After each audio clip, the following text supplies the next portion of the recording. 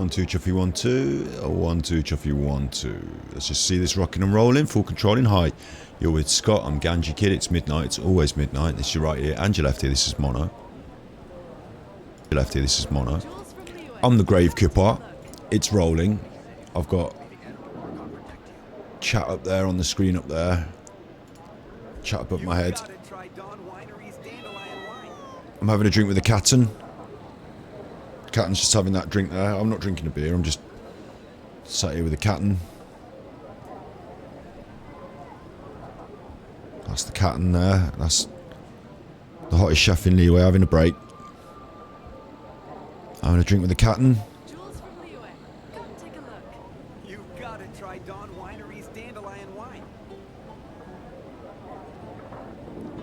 Just having a drink with the Captain. Just having a wash now. So that's the stream then. It's been a good one. Nice to see. What we're doing today is we've got all these side quests. They're all in Azuma. We've got Adventure Rank Ascension to have a look at. We're up to it nearly. I'll show you for why. Got the commissions. We're going to knock them off. But what we're really doing is the story quests. We're doing Master Gene, Shadow of the Past, the Jade Chamber Secretaries. We need to do the Jade Chamber one because we can't do that thing until we do that. And we've got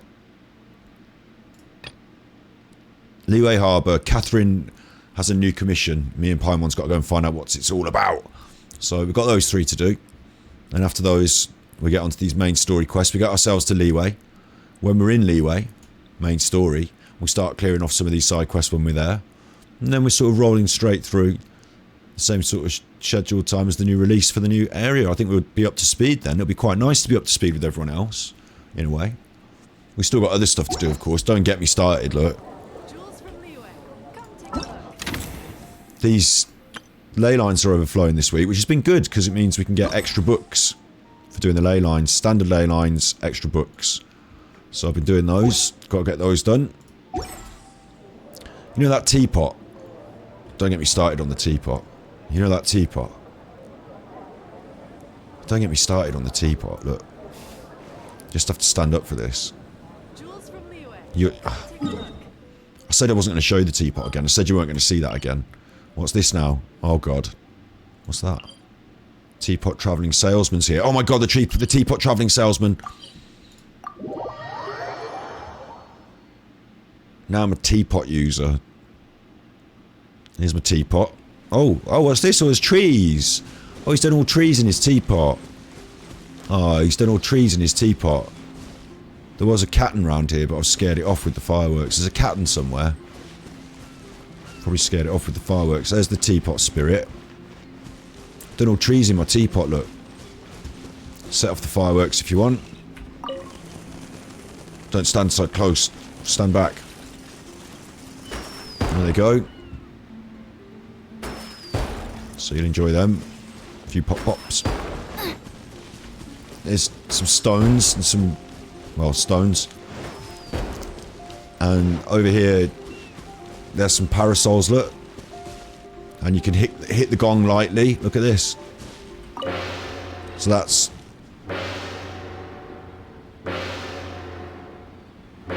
Can it stop now? Can you stop it now? Thanks. That's that. Over there's a house from Leeway. And then I've filled up... I can't put any more stuff in. Not because it's because it won't let me put any more stuff. I've run out of furnishing space. I also got these. These are little plots where you can grow things, so I'm growing some chilies. See what Tubby's saying. Maybe you're not you. Shut up, Tubby. You make things here for your house, look. You gotta get the plans, and then you can make the furnishings, and you put them in the queue. Right, just like that. I made myself a rug. Increased my trust rank then, that was good. Because look, trust rank 3, that's good, isn't it? I think. Got companions, get a rank bonus. Ooh, what's that rank bonus? Hello, Roger Dodger. Yeah, what happened was the internet. I did come back on for like 2 minutes to say what had happened, but then I thought doing another 2-minute stream immediately after the first stream will fuck up all the algorithms, so I'll just turn it off. I was talking about Elon Musk and it just cut out. I think Elon heard me. I better not say his name too loud. It went to 0 kilobytes. At the same time as well, I felt I had a little heart murmur. Do you remember? I said, I feel like I had a little heart. Check my pulse. So I felt something go through my chest.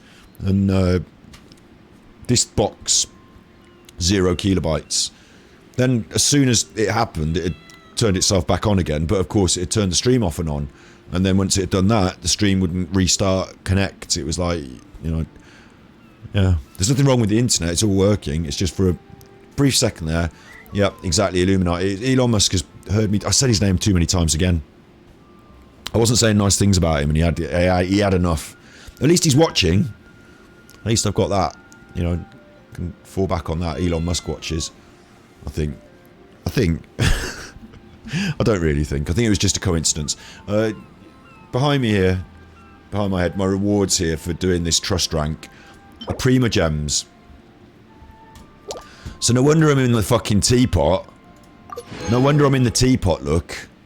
I want those. You can't keep... lovely Prima Gems. That's how I use... You use those to wish for characters. So I want them. So now, I'm in the teapot forever. I've got to fuck around in this teapot. It's not my favourite part of the game.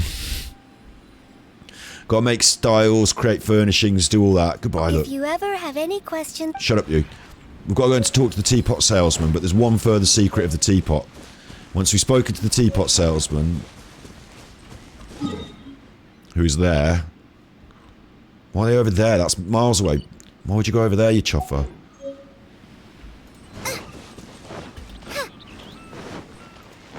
All the way up there, you chuffer. Come to my house. If you come all the way visiting my teapot, come over to my house. I have to come all the way up here. Chuffer. Chubby. The one before you is known as Jade Seeker. One travels far and wide, seeking naught but to witness all of the treasures this world has to offer. But if you travel far and wide, why don't you travel over there and meet me at my house, you chuffer? Travel everywhere, except to my house. Right on the edge of the cliff. What do you sell here? Encounters with fine treasures cannot be forced. This is something that only fate may decide. Right.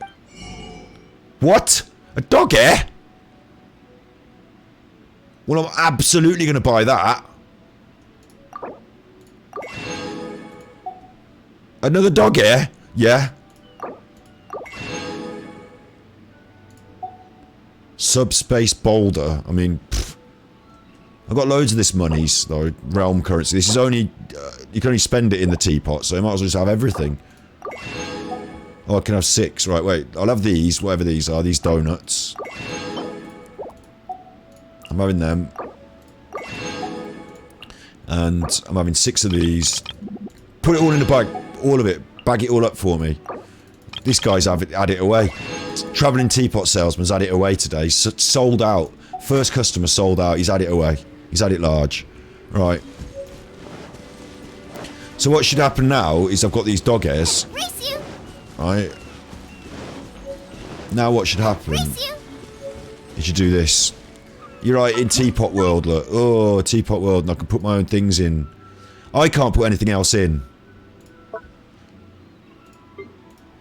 I've got other things, look. I've got this, but I've reached my furnishing placement limit. Remove some furnishings, because I put too many trees. I've gone for trees, remove some, look. Watch this. That's a tree. Let's just take that away. And I bought all these trees, thank you very much, to put them in. Let's just take that away. Let's go over here and just take this away. This tree now is useless on its own. Look, let's take that away. And this bush, let's get rid of that. Take that away. Now can I put a house in? Yes. See what I mean? I want a chuffer. You've got a limit. So I haven't got enough trees for me. I've only gone around the edges with a few trees there. Put a little house in over there. The house is useless. You can't go in it. It's just for decoration. But I've done that and they won't let me have anything else. Well, I've taken away 3 bushes so I can have my dog hairs. I can't have my dog hair. I've just removed some trees, you fuck ass. Why can't I have my dog hair? It's not fair, is it? I don't want the gongs. The gongs are special. They're good. They're a special thing, but you can interact with them. But I've done them now. You heard me banging on them. They're crap. Let's get rid of them then. Right, let's have the dogger. No. See what I'm saying? What's wrong with this? What have I done wrong? Why can't I have the dogger? And like, if you can't have a doggy and this is all I've got in here, it's rubbish. Maybe... Yeah, go on, save changes. Maybe it's my own fault for not upgrading the system. Maybe you're not... Shut up, you.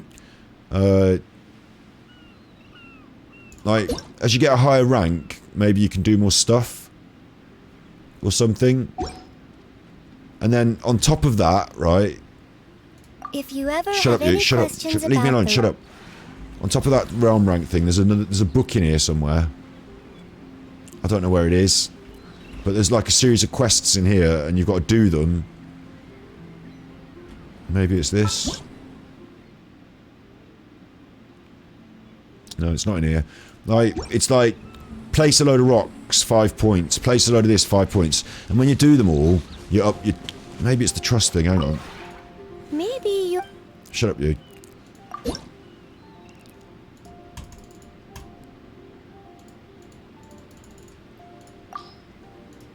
There, look. Maximum realm currency increased to 1200. Maximum realm bounty increased to 200. Maximum furnishing creation and queue increased to 3. Teapot spirit transformation. Types of goods bought by the teapot increased to level 7. Maximum companions... No, I want to place more stuff, but maybe it's behind there, maybe. Or maybe I've just come to the limit of stuff. But, gotta do these things. Gotta get these primos, look. All the way to 10. I've got to get all the way to 10. And in order to do a trust rank, you've got, like, a list of things it wants you to do. But I can't seem to find it anywhere. It is listed somewhere. Like, in order to get rank 4, please do this. It'll say it somewhere. There's a list somewhere. And it's all stuff in here. It's like build 1,000,000 stones, or like have a load of trees, or do something else. Create 10 furnishings. If you ever have any... So it's that.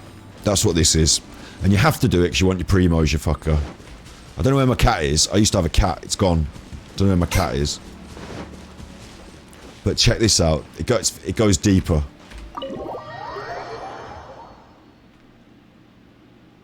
Oh look, it's inside. Oh, I got a little house. My house has got many rooms. Put some furnishings in here now. Look, just 'cause. Why not?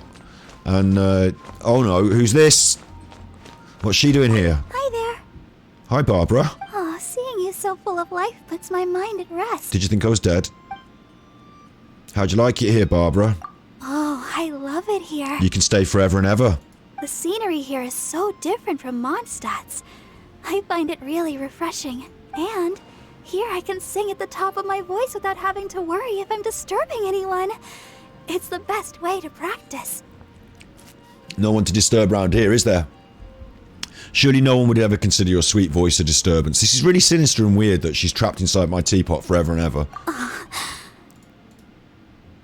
It sure is nice of you to say that, but still, I always need to make sure I'm being considerate of other people. Don't worry, there's no other people to be considerate of around here. I'm really happy you invited me here. So she likes I it. think I'd like to stay here a little longer. Forever and ever. She likes it.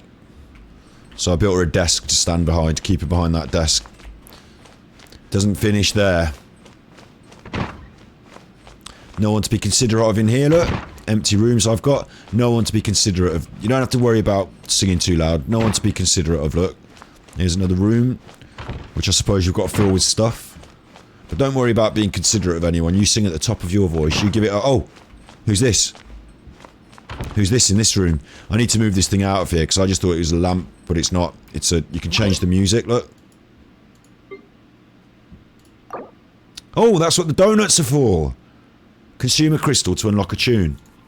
Right. Go on then. Might as well, since that's what they're for. I wonder if I get anything out of that. I wonder if I get any primos out of that. So he's got the jukebox. Kaya's got the jukebox. I don't want him to have the jukebox. I might move the jukebox out of here. Anyway, that's the jukebox. And Kaya, I've put him stood in the corner, look. I'll give him a chair. It's not really his chair. This chair's for me to sit on. and monitor him, make sure he's not moving. I can look out the window, he can't. But I've got Kaya in this bare room with nothing, so if I just do this, look. If I just do this, we'll have that teapot. We'll take that, that's gone. We'll move the chair. Just move it over here. There you go. That's Kaya's room. And you can see which way he's pointing. I've pointed him at the corner. So there you go. No more jukebox for you, you fucker. He's in there on his own. Don't you sit on that chair. If I come in and see you sitting on that chair, there'll be trouble. Sing at the top of your voice, Barbara. I'll put this jukebox here for you. I'll bring you the jukebox. Except I don't know where it is or what it is, so...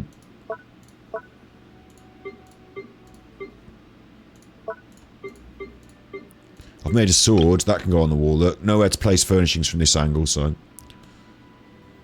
That can't go on the wall. Where's my jukebox? Let's have the dog hair. Oh, I can have the dog hair. Right, we'll have the dog hair. Have them at the door when you come in. Look, that's where they always are, isn't it? When you come in, doggies are waiting for you at the door. Confirm, and then... Dog. I could have 2 doggies here, look. 2 doggies at the door. Where's my jukebox? A chair. Do you want a chair, Barbara? You can have a chair. Where's my jukebox, though? I want my jukebox back. There's the jukebox. That's it, right. Barbara will like the jukebox, so she can have that as well. Everything's going over there with Barbara. I've got this. I built this. That's a fireplace. So, you know, if you ever get cold, go and stand by that. I don't know where it should go, really, because, like, it shouldn't have a chimney flue and everything. Don't matter. Does it? Don't seem to matter. Just put it over there. Fireplace. Need someone with a pyro skill to light that up. Just put it there. Look, there it goes. And she's had the jukebox. That's my rug. She's got a rug. Got a rug. Put that over there for Barbara. Confirm. Right, that's it. Save. Bye bye. And then look now. Barbara's got the jukebox. She's got the rug. There's the fire. Go behind it. It's not quite in flush to the wall, but... Where's the doggies? They're not where I told them to be. They've decided to do their own thing. So, that's up to them. And, like, you gotta be in here forever. Get your rewards for being in a teapot. Oh, there it is, look. There's the list. Reach Trust Rank 3, claim. I've got to construct 20 furnishings, place 10 rocks in a single realm layout, but I can't because I've got to remove my trees. Place 1 furnishing set, which I don't know what that is, and then I do all that and I get rewarded with more of this shit. So I can't place any more shit. I don't know why it's giving me more shit. Get another dogger though, you want that. But other than that, like, you get rewards, but you've got to do this to up your trust rank so that you can get more primos. So that's the teapot. I don't want to be in here, ever. But I have to be.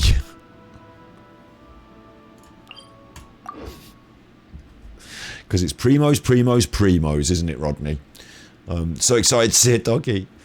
The voice actors are as shit as the ones in anime. Actually, in general, that was a bit of a kooky setup, that was. That was weird. But in general, I found the voice acting quite good in this. Although it is fair to say that it is, like...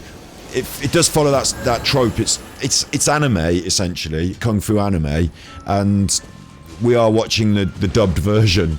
So sometimes you think, but in general, I'm really pleased with the voice acting on the main characters in the main quests. But yeah, in that thing, that room was just a really creepy and weird in one word, creepy little thing. I find it creepy anyway. I find trapping them forever in my imagination pot and not letting them out. And Barbara lives there now. And, like, she's happy about it. Like, which I think is a bit weird, because, like, I wouldn't be happy about it. Unless Can I go catch up on my sleep? unless there's free food or, like, you know... Unless they've got Wi-Fi. If there's no Wi-Fi in the teapot, you're not going to want to stay there, are you? Live in a teapot forever, thanks. I quite like it here. I can sing to my heart's content. Can you? You like that, do you? It's you sorted then. Glad we got that. You could have also achieved that just don't have to go and live in a teapot. You could just, like... Anyway. What's happening with my bag? My bag's got an alert. Oh, I've got a new house, look. So I can use that. And now I can make that in the teapot. And now I can make that in the teapot. And I've got a new recipe. Make that in the teapot. You don't have to. These are those donuts for the teapot. And I've also got this now as well, teapot speed fluid, which you pour the fluid into the teapot making machine when you want it to come out quick, and it just churns out the thing you want it to make really quick. So that's handy if you ever want to speed up your teapot, which I don't. She's bored of it. I'm bored of it. I'm glad we got that covered. I've got some mail there. What's that? Survey. Alright, I don't need to do that now. Leave me alone. Glad we got that covered anyway. I'm glad we got the teapot covered. What we're doing now is we're going to cover my commissions for the day, and then we're going to get into that. Shut up, you. Snoring. She's snoring, you see. That's good voice acting. We're then going to go getting ourselves to the story mode. Double dose of streaming today. Well, this is slightly different from YouTube streaming. This is where I feel... I felt a bit anxious earlier playing that game in prison, not knowing if it was any good and it being a bit rubbish. And like here, I feel really comfortable. I feel really happy in Leeway, Mondstadt, Teviat. This is my place that I live. Quite happy. So I just needed to be here. Hello. I wonder if you ever considered being dead. Got a special on today. Rain outlines your where fate. Me and my friends will kill you stone dead. We'll kill you stone dead just for the small price of your horn or your mask. If you let me pick that up when you're dead, that's good, thanks. For the low price of getting smacked around with a sword. No, my sword. You can't run. For the low price. There you go, of 1 arrowhead, 2 arrowheads, and oh hello. You're frisky.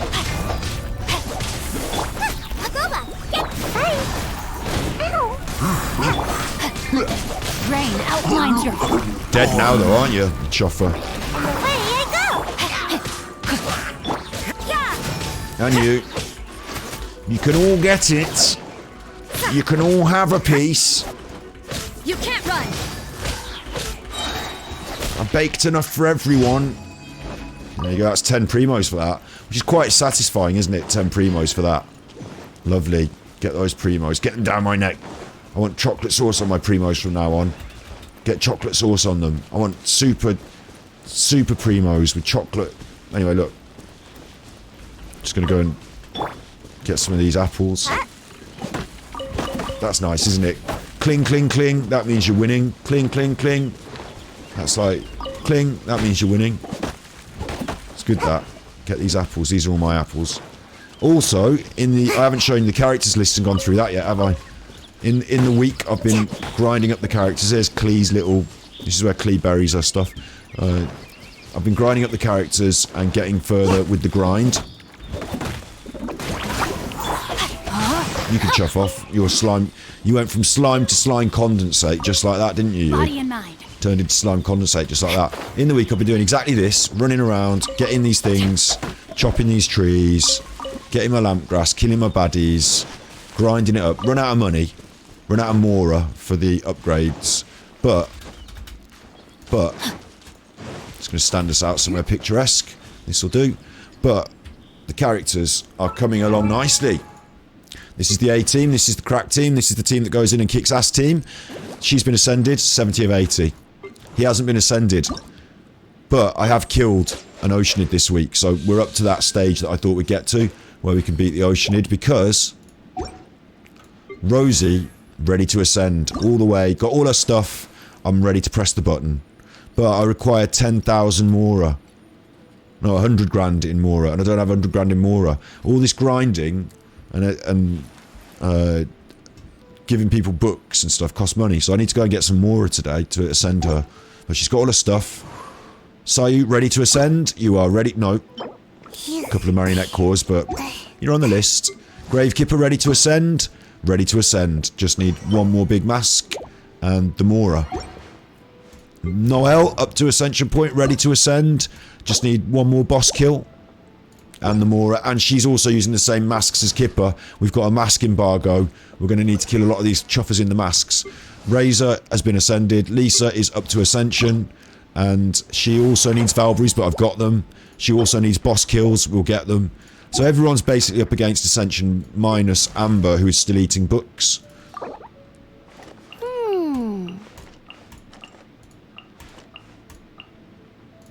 That's all my Mora.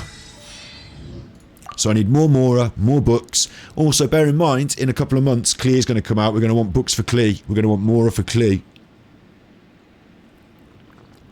Because we're going to get her, I can feel it. So, we'll save up for that. Something else that's massive today, I should also note. Oh my goodness. My goodness, you shut up.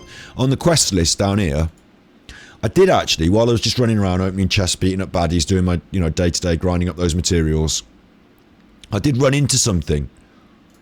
Share not your treasures. A worn-out letter found in a basement guarded by a ruin guard. It was written by a treasure hunter who believes that the Gully Plains is home to a bonfire that grants wishes. Now, I'd knocked through a bit of stone, went into a cellar, found this letter. He believes the bonfire grants wishes. There's 30 primos. If that bonfire grants wishes, we're getting our characters, aren't we? That's the wishing bonfire. So I want to go there. Gosh. Wow. So that's all on the cards today. Characters are ready for Ascension. They just need... Will be revealed in the Shut up, you. They just need a little bit of Mora put behind them. We'll get that Mora from the... whatever you call them. These things. Ley lines. We'll get that Mora from boss kills. We'll get that Mora from doing our daily quests.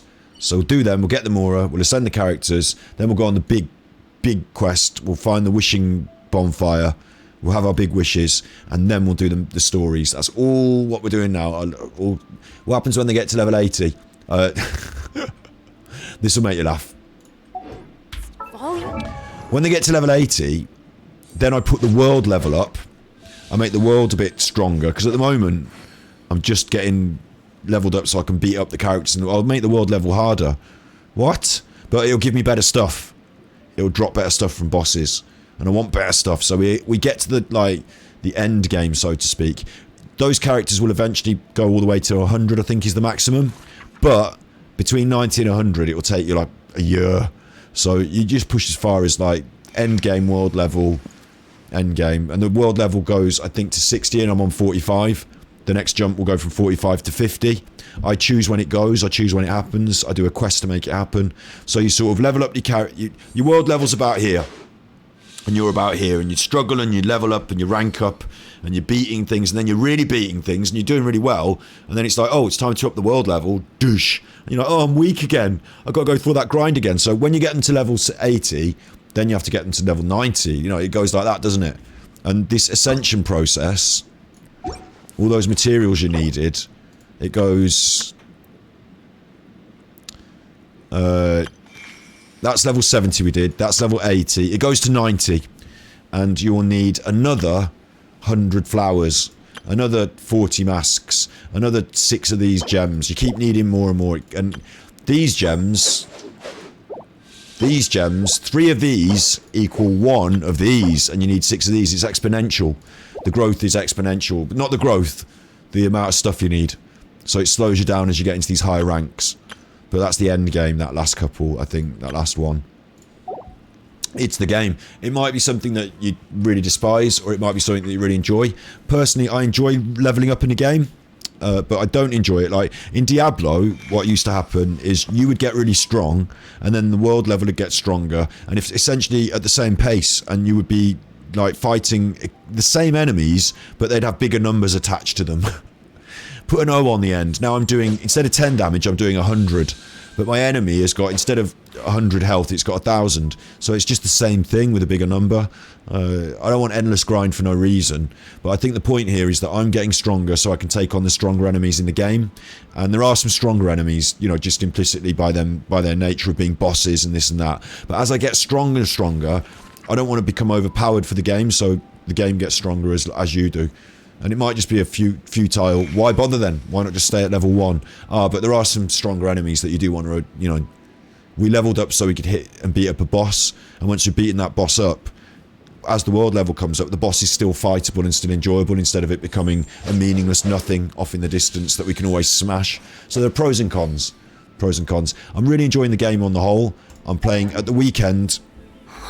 I'm doing these story quests, the main story at the weekend, and these side stories about the characters.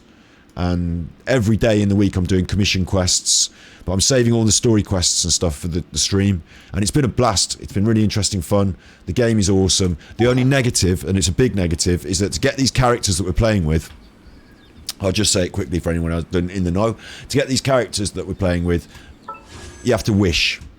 You don't just get them, you have to buy a Kinder Egg, and inside the Kinder Egg is like a 0.6 chance of the thing you want. And it's called a gacha game because it's basically gambling. To make these wishes, the game gives you free currency. I've got about 60 wishes saved up, but I'm saving them for a good character. I don't want to wish on this character. But if you want more wishes, you can just buy them in the shop. You can buy these crystals. With these crystals, you can buy anything.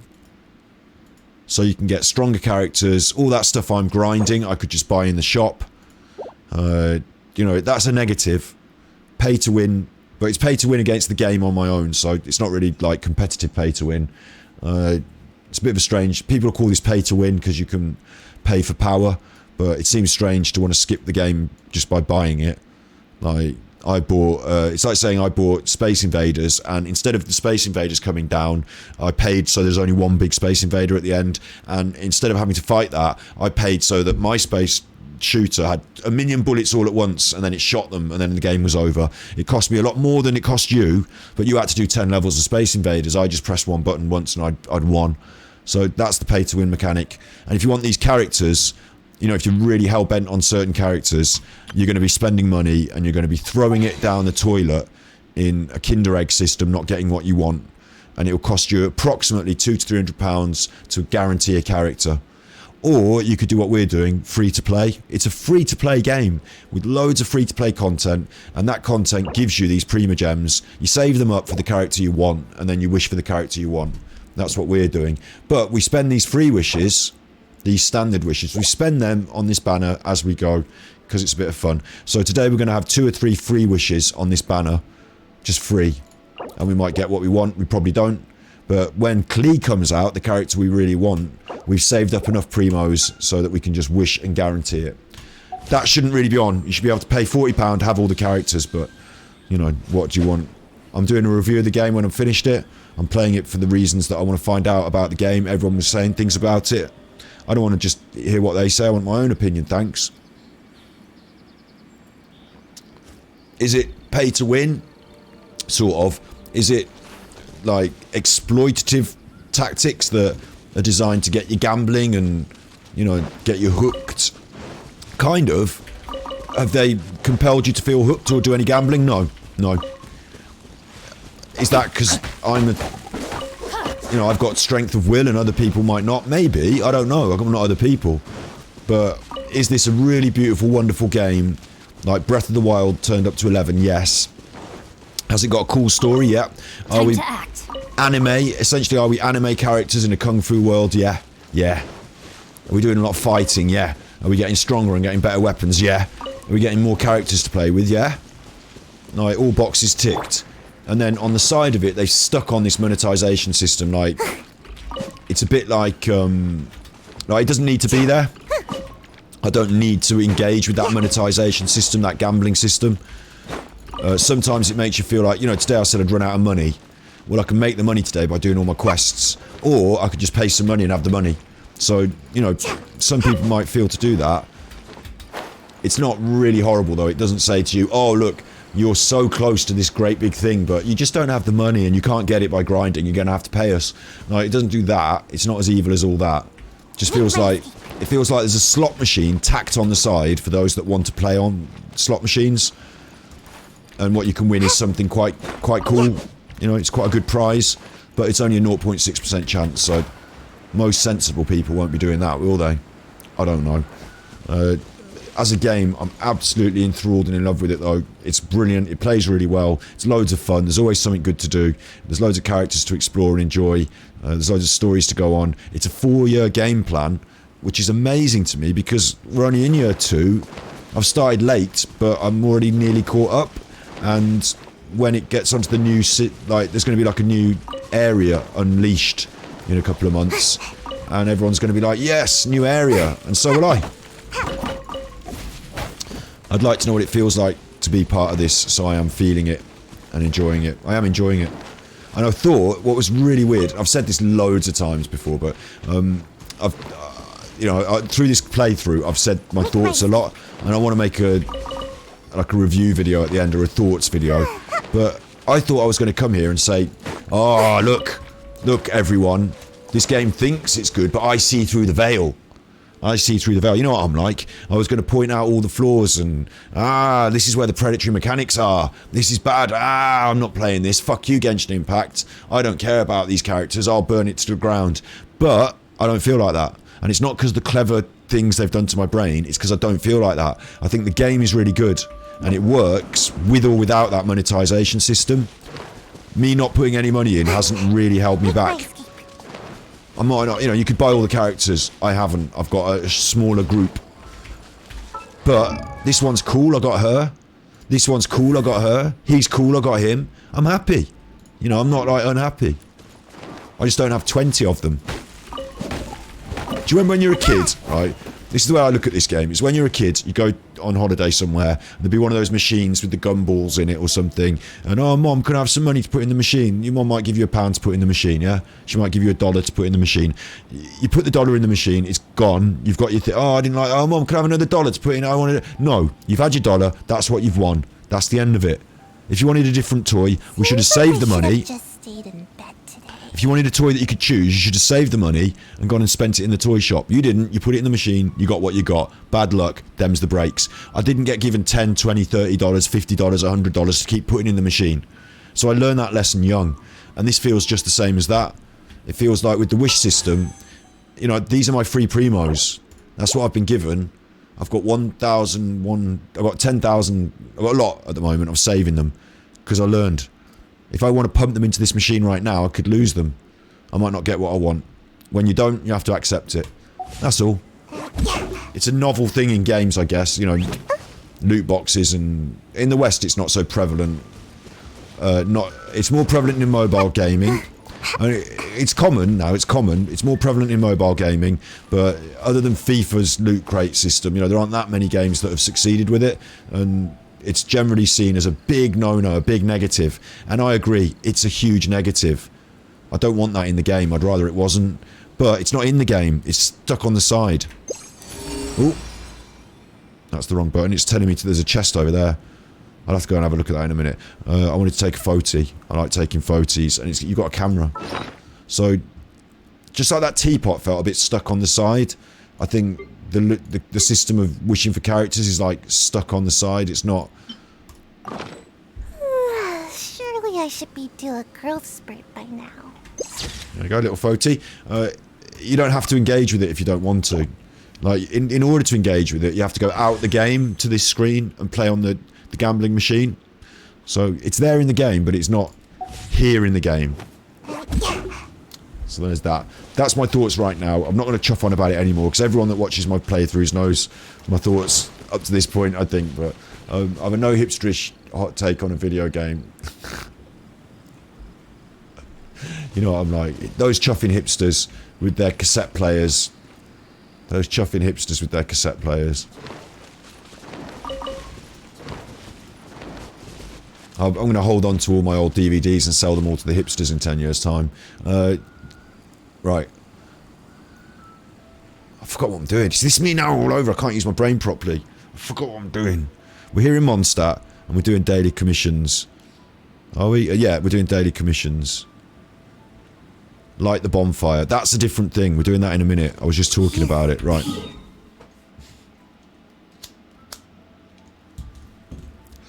I like saying this sort of stuff though. I'm just quickly check, keep up with chat. Sorry, it doesn't seem like I like that it doesn't seem to be withholding content yet. Warframe's probably the best free-to-play game because literally everything, including cosmetics, can be bought with earned in-game money.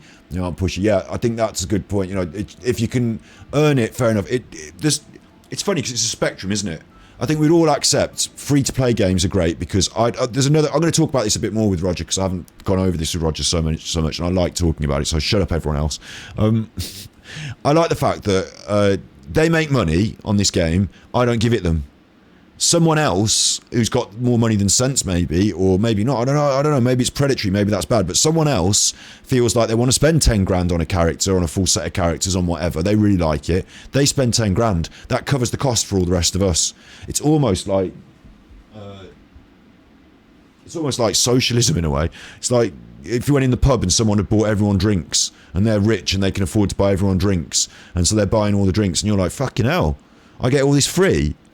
Yeah. Well, can I order the exact drink I want? No, okay, but it's free. Yeah. All right, I'll have one of these then. And are those crisps free? Yeah, the crisps are free as well. You just have to wait a minute for the crisps. They're coming out after lunch. All right, I'll wait after lunch then. I'll have them after lunch if they're free. Do you get to choose what flavour? No, it's Lucky Dip. All right, I'll have Lucky Dip. No, you're not going to fucking complain, are you?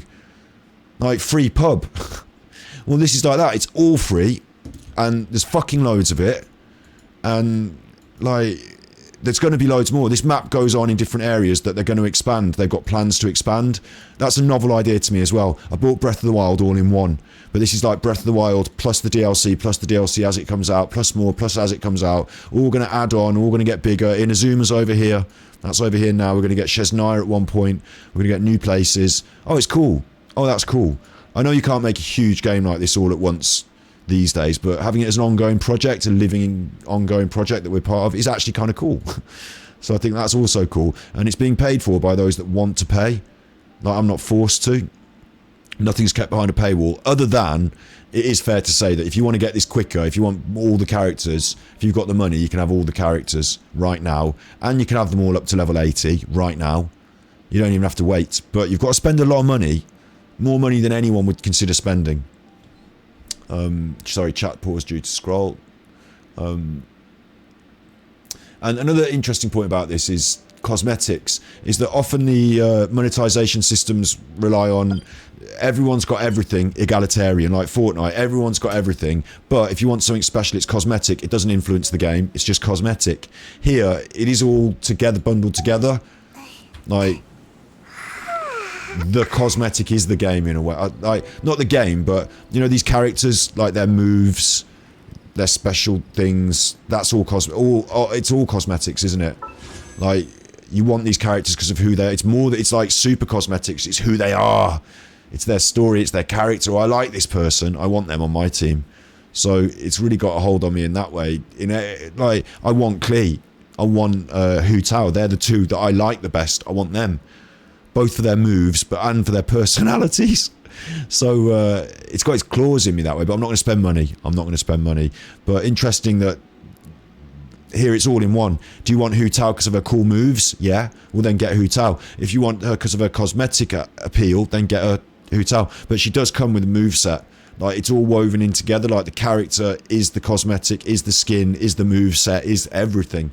So takes on more. Like, everyone's got a different reason for wanting a character, so it's kind of interesting. You've got a whale friend who drops a lot of cash on games, but that's how they enjoy them. Yeah, it's interesting to see that. I used to be a whale on Hearthstone, and I couldn't really afford it. It was like the thing. It was like my choice. Like my like if someone said, "Do you want anything for Christmas?" I'd say, "Oh, can you give me some money for a Hearthstone? Can you buy me the Hearthstone bundle?" It was my choice of luxury. You know, the thing I would choose to spend a bit of money on out of a world of choices. And I wasn't a complete whale. I didn't need to have all the gold cards, but I did like them. You know, I did want all the cards. So I've kind of been there, not in a huge whale sense, not in thousands, but over a year, anywhere approaching like over £500 is a fucking awful lot of money for a video game, in my opinion. It's a fucking lot of money. And Hearthstone, 3 times a year, new card sets. 3 times a year, you're expected to buy $100 worth of bundles. That's $300. Then you plus the battle passes and the special edition mid-season card thing, and like you end up you can run a bill of nearly $1,000 a year on Hearthstone. Like, Jesus. I'd rather pay $40 a year and have all the cards, you know, buy the game like I used to, have it on cartridge. But you can't. They're ongoing services. That was a bit too much for me, the Hearthstone, as much as I loved it, and it's a dying game, so I'm not going to push for it on stream. We're going to play it on stream in the future. Probably for the new expansion, I'll probably come back and say, what's it like after a year off? You know, do one of those sort of things. But I can't commit to it in the same way because of the financial commitment. Whereas here, I could be a whale. It would feel like I'm buying dolls or something, like collectible dolls or something. Like, maybe that's up some people's street. The only thing that I would say to people, I'd remind everyone when we're talking about whale conversations is, I'm talking to the whales here, but you know they're not watching me. But is I'd worry about, do you have any games that you still play 10 years down the line? Like, have you got any, you know, these things that we're buying in these games are not NFTs, and people say, oh, NFT games are bad, they're going to be bad. But bear in mind, if my character was an NFT, when I finish playing the game, I could say to somebody on an open market, would you like to buy my characters? And they could say, yes, please, and I could sell them. That should happen. I should have some sort of ownership over the things I'm buying. You know, Hearthstone cards, if you want, not to sell my account on the illegal black market, but I should be able to legitimately put my cards on the market and say, I paid for them with my money, through a loot box scheme as well. They're worth this amount of money on the open market. There they go, NFT away, now you own them. But I can't reclaim any of those losses. So there might be a lot of things that you buy and enjoy for a while. You know, you might go for a meal, you don't get to eat it every day, but you have to consider these things like that. You have to remember that they are that. At the moment, they're something you play every day. I'm always going to have them. My Fortnite skin collection is my big Fortnite skin collection. But maybe in 10 years, it's on a different platform and the skin collection doesn't carry over. And do you even care? Do you still play FIFA 09? Do I still play FIFA 98?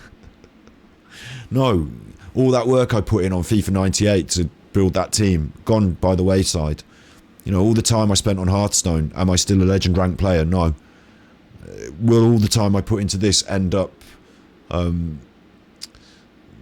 Hearthstone doesn't have an internal market. No, you can dust the cards. You can, you know, craft away if you want to turn your money into rubbish crafting materials that are 1/4 of your money.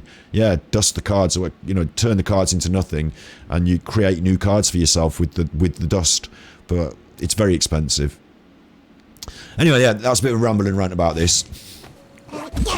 It's interesting, isn't it? It is really interesting, and like I don't mind. You know, if you've watched the stream before and you've heard me saying these things before, and I'm repeating myself, I will sometimes, because you know we get new people in, and I find it really interesting. It helps me to clarify my thoughts, and I think one of these days I'll cut that bit that I've just said there, bung it up on the internet, and have people comment on the YouTube video and see what they say, and then I can react to myself. Emergency. Look, there's an emergency and we've been chatting. Emergency. We've been chatting. Don't worry about your stinking emergency. I'll be there. Defeat the Eye of the Storm. Alright, I'll do it. Alright, hang on. Wait, I can't. Took a photo by mistake.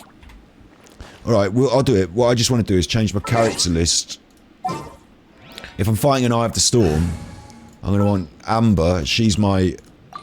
Amber, reporting. She's my bow champion, gliding champion, climbing champion. She's basically good at everything. And she's peppy. And there's the thing, look. There it is. Emergency. It's not much of an emergency. It's not doing anything. It's just sat there, minding its own business. And now, here comes Murderer Me. Old murderer. Murderer. Smash it to pieces, look. My sword. Witness the power of Gugwa.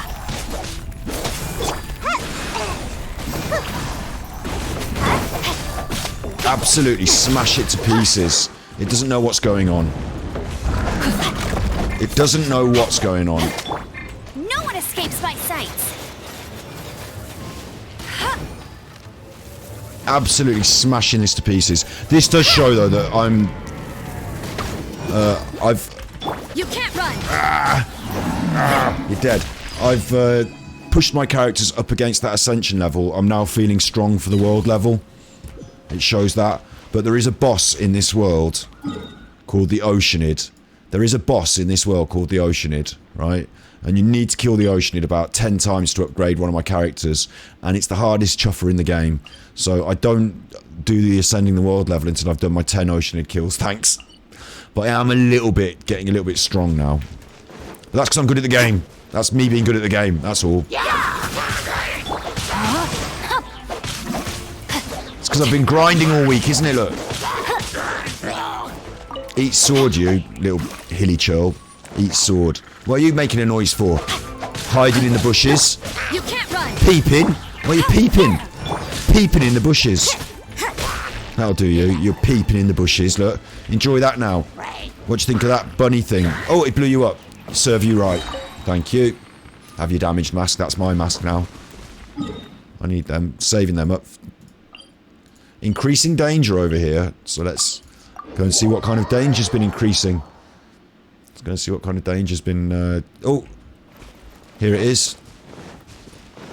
There you are. You're not, are you? You're not making these towers again. They're always at it. Destroy the towers, look. They're always making these towers. Punishment. And I have to go knocking down their towers. It's a bit of a fool's errand. Because they just put them up again. Now, they're always on these towers. Let me weave you a verse. Don't know what they're for. They're like 5G. You can't run. It's probably 5G or something. They're trying to... I don't know what they're doing.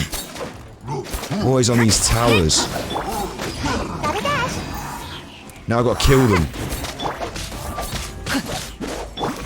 Now, it feels a bit harsh, because... Like, they haven't really done anything that bad, have they? They're just building their little towers, but... I've burned the whole place to the ground, look. No, my sword. So now they're dead. It's a little bit harsh, isn't it? I'll leave you alive so that you can tell your mates what happened here, and hopefully you won't come back to build any more towers, eh? Take that, learn that, take that as a let that be a lesson to you.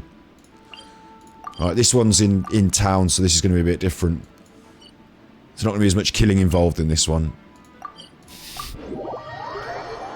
But let that be a lesson to you. You've put up those towers without planning permission, so next time won't leave one of you alive. Oh, hello, Herman. What's wrong, Herman? He's not voice acted. These little side quests like this aren't voice acted, and it does annoy me. I know it's only a little thing that would be a lot to voice act all the side quests, but so there's a lot of good voice acting in the game, and why not bother? We're just you got all that money. See, now I just skipped past and I didn't read what he said, so I don't even know what the quest is about now. How are you supposed to know what the quest is about? Look at how much reading. I'll just say okay. Okay, off I go. Oh, I am going to do some killing. Clear out the monster camp. I'm glad I had to come here to find out about it, though. It's 300 meters away, you chuffer. Why wouldn't you just start me off over there? Everyone else did. Well, to get these quests, these are called commissions. And what happens is people get the Adventurers Guild, and they go there and they write it on a bit of paper, and they're like, there's a monster camp. Can you go and sort it out? And the Adventurers Guild, they then share out those commissions to the adventurers, of which I am one. So, I'm also the honorary Knight of Mondstadt, so I do their business as well. So, I'm out here doing this shit for them, but first, the system is you hand it into the Adventurers Guild. You don't talk to me on the edge of town. The shame... Ah! They're not going to enjoy this, are they? Oh, that's right. Got you all together. Now you're all going to die at once. You can't run. Hey, come on out.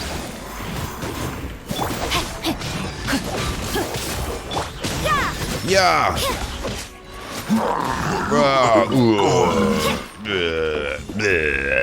That's Robert Johnson, Boris Johnson sounds after he's had his dinner. That's him doing an after dinner speech. Boris Johnson. Boris Johnson sings the blues.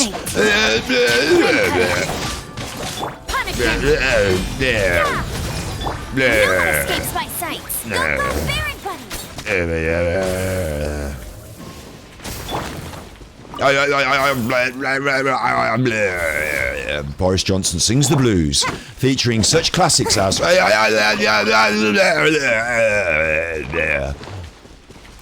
the new single. Oh look, what are you doing? Doing a little bit of cooking, a little campfire, a little bit of cooking. Now you're dead. So definitely wouldn't. I don't know if you've heard the rules. No barbecues. So by order of me, really, me mainly. Time to act. I just said it then. So by order of me.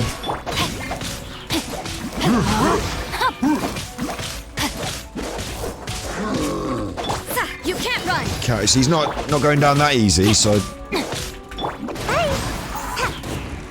I'm not that tough, am I? I'm not that tough. Right, you're dead. That's my stuff now. I need to keep killing all these chuffers because I need all their stuff to upgrade my stuff. Right, have we done everything? No, we've still got another one of these. Oh, we've got to go back here and tell him about it. God, what a chuffer. It's not good enough just that we did it. We've got to go and tell him we did it. Don't have to usually do this.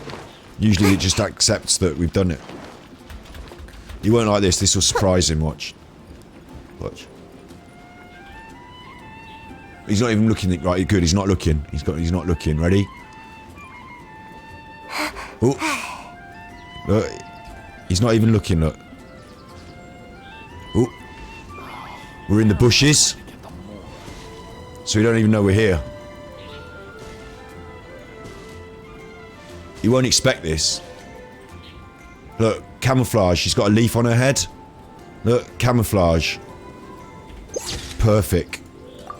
That's brilliant. You won't expect this, look. He's waiting for us. Now watch this. I'll just creep up behind him. Shh, shh. Quietly, walk. It's little steps. She's a little ninja. That's all for my daughter. He's talking. He don't know we're here. He's just talking to himself. She's a little ninja. Watch this. Just creep up right behind him. Look how quiet she is. She's a little ninja. Right behind him.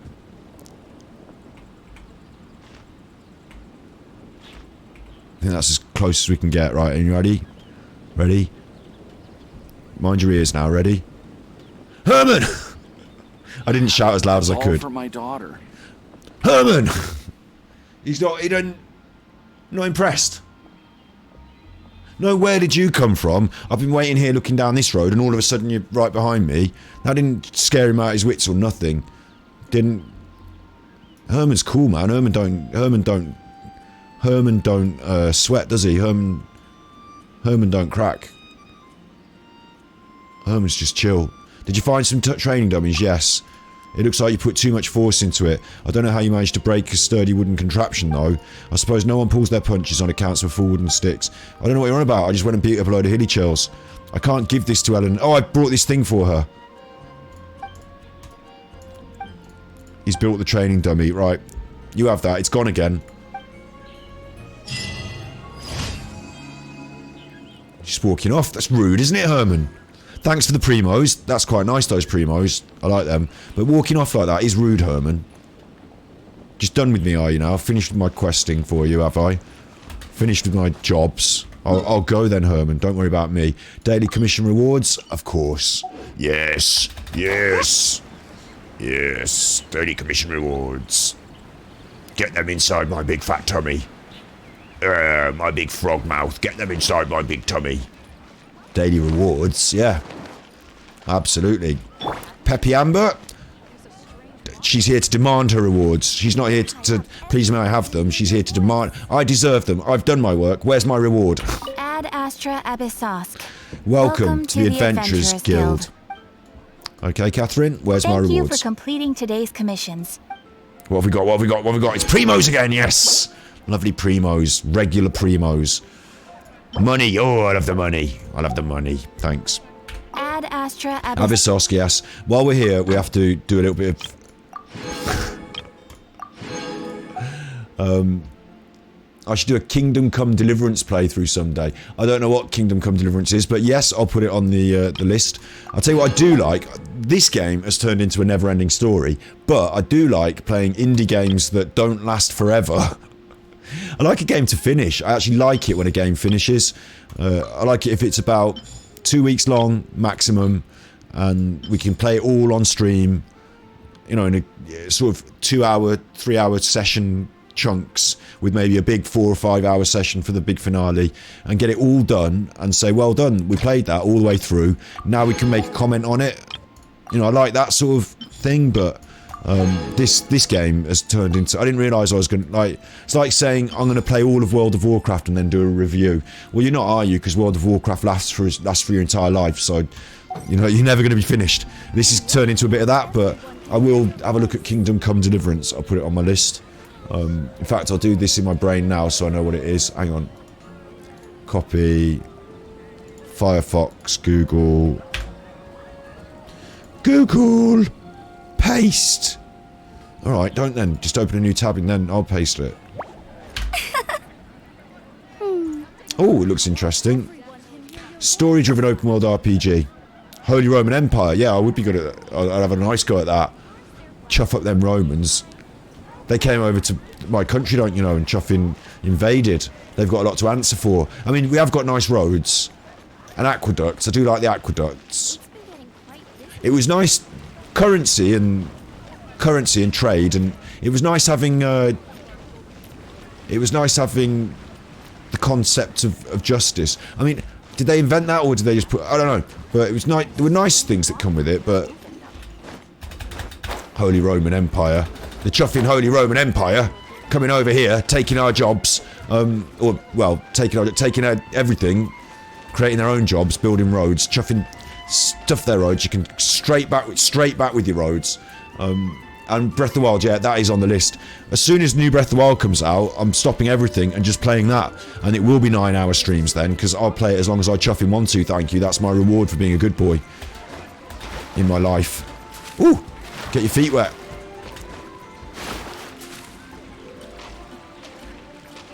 Ooh! Ooh, that's washing her bum! Right, what am I doing anyway? I'm supposed to be washing my bum in the bidet. No, I forgot what I'm doing.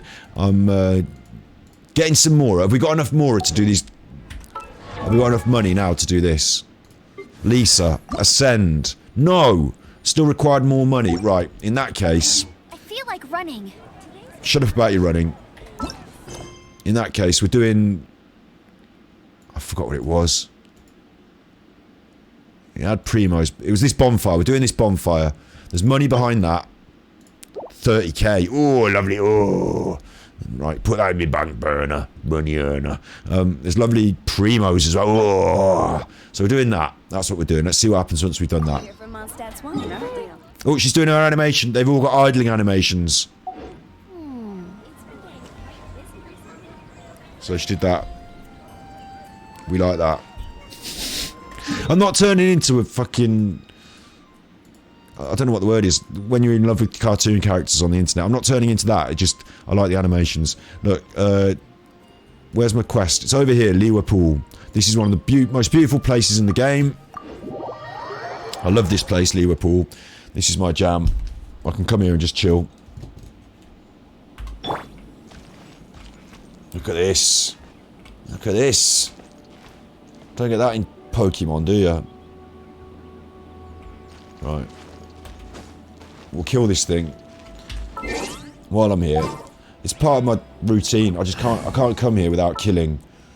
I can't wait any longer. I can't come here without killing things. And this one, I've had my eye on this one. It's been sat here cheeking me from the start. No, my sword. Yeah. Shiver. Don't have that. Don't hit me. You're toast. Boba, Oh, get them. it's jumping. Gotta dash. Yeah, smush. As long as it doesn't do its spinning arms, we're fine. Oh, Make my escape out of the frying pan. can hurt me then. Can't run.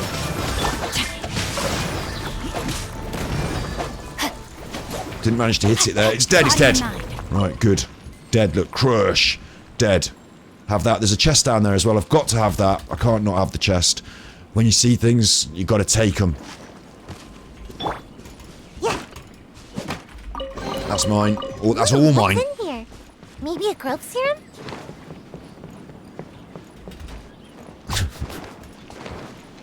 I left it there, though, didn't I?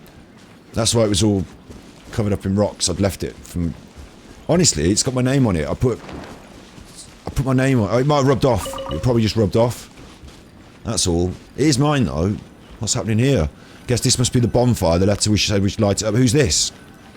Oh, that's Vermeer, travelling painter. Earlier on in our playthrough, the Boris Johnson voice, every time you get per... Yeah, I do a few voices and they overlap.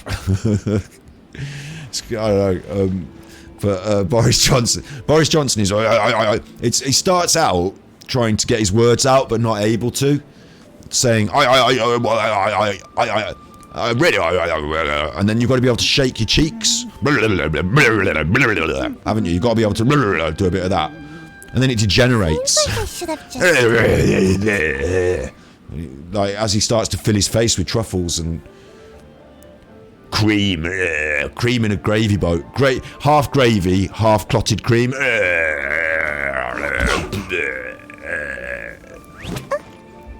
Wiping his face on the £1 million curtains. Taxpayers are paying for this. Rubbing his bum on the carpet in Downing Street. Richie Sunak will have to clean that. Jeremy Hunt will clean it.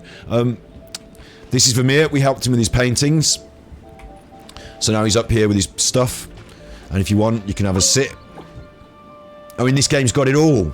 Vermeer is actually a real painter in real life. There is a real painter called Vermeer. And he painted really detailed paintings. And some people think he used mirrors and sort of cheated by just matching the colour, like paint by numbers, using the mirrors to push the image onto the paper and just paint by number. Some people think he cheated. If it's cheating, it might not be considered cheating. He did the paintings, who can argue? Anyway, we helped him and his paintings. I'm the traveller. How's the painting going? He hasn't been able to paint the perfect picture, though. There's something missing. It's like a dish that uses good ingredients and is cooked well, but something's just not there. Bit of salt? I don't know how to express this feeling. I can't grasp it either. All I can do is continue to paint. Don't worry, skip that one by mistake. Every time I close my eyes, I suddenly see the shining stars of those statues before me. It's as if they've come alive and they're staring right at me. That'll shit you up. You won't be able to paint anything. You'll just be painting that. Giant staring eyes. That's the problem. Which is why I came back here to take a break. I shouldn't be able to see the statue's eyes from here. I had to light up the statue's eyes. That was one of my quests. And now it's put him off his painting. It scared him. It's a bit sad. Oh, why don't we take this painting? It's the best one he's done so far. If you don't mind, I'm really tired and need a break. What are all the paintings missing? What are they missing? He doesn't know. But he's given me a new painting and I got an achievement, so double bubble. You can stay there doing whatever you like, mate. You have a think. Maybe this'll... I don't want to spook you, right? I know the statue worried you, so I don't want to spook you, but over here I'm about to do a bonfire. And in my experience, mate, he's whistling now. It's rude. It's rude, isn't it, whistling? I'm talking to him and he's whistling. I think he's nervous. He's got his hand over his mouth. Anyway, mate, when I do the bonfire, in my experience, things kick off. It's not like you just do a bonfire. She's bored. Shut up. It's not like you just do a bonfire. Right, she got relegated then for yawning. It's not like you just do a bonfire and then, oh, that's nice. Let's toast some marshmallows. What tends to happen is it all kicks off. So, in a minute, I'm going to do the lighting of the bonfire. If it all kicks off, mate, I'd get your books and just fucking leg it. Don't worry, I'll handle it. Everything will be fine. No one will die apart from the baddies. There will be baddies, they will die. Don't worry, but for you and your nervous disposition, which I'm pretty sure that's part of the reason you can't paint. Also, you've been out here a long time. Every time I come out here, you're out here. Every time. You've been out here a long time. If I were you... Oh, sorry for knocking into you. Oh, there's a chest down there. Hang on. I'll be back, mate. You wait up there with your paints. I'll be back. I'll be back. I used to do this when I was younger. My mum used to get really cross with me. You see something, you're running off, don't you? And I'm coming back. I'll be there in a minute. I'm there in a minute. I shouldn't leave chests lying around. Because they've all got my... That's what that thing around them is. That's my name. There. That's my name. Honest. That's why you can't get into it. Punishment! Witness the power of Gurwa! Judgment!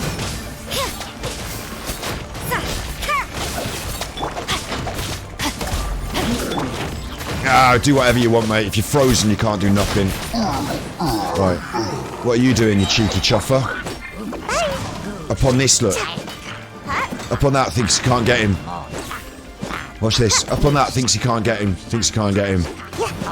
I can't get him. Oh no, I can't get him. Oh no. Oh. Oh no. Oh, what happened? Oh no. Oh no, now I can actually get you. Oh. Oh, but that's painful. Oh, that looked really painful all of a sudden. These are chuffers though, because I actually can't get them.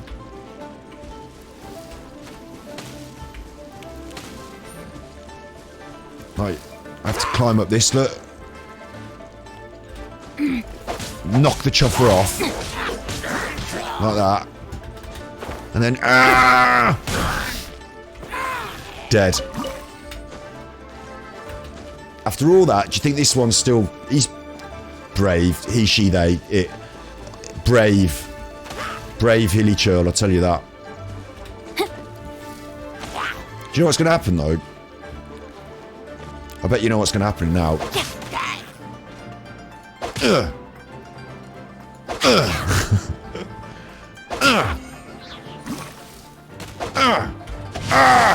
Dead. That's my chest. Told you it was. Right, anyway, I need to go back up there now. Where was I? Vermeer. Did you paint that, Vermeer? Did you get a good painting of that? It won't calm him down. It'll only set him on edge even more. What? Looking at all that violence, it'll only set him on edge all that more. Watch this. Ooh! Oh, I nearly bumped you off. Oh, that would have worried him as well. Nearly knocked him off the edge. He doesn't think it's funny. He's not laughing. He's looking at you like, who are you? Don't like whistling. You don't like it. Right, this is the bonfire. This is the famous wishing bonfire. The quest fucking says it, right?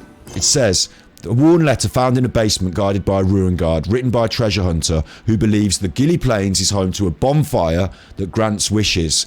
This is said bonfire. So I'm going to do the quest and then we're going to wish for our characters and we're going to get 3 characters in a row. I'm here. Light the bonfire. Okay, I have to do it with fire. Yeah. Makes sense, doesn't it? I'm prepared for anything. Let's go. Get them! Told you! I told you! Now, my mate over there is very timid. Hey! Hitting her in the face with a hammer! I mean, that's very excessive. That's... frankly... very rude. Very rude.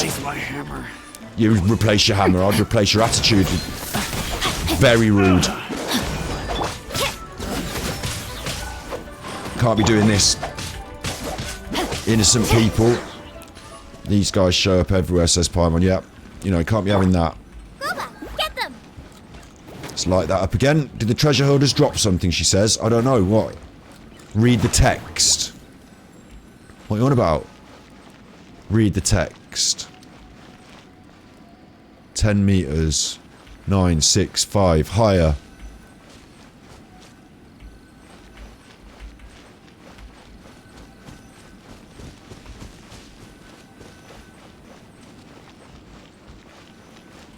I'm tripping. What text? Oh, here. Scribbled note. They've left that. I can't really pick it up. Oh, there we go. This whole thing about the bonfire granting wishes is nonsense. Oh, for fuck's sake! I only come here because I wanted the wishes. Though the treasures buried underneath are genuine. Ooh! Boss said I should take the slip of paper where I found it. Just wait nearby. People are bound to fall for it. As soon as the fire lights up, a lucrative stroke of genius, this one. Oh, I see. It's a trap. Every time the fire lights up, there's just some naive person come to seek treasures. There's more treasure here than I can move all in one go. Oh, it's not a trap. Boss says I should bury it on the highest peak in Siegeway Slope. There's a big old withered tree on the hard... Oh. Now I've got to go to the highest peak on She Just Swope. I don't want to go to the highest peak. It's always doing this to me. I thought this was it, and now it wants me somewhere else. And where does it want me?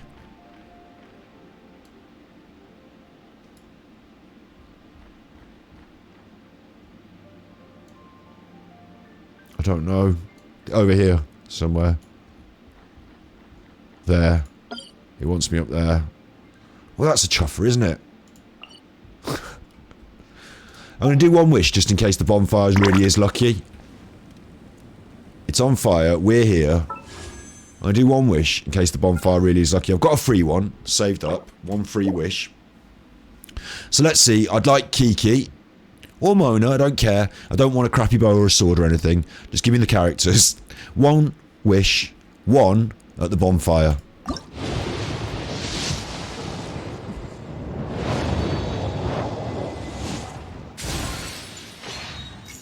Crappy bow, 3 stars on Amazon. Don't want that. Hello, Snippies. Oh, you were here earlier, weren't you, Snippies? What am I saying hello for?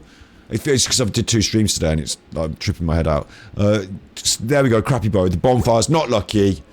You can stuff your bonfire up your arse. I hope you're happy. I hope you're happy. I'm blaming him now. He does seem happy. He seems something anyway. Right, I'm blaming him. It's his fault. Now I've got to go up the highest mountain. What? River deep. Mountain high. I've probably already been up there and had the treasure. Do I love you? My oh my. Pyomai. Pyomai's that horse in the Sopranos, isn't it? Pyomai. Do you remember Pyomai? He got burned in the stables and he thought Ralphie did it. And he got, oh, that made him angry. Oh, I tell you, he was angry about that. So angry, he was prepared to kill Ralphie. Which was strange because in previous shenanigans in previous episodes he got cross with Ralphie and Ralphie had killed a prostitute that was his girlfriend, but that wasn't enough to bump Ralphie off. But a horsey, oh, that was enough. You can't run. I told you lot about I told you lot about this. Does it tingle? No, it doesn't tingle.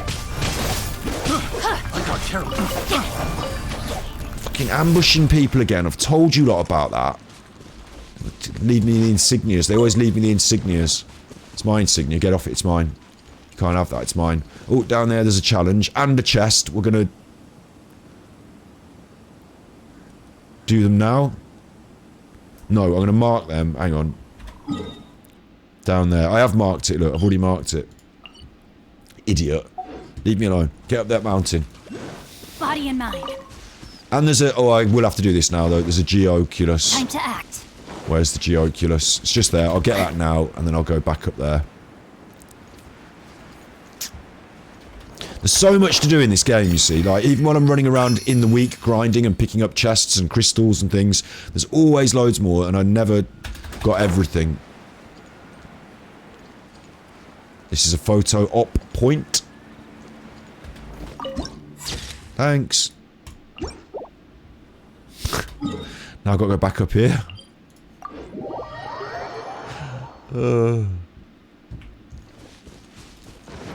Body and mind. But it is, I'd say I'm amazed for a free-to-play Time to game act. to be this expansive and... Body and mind. it is a mobile game as well officially because it is available on mobile, but you know, this has crossed a boundary, it's crossed a bridge. It's something else. On Fortnite you play free-to-play, but you're just doing the same thing over and over again. This is like... They made Breath of the Wild. Okay, you've already got the engine, you've already got all the assets, yeah. But you made Breath of the Wild times 10 and put it all out for free. I just... What?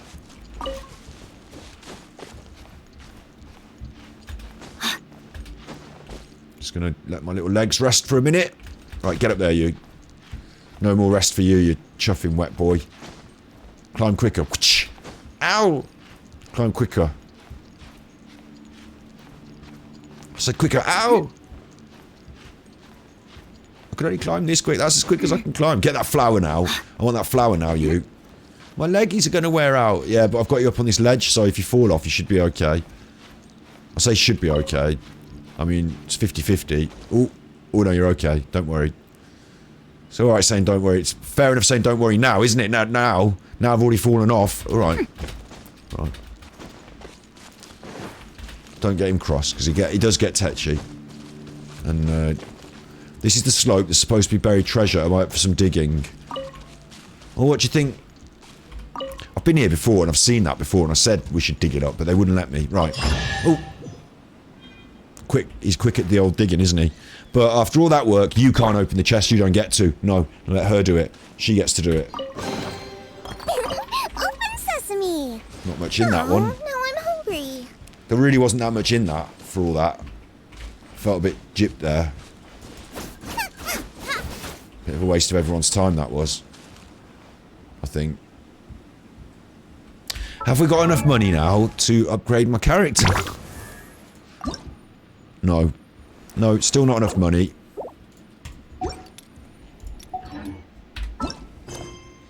You might get some money on these story quests. Let's go and see what Jean's saying. Now, this is going to take a bit of a different pace now. We've been doing some sort of, you know, creep and grind, wandering around. Story quests take on a bit of a different pace. Sometimes there's a lot of chatting going on, and you might get a dungeon. Or, you know, it's a bit of a 50-50. It's a bit of a, like, lucky dip. You know, you might get a dungeon, or you might just get talking for, like, 20 minutes. So you don't know, and you have to put up with whatever you get. So enjoy it. There's primos at the end of it. In we go, and it gives me a chance to set up my little smoky thing as well. Right, in the door. It's just charging to Jean's office. She's not busy. We don't care. Here we are.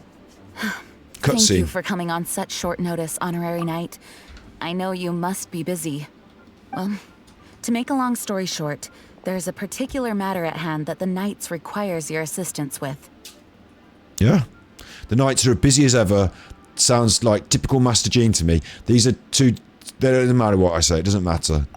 Yes, it has been one thing after another recently. Neither myself nor any of the Mondstadt garrison are able to catch a moment of peace. Yeah, that phrase, one thing after another, they say it around my way. Oh, it's one thing after another with you. They do say that, but like it's always one thing after another, isn't it? In worlds.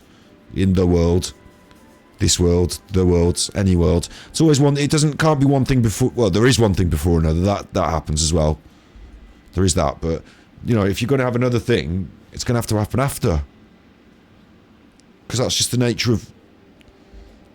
Like, it's just the order of the universe, isn't it? You can't have. You could have one thing on top of the other, I suppose. You could have one thing on top of the other. So it doesn't have to happen after it. It could happen on top of it. It's one thing on top of the other with you. Doesn't have to ring off the tongue as well, does it? It's one thing on top of the other with you. It's one thing behind the other with you. I suppose you've got a point. You've got a point. One thing after the other. You can say it. You can say it. It makes sense. It's just I thought it would have been taken for granted. You know, it's one thing after another recently. It's because it was one thing after. It was always one thing after another. It's not just recently that started happening, Jean. That was always like that. One thing after the other. Always. It's not recent, is it? It's not a new improved one thing after the other. No, I've been doing one thing after another day dot. Since day dot.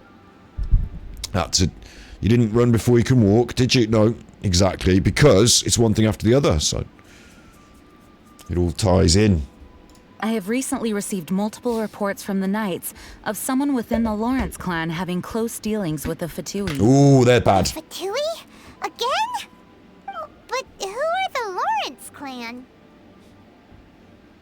Good question. There was a dark period in Mondstadt's history when the aristocracy ruled over the city. The hard-won freedom that followed with the fall of Decorabian was lost once again as slavery spread throughout the land. And this The is first Dandelion Knight, Vanessa, spearheaded the revolution that overthrew the old aristocratic system and established the Knights of Favonius, leading Mondstadt to become the city that you see today. I didn't know they used to do slaving, but in these story quests, this is where you get a bit of like the history, you know, you get a bit of the story. So you have to bear with it. The aristocrats that had oppressed the people of Mondstadt were none other than the Lawrence clan. Oh, Paimon gets it. So the clan's descendants are now scheming with the bad guys to carry out more dubious deeds. We suspect as much, though we have yet to obtain any solid evidence.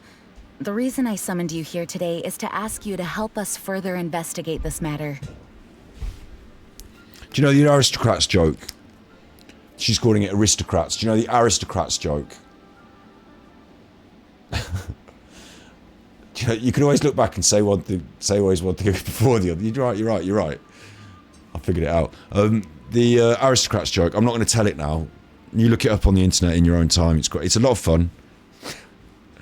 The joke of the aristocrats joke is you're there just to say the most obscene things you can say. The joke is, I'll tell you the joke. There's a family and they're like it's Broadway, vaudeville or some shit like that. You know, they're trying to get famous. These days it'd be America's Got Talent, Britain's Got Talent. And they go on and they're like, this is our act. And so they do the act and then you say all the obscene things. Like, oh, and they're putting their fingers in each other's bums and they're, you know, doing things with their fingers in their bums and things, and they've got this and they put it there and she's took that down and over there. You say all the rudest things you can say, and if the people that you're saying it to should feel a bit like this is a bit extreme. That's the whole point of the joke. And then at the end of it they say, oh, said the judges, and what's the name of your act? And they said the name of our act is the Aristocrats. Thank you very much. And that's the joke. Is that it's funny because obviously it's not very aristocratic to do all these obscene things. You know, it's not very sophisticated to do all these horrible obscene. But the joke it falls a bit flat these days because we think of aristocrats like Boris Johnson, yeah, doing obscene things all the time, gropey pedo government. So anyway, sounds like a job for the Knights. Unfortunately, the Knights of Favonius and the aristocracy have been at odds with one another for as long as I can remember. Oh.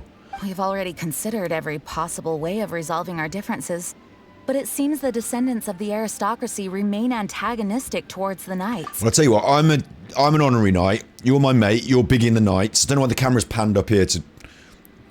Pull us back in frame, please. You're big on the Knights. My mate Amber, she's going to be the Grandmaster one day. We're all on the side of the Knights, so it's no problem, Gene. Let's all storm over there and kick ass. They're the aristocrats. They're the what did you say? The descendants of the aristocracy. Well, they've got a chip on their shoulder, but they've already lost historically and legitimately. Like, I think we should just go over there and just rub their noses in it, eh? I'll tell you what, Gene. Let's start one day of the week. We'll call it Down with Aristocracy Day, and we'll put them in the stocks and throw tomatoes at them. No matter what stance we take when dealing with them, the outcome is always the same. Our efforts only result in adding more fuel to the flames. Right. Don't worry, I'll sort that out. I'll give everyone a right smack. I think that's the best thing in all. We could come knocking on their door on the grounds of a search warrant. Yes. But if the investigation were to come up empty, I'm afraid tensions and distrust would only increase. Don't worry, Gene. The investigations won't come up empty. I'm sure we can manufacture some evidence. Rodney. All of our past efforts would have been wasted. You are in fact the best candidate to represent the Knights of Favonius. Yes. But you need not emphasize your role as the honorary knight. I think I might. You're a traveler from a distant land. Yeah. And you can approach the aristocrats in this way. As honorary knight. Once you come to friendly terms with the Lawrence clan, you should be in a good position to learn more of their possible connections with the Fatui. So wait, I mean, there's espionage now. She wants me in there to, like, get in with their good books and then find out about their connections. It's an espionage job. Leave it to Master Gene to come up with such a thorough plan. Perhaps such plans have become second nature after all the diplomatic issues I've dealt with. The name of the Lawrence clan member in question is Schubert. Lately, he can often be found strolling near the northern city walls. It's made me laugh because Schubert's the name of a composer, and we discovered in a recent episode of our stream that on Genshin Impact they like composers so much they steal their music. So it is said that he is difficult to get along with due to his temperamental disposition. Right. But if we approach him calmly, then things should go off without a hitch. Oh, that sounds like the right job for me. Thanks again for your help. If you run into any snags... Shut up now. The spirit drift shall never return to the sea. What? Why can't it just be called Jean's Quest? Like, how am I supposed to remember what that is? The spirit drift will never return to... What? I'm locked. I'm locked in. I'm locked. I can't get out, Jean. Jean, I can't get out. Jean. Oh, it's just here.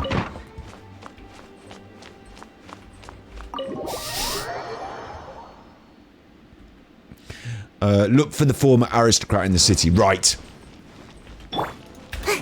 Right. It's going to be some trouble now. Get the club out. Ugh, get that out. It's going to be some trouble. Getting right ready for this. Getting tetchy for this now. Oh, hello, Michelle. How you doing, Michelle? Are you alright today? What are you doing? She's the windmill keeper, so I always like to chat to Michelle. She patrols this windmill. She just makes sure she keeps it here. The windmill keeper. She makes sure it doesn't go anywhere, don't you, Michelle? Very important job Michelle's got. Mondstadt wouldn't run without her, would it? Good of you to keep this windmill just there. Right, okay. Who are you, you chuffer? Ask questions later. You'll tell me my answers when I'm ready to fucking ask the questions. I like your jumper. Where did you get your jumper? Who are you? Who am I? See, this has already started off on the wrong edge. We ask the questions here. Hello, we're here too. Hello? Didn't like that either. Why didn't you like that? What's wrong? Did you just say what's wrong? Huh. And I suppose you think that you can simply strut up here and greet me in such an ignoble and vulgar manner? This reminds me of being at school. My teachers were like that. And I had this one teacher called Mr. Gould. We were in class and he said... It was like the first day. He said, you boy, not to me, to someone else. You boy, what's your name? And he said, Alex, sir. No, he didn't say. See, I did it automatically and I said, sir. That's the whole point of the story, you dickhead. He said, Alex. And he said, no. You've omitted the word sir from your sentence. And he went, Sir Alex. And then he got detention. It was an ignorant mistake, I think, Sir Alex. But obviously he wanted him to say Alex, sir. Oh, we had to say sir at the end of everything, didn't we? That's what this chuffer wants. Got more chance to get a Big Mac out of me, mate. Given that I don't recognize you, I can only assume that you are a traveler of some variety. I'll have you know that you are speaking with the Schubert Lawrence, a blood descendant of the magnanimous nobility. Well, I'll have you know that you're speaking to the Scotty Hottie, a blood descendant of nobility myself. Thank you. Time to stand a bit closer to him. He's only got the wall behind him. Just push him up against that stand-up, make him feel the presence. If you wish to address me, you'd best consider your words more carefully. Such nonchalant manners are inadmissible and will never do. Fucking hell. No one's spoken to me in this rude way on this game yet. Now, if you're somehow capable of understanding anything I've said, then you will get down on your knees, apologize for your negligent actions, and give me a proper introduction. That is the appropriate etiquette. I will get down on my knees in just a second. As I pretend to, move to get on my knees, I accidentally trip and fall forward and I bang his head into that.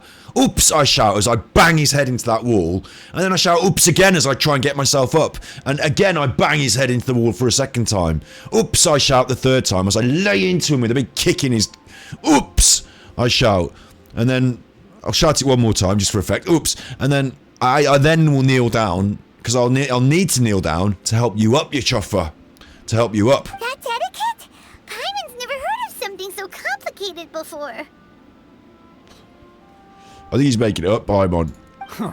In former times, when people knew their place and respected traditions, such conduct was only basic courtesy when greeting a nobleman. He's not that badly voice acted though, is he? And neglecting your manners would result in a swift whipping. Oh, swift whipping. A swift whipping. Paimon doesn't want to get whipped. A swift whipping. Oh. It's getting kinky now, is he? Look at the world now. Rules have been thrown to the wayside and manners forgotten. I cannot bear to see such degradation. It's no wonder the aristocracy fell. What did you say? You dare question the dignity of the nobility? Fucking hell, mate. She's a lady. This is too much. I'll have you know that though the Lawrence clan is in decline, myself and others of noble blood are looking for a chance to restore our rightful honor. You. He's doing the pointing finger now, you. Grab that finger. Paimon will break that finger, mate. We're taking that finger with us. Just look around. The people are unruly and undisciplined. I, however, strive to retain the elegance and etiquette of the nobility. After all, we are of a completely different breed by birth. Yeah, you're a different breed, mate. Rare breed, about to become extinct, mate. You're a different breed. Save your words. I find your manners and bearing repulsive. I have nothing to discuss with the likes of you. You chuffer. Besides, I am in no way obligated to instruct commoners on basic courtesies. Right, now it's my turn with the questions. Tell me about the Fatui, you. Now I have more pressing matters to attend to. No, you don't. I'll take my leave. No, you won't. I'm Honorary Knight of Mondstadt. You just said all that to the wrong person. I can put you in the slammer quicker than you can say Mama Jamma. Alabama. So this is what Master G meant by difficult to get along with. I used to ride trains, but now I'm a trammer. Let's head back and talk things over with her. I used to ride trains, but now I'm a trammer. Because trams, they're like trains. I hammer. Hammer. He'll hit the deck like Christian Hammer. Don't call me like I say to the scammers.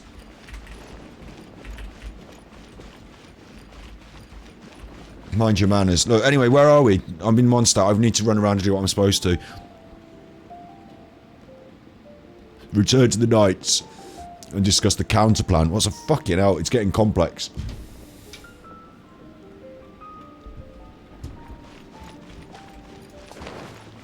I can't remember. I'm lost. I don't know where I am. I'd better use the navigation point, otherwise I'll up here. This I thought this was the fountain in the square. It's not. Where, oh, there's the Fatui. Fuck off, you. You. I've had enough of you. Make my escape. I'm over here. Going back to the headquarters. Probably up here. Is it? Whoop! There we are, over the wall. Hey, the guards don't care. Oh, they do. They're not letting me in. Here we go. Amber's there! Well, if it isn't the honorary knight. Hello. I'm just on my way out to gather some intel. I didn't expect to run into you here. Oh, he's a Nazi. We're allowing that one. I'll tell you what, Roger, I've done some good raps in the past. That was just a bit of freestyle. Go the extra mile. Up the ladder, arms full of tiles like roofers. So fetch your 6 shooters and 100 men. I told you I'll never go back again. I told you I'd never go back. I told you to write up a contract. I told you to exploit the contact. I told you I was never going to be a gangster. Kind of soldier survivor. Don't call me Beyonce or Gloria Gaynor. Again, I'm a soldier. Star gladiator, but end up an emperor. Why in the fuck don't you know what you're here for? Why in the fuck are you fucking this up? Can't get it up. You can't get enough. You need blue pills. Was it the red ones? Matrix coming in through the headphones. Overload. Blowing circuits like Johnny 5. Free and working and living. Just doing my best, but I can't get a break like flexibility. See? You watch out. Amber's here now. Amber's peppy. Amber's like, she reminds me of Camille Vasquez. Huh? Judging by your expression, you must have run into some trouble. Master Jean tasked us with a special assignment, but things seem seem to have run aground for the moment. It's not our No fault. need to get down on yourself. Sometimes things just don't turn out as planned. See? Even I can't guarantee useful intel every time I'm dispatched. She's so cool, Amber. She don't even care. You just have to keep at it and never give up. I told you she was peppy. Hey, why don't you let me try to help? What's the problem? Oh no, no, I don't want this man being rude to you, Amber. If he's rude to Amber, I'll have to kill him. Master Jean asked us to build a connection with someone named Schubert Lawrence. And tell her, Paimon. Tell her what a chuffer he's been. But it turns out that he's a peculiar character that doesn't listen to anyone. Especially Paimon. Aha, Schubert! I know him. Let me guess. He said you didn't have any manners. I've been on the receiving end of his lectures many a time. The Lawrence clan can be very particular about such things. And yet she doesn't hate him. You mean everyone in the Lawrence clan is just a big headache? As aristocrats, they believe there should be a certain distance between themselves and common folk. I understand their thinking, but that's just not how things are anymore. There will be some certain distance between themselves and the common folk when we sling them off the fucking walls into the moat. Thank you.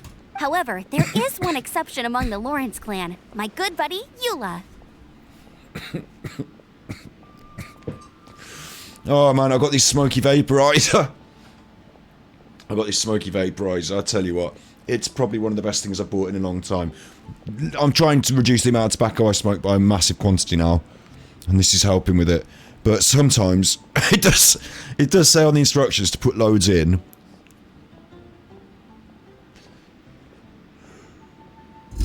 And to really go for it, but like, I don't know if you really should. I just turn that off for a bit now. Eula. Buddy? Buddy? That's right. Not only is she from the Lawrence clan, but she's also captain of the Knights of Favonia's 4th Company. Look at her with the pose. Eula is special. She's not quite like the other members of her clan. She has her own beliefs and it shows. Fair In play. other words, she doesn't really adhere to the strict rules and conventions of her family. Now this is what I like. This is what I like. This is the right. I feel like we all feel like this, don't we? Who do you think you are? With Danny Dyer. Oh god, I've got to show you this. I've got to show you this. It might not work, but I'm going to try and show it you. Okay, ready? Genshin Impact. I also want now the internet, which is called Firefox. There you go, there's Firefox, Kingdom Come Deliverance, don't forget that.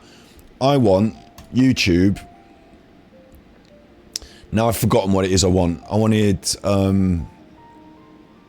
strict rules and conventions of a family. We all feel like this. Danny Dyer. Who do you think you are?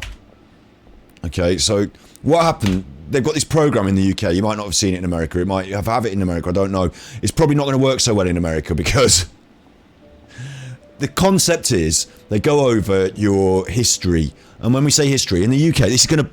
I know in America, right, this is going to surprise you. But we go back, like, not just 100 years, not just 200 years, but some of us can go back all the way to Christ. In England, in the UK, in Europe, our history does go, you know, we've got recorded history a lot further back, haven't we? And then we went out to America and started America off.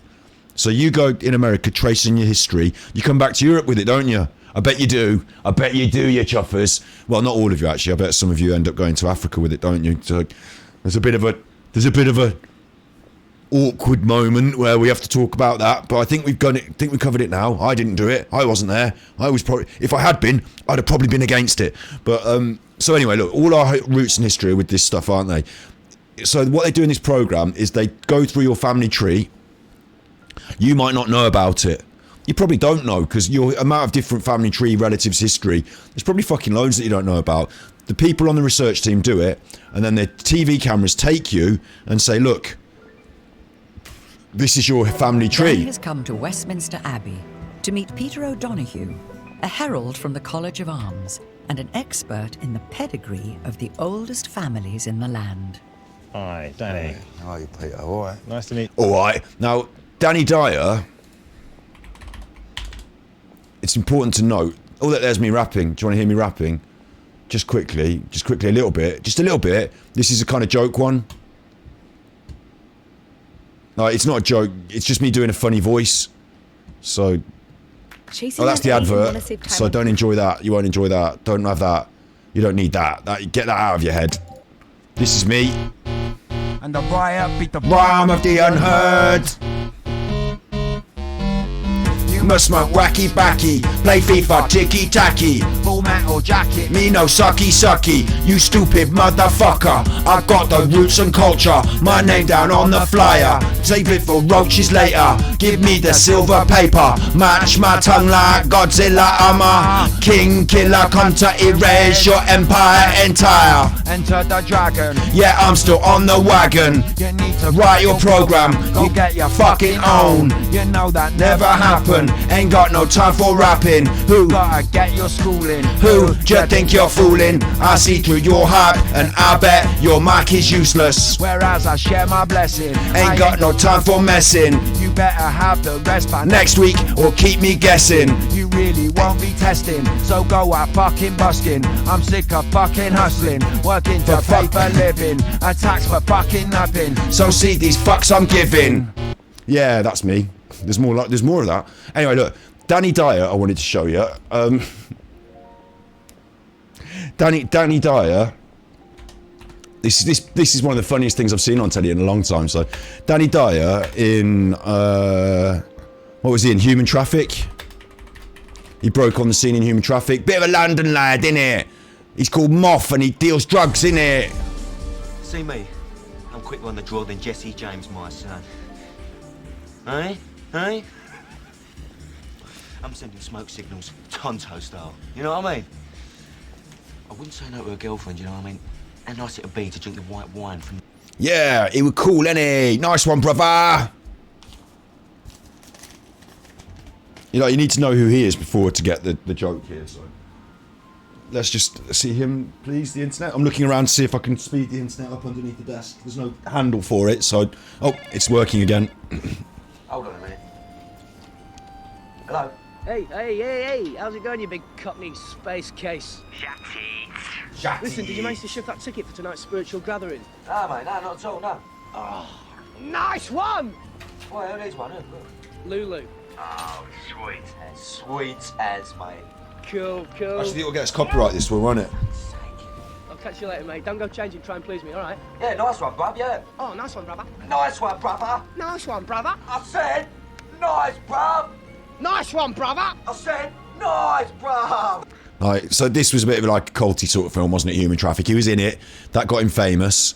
And then after that, he was in like the shit movies after that. Like the straight-to-video movies about gangsters. And then he did a TV show about gangsters. Danny Dyer, gangster. I'm meeting the gangsters. I'm Danny Dyer. Get up to a little bit of mischief. Coventry's most dangerous clubs. Shit. Oh, fuck, mate. Get me arsehole out. Why should I fucking take my club off, mate? Fucking hell. You want me to fucking strip off, do you? Fucking bollocks. For fuck's sake, start bollock fucking naked. Fucking get me fucking bollocks out. I'll fucking do it. Fuck me. See me bollocks, everything's in order. Shot in the fucking head. So he did it.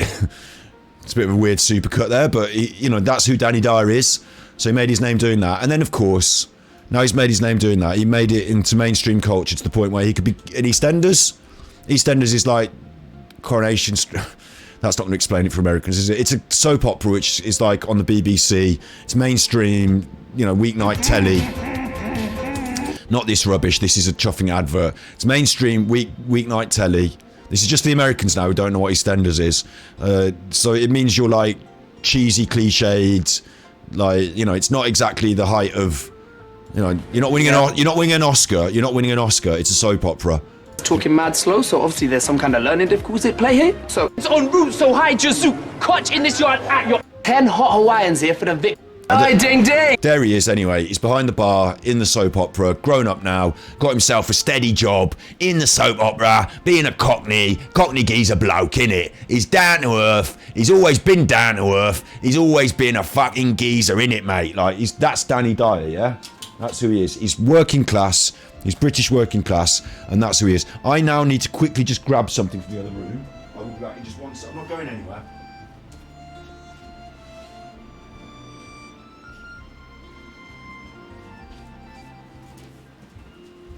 Back now. This is a bit of a big tangent for a Genshin Impact stream, right? It's a bit of a big tangent, but I have to just get this out of my system while I'm at it. So, all of that taken into account, he's now here finding out about his family history, yeah? Pleasure. Right, well, come and sit down and we'll have a talk. Now, you've been learning about This is about aristocrats, remember? It's about the aristocrats' descendants. Cromwell, I gather, your ancestor Thomas Cromwell. Yeah, my 15 times great-grandfather. So Thomas Cromwell is his 15 times great-grandfather. That's impressive, isn't it? Thomas Cromwell, 15 times great-grandfather. Of course, like when you consider a family tree, let me just quickly... family tree, 30 generations. Let's put 30 generations and see if you can see how complex...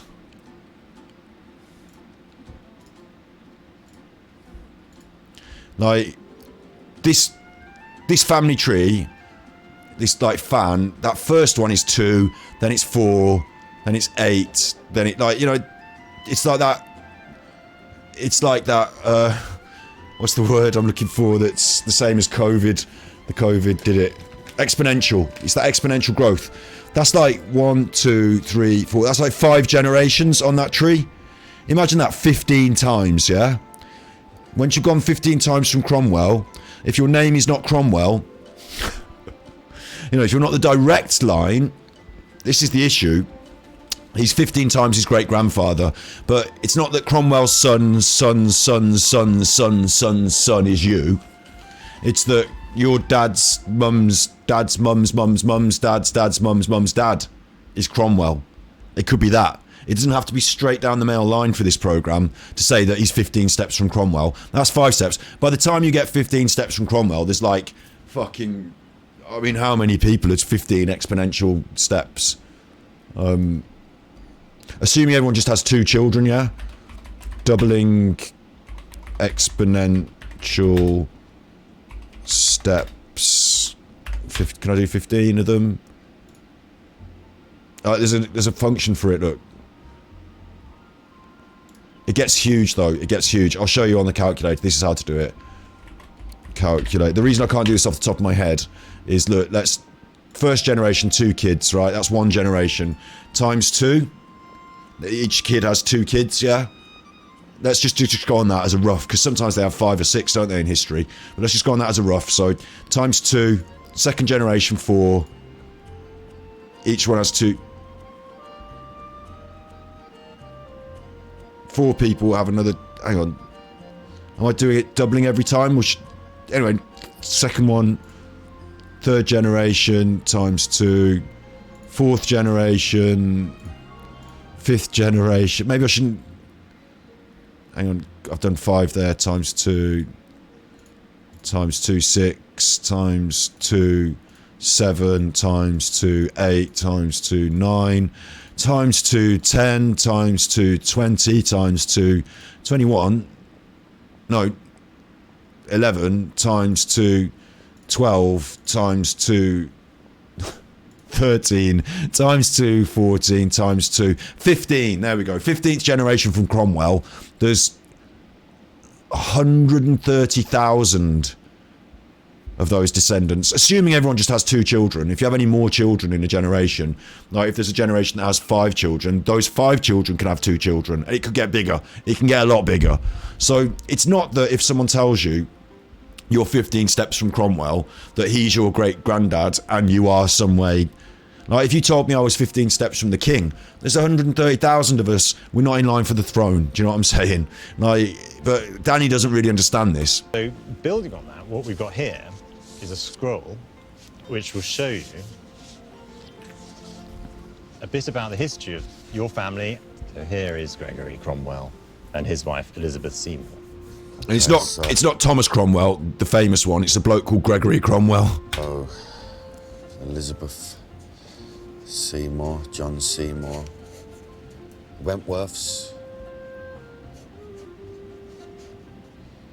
Sir Henry Hotspur Percy, Philippa Plantagenet. Plantagenet.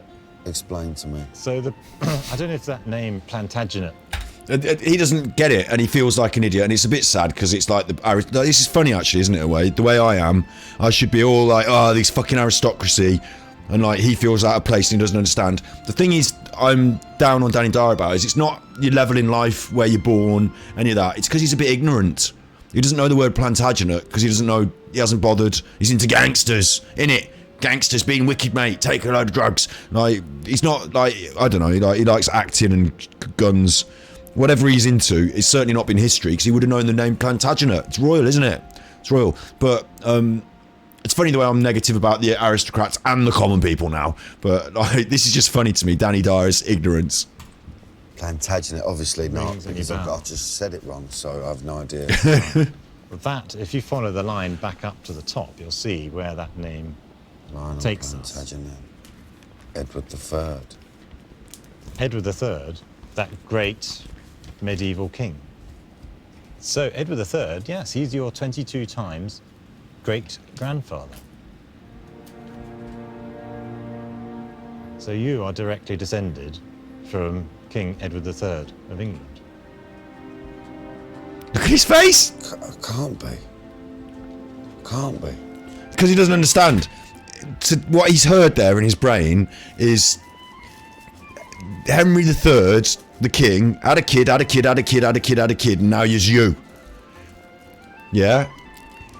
Remember what I showed you? That was going back further and further. Remember the calculation we did and that? It don't really mean much. We're all basically related to Moses. Do you know what I mean? Like, after you go through the mill enough times, down the line enough times, we're all related to Moses. Like, it gets silly. We're all related to Attila the Hun. Like, it gets silly. So, it's not that if it was your dad's dad, and you were the first son of the first son of the first son of the first son, you'd be the fucking king. But you're not. That Henry there is like your dad's mum's, dad's cousin's mum's, not cousins, it's direct lines, dad's mum's, dad's mum's, mum's, mum's, dad's mum's, mum's, dad's mum's. Like, you're not, if you're crossing the line like that, it gets a bit, we could all find a connection somewhere that then gets to becoming a straight line. Like, it's a bit silly that, but like, he doesn't understand that, so he thinks what he's heard there is you are directly descended from Edward III. Effectively, you're in line, like you're a prince. You're in line to the throne. It's just a matter of how many people are ahead of you. A direct descendant from Edward III. So Danny Dyer's right at the bottom of that scroll, and Edward III at the top. It's just stupid, isn't it? That's great. It's fantastic. They do all look like male names, but it's you don't know which. It's pretty amazing, isn't it? It really is. No, it's not all through the male line, it's through the female lines and male. I just need to just digest it and get it in my nut, and then I can move on with my life. And I think I'm going to treat myself to a ruff. What, the... Yeah. Yeah, it would be a good look for you. Just get a massive ruff, just bowl about with it, and, if anyone questions it, and then I'll explain to them why I'm wearing a ruff. That's true, yeah. And then they'll have to walk away, won't they, embarrassed. Actually, we can go and find out a bit more about Edward III, if you like, further up in the abbey. Let's have a moment. Sure. Just have a moment. Just have a moment to myself to just... A kid from Canning Town, Custom House. And this is my bloodline. A kid from Canning Town. He's saying, I'm common, I'm royal. He can't get it into his head. He actually thinks he's being inducted into royalty here in some way. He can't get it into his head because he doesn't understand it. It just makes me laugh so much. Okay, I've had my moment now, let's go. I've had my moment now, let's go. Let's go and have a pipe at Edward. It's laughable. It doesn't feel real, you mean? Of course it doesn't feel real. It's ridiculous to think somebody of my stature, somebody, from absolutely nothing, and actually my blood is his blood. I can't compute it in my brain. This man's related to me. His blood, it's not really your blood, but... Yeah. This wonderful, powerful man. Not only are you descended from Edward III, you're descended from all of his royal ancestors, right back to William the Conqueror. Yeah, in a way, you could, yes. So if his head's already popped with that one first thing, now look what it's not just him, you're descended from all of the royalty ever, mate. but you are also descended from Henry III, who built this abbey.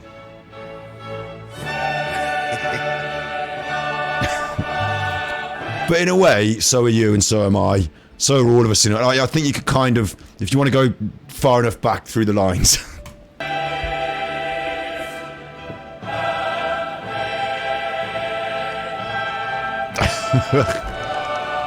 And the rest of this episode, like, he goes on about it, and like he's saying to his missus about how he thinks he's gonna like. That is my 22 times great grandfather, Edward III. So basically, the king.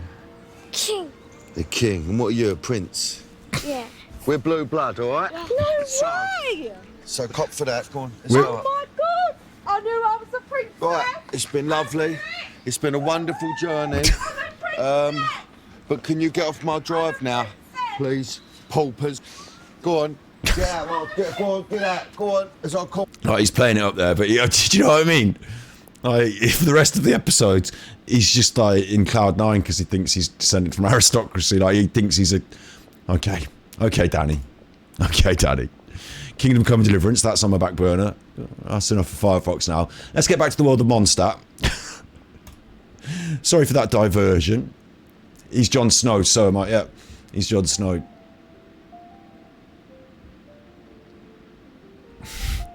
However, she's still quite knowledgeable about dealing with the Lawrences. I'm sure you'll see what I mean if you meet her. We're going to meet a new character now. Now, what happens in Mondstadt, what happens in Teviat in this game, what happens in Genshin Impact, through these story quests, is they introduce you to new characters, and it's supposed to get your little mouth drooling. You're supposed to be salivating over this character. You're going to want this character in your collection so bad. This is your little chance to test drive them, and then they're going to take it away. And you're going to have to pay for it. If you want it, you're going to have to roll for it. That's strange. If Eula is a member of the Lawrence clan, then why would Master Jean choose us for the task? Well, it's a little complicated. Basically, the Lawrence clan has frowned upon the fact that Eula joined the Knights. Her family members don't particularly care for her. In their eyes, Eula is nothing but a traitor to the family. It's quite harsh, isn't it? She's very easy to get along with. Just explain the situation, and I'm sure she'll help you come up with a way to get along with Schubert. Oh, I'm a little teapot, short and stout. Here's my handle, here's my spout. Tip me up, pour me out. In fact, I think she's out in the wilderness on patrol this morning. You should be able to find her around Storm Bear Mountains. Thanks, Amber. All right, you heard her. Let's go find Eula. Go on then. Good luck, you two. I've got my own matters to investigate. That's what you think, Amber. You're on my fucking team. If I want to make you drag you along, I'll drag you along. You can't help it. Who would have guessed Look. the Knights have a member of the... Look, watch. She said goodbye. She's not coming. Yeah, watch this. Watch this. Leave it to me. Now you are coming, aren't you, Amber? If you want to learn about the conduct of the Lawrence clan, who better to ask than one of their own family members? Yep. Now you are coming, aren't you, Amber? Now you're doing exactly what I tell you. Amber, jump in the bushes. Right? See? She's in the bushes. Amber, duck down. I haven't got a button for crouch. It wouldn't give me one. Only for special selected stealth missions. Really? No crouch button. Yeah. I think they were worried about the sort of positions they could put the characters in. So I think they decided... I think they might have play tested with a crouch button, and then seeing people taking these pictures with the crouch button, and they probably decided against it. Really? Anyway, of course, it's a little quest, so it's not where we are. It's somewhere else. Leave it to me. Oh, magic! I'll have to come up here anyway, collecting Valberries. It's on my list. My Valberries round here. Pine cones, they're mine. Get up there, you. Ooh, lovely. The Fatui. What are they doing here? Remember Eula was sent on patrol here? Let's fight first and talk later. Exactly, Paimon. Let's fight first and talk later. Judgment. Shiver. You need to hurry up. body and mind. Shouting at me while I'm killing you.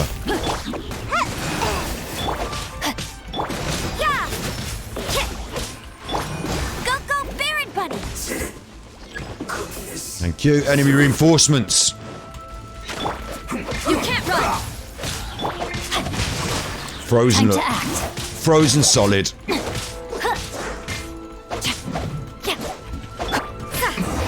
There you go. That was supposed to be us doing it, you see, but I don't run with the main character as often. Oi! Paimon! Take the shot! Paimon! Some good Paimon. What? Oh, you see what I said? Told you, see what I said? New character, here we are. Oh, look at her running. Look at her jumping. Look at her long... Are they boots?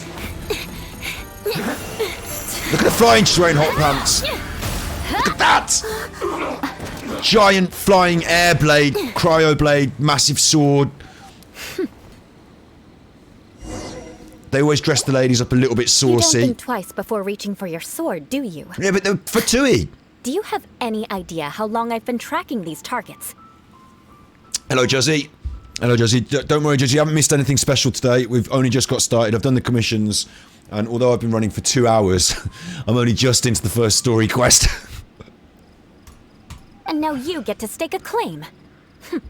You think you're stronger because you got to them first? Mark my words. What was that? Vengeance will be mine. Little shot of her hips there. She's got a cryo vision, so she's cryo. She's pretty cool. She's like a Kaya, like a female Kaya. She's got a bit of an attitude. You think you're stronger because you got to them first. Mark my words, vengeance will be mine. She's got a bit of an attitude. The cryo characters tend to have a bit of a cold shoulder, don't they? They tend to have a bit of an attitude. So she's a bit like a female Kaya for me. So I'm not really keen on the attitude. Bit of a funny tie. She's dressed a bit strange. Like quite smart, but quite saucy. And she's got a bit of an attitude is the main thing I'm feeling. What? But then she did fly in like some Billy the Wiz superhero. Flew up the chuffing thing. Smashed the giant sword. All that was really impressive. That's right. I heard the commotion and came as swiftly as I could. Only to find you two already fighting the Fatui. Not only that, you are making quick work of them too. And the voice acting ain't bad on this, is it, Rog? Like, some of the voice acting's quite good in this. But I can totally see where, like, people go, oh, waifu simulator. Like, some of the characters, not all of the characters, bear in mind. Some of my squad are boys and children. So not all of the characters are sexual objects, but some of them are obviously intended to push that sort of, what I would call the Bayonetta edge of being strong, standalone female characters with a saucy edge, with a bit of a tight pair of whatever you call them. I don't know whether they're shorts or not. It looks like some sort of all-in-one. I'm not an expert on female clothing, so... If I didn't make my move, you would have been able to take all the credit. Still, I'm glad you're unscathed. Confronting that number of Fatui at once can be dangerous. Actually, I'm quite used to fighting the Fatui.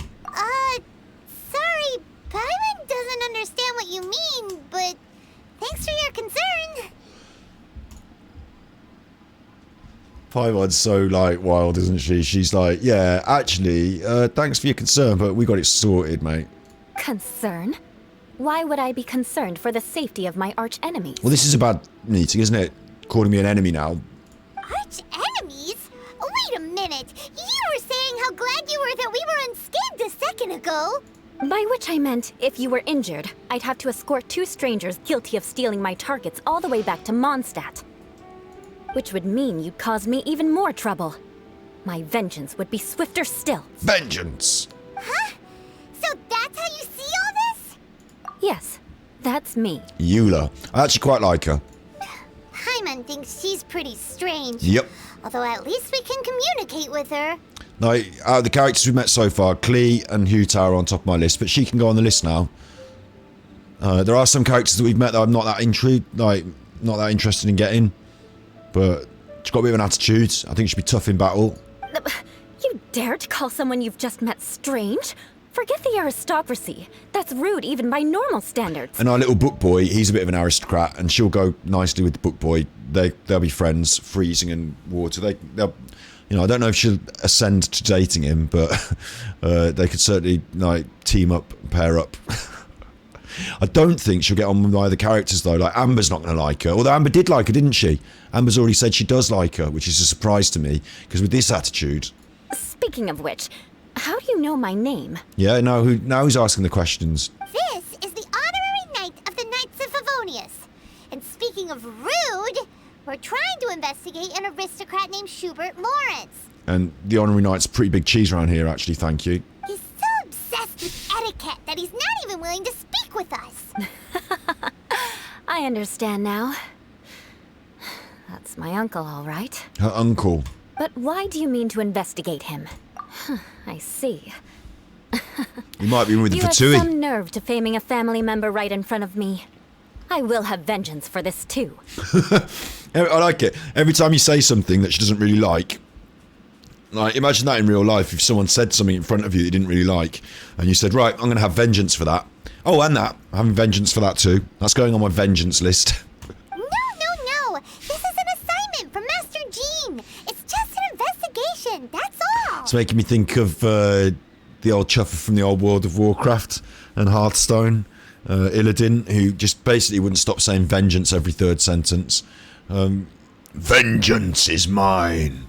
Aren't you curious about your uncle? Are you worried about your uncle? The same question. The everyday citizens of Mondstadt. Everyone in the Lawrence clan is scum. It's natural for rumors and unwarranted gossip to lead to such suspicion. Hard to avoid such a reputation when you're known as the ruthless rulers of Old Mondstadt. It's like we're having a conversation, but it's also like a competition. Oh, so that's what you think of me? Yet another transgression to avenge. Yes! Oh, I'd love it. I'll tell you what, if this this is the only one so far I could imagine actually dating, because I would love it. I'd have my own vengeance list. And I'd make a list of all the things she said she would avenge, and then I'd demand that she had vengeance. I'd be like, come on then, where's your vengeance? I'd laugh at all the vengeance. It would make me laugh. And she'd get more angry because she'd be like, oh, that's vengeance for laughing.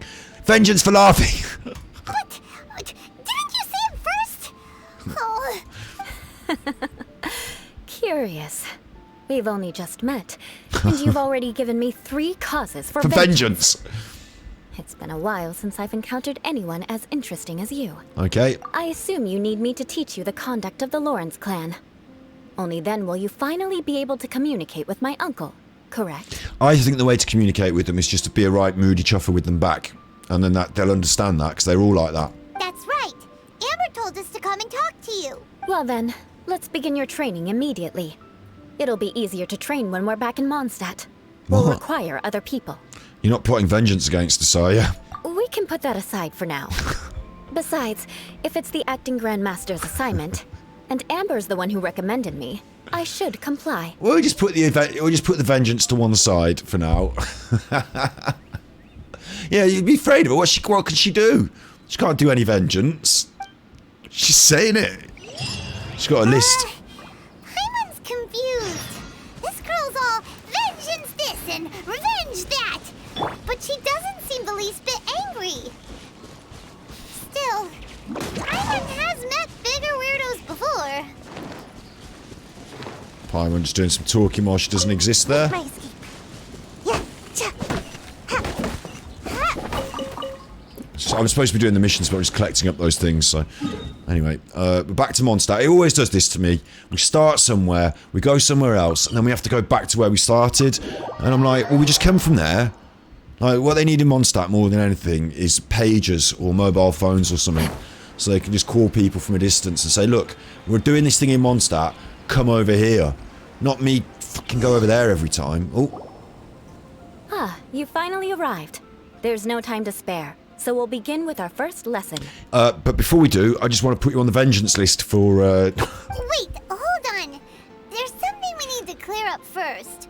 Otherwise it'll keep bugging us. Oh, we're going to talk vengeance. I knew we would. So that's still on your mind, huh? Maybe you're the ones who can't let things go. Very. Oh, there was a Zen Koan, wasn't there? I know a Zen Koan. Zen Koans are little Zen stories that they tell to, you know, Zen for Buddhism. So it's good for your Buddhism points. So there were 2 monks, and they were walking on a journey, and they came to a river, and there was a pretty lady at the river, and she said, "Oh, can you help me across the river by carrying me, please?" And the first monk said, "I'm sorry, but I'm a monk, basically, so I've taken these vows, and picking you up would involve touching you, and wouldn't know where to put my hands, frankly, the way you're dressed, so I can't do it. It's gonna, although I'd like to do you a favour, it's gonna fuck up my monkly vows, and I'm gonna be thinking and touching and hold. I'm vowed not to. I'm gonna have to pass, I'm afraid." And the other monk said, "Hop on, jump on. I'll carry you. Hey, where do I put my hands? Oh, okay, yeah, anywhere I can, eh?" And carried across. And the first monk was like, "What the fuck?" He didn't swear, of course. That would have been against his vows. So they get across the river. The first monk puts it down. "Oh, yeah, okay, bye-bye." And then they're walking, and obviously the first monk's getting really wound up. It's festering in him. It's winding him up. He doesn't say anything because it's in his monkly vows, isn't it? You're not supposed to have a big row. It's in his vows, you're not supposed to have a big row. And he's like walking with him though, and like goes to another mile, and like they're not saying anything to each other, which is quite normal when you're monks. But for this instance, it's because the one of them's in a massive tech.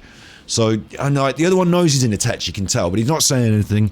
Another mile goes by, and finally the first monk says, "Look, I can't hold this in anymore. I've been in a right tech since we crossed that river." And the second monk says, "Oh no, you have. I can see you have. Go on then, Tetchy, get it out, let's have it." And the first monk says, "Right, well, we took these monkly vows, you're not supposed to be fucking carrying women across the river, you chuff arse. You're not supposed to pick them up, you're not supposed to touch them, you're not supposed to carry them. That's a big monk thing." And the first monk says, second monk says, whichever monk did the carrying now, says, we should have given them names. The one that did the carrying is called Gary, because it rhymes with carrying. So Gary now. Gary says, "Look, at the river, I picked up that woman and I carried her across the river, yeah. But I put her down on the other side. And since then, I haven't been carrying her. I've been walking miles and miles with you, but since I put her down, you've been carrying her in your little head. Now that's not very monkly, is it? Now who's the good monk?" And that was the story. It's like his mate, who doesn't have a name, endless nameless, his mate, who doesn't have a name. Oh, shit. Oh, I fucked up being a good monk because I got all angry about him carrying her, and I was thinking all these thoughts about where to put my hands if I did carry her. That's why I didn't carry her. It's all in my head. That's the whole point. The whole point in these vows is that my head's supposed to be devoid of these bad thoughts, and I spent 2 hours walking down the road with him thinking how cross I was because of him carrying those ideas around. That's the moral of the story. At least I think it is. Or it might be, if you're a monk, you can do what the fuck you want, and like, who's going to have you for it? You just make up your own rules. So, anyway. Eula. Don't worry, there's a time and place for exacting vengeance. Besides, I'm not in the mood for any right now. Best save it for later. You need to be in the right mood for vengeance. Yeah. I already have a long list of vengeance I knew it. Even if I wanted to begin now, I'd have to start in the right order. I knew she'd have a huge list of vengeance to exact. A huge list of vengeance. Like Father Ted and his list when he won his award. Who knows how long it will be before I get to you? Well, if you have so much to take care of, wouldn't it just be easier to give us a clean slate? So we're just going to have a little look at this, which is on the Firefox. It will be there. Father Ted Awards speech. I mean, it will be there, won't it?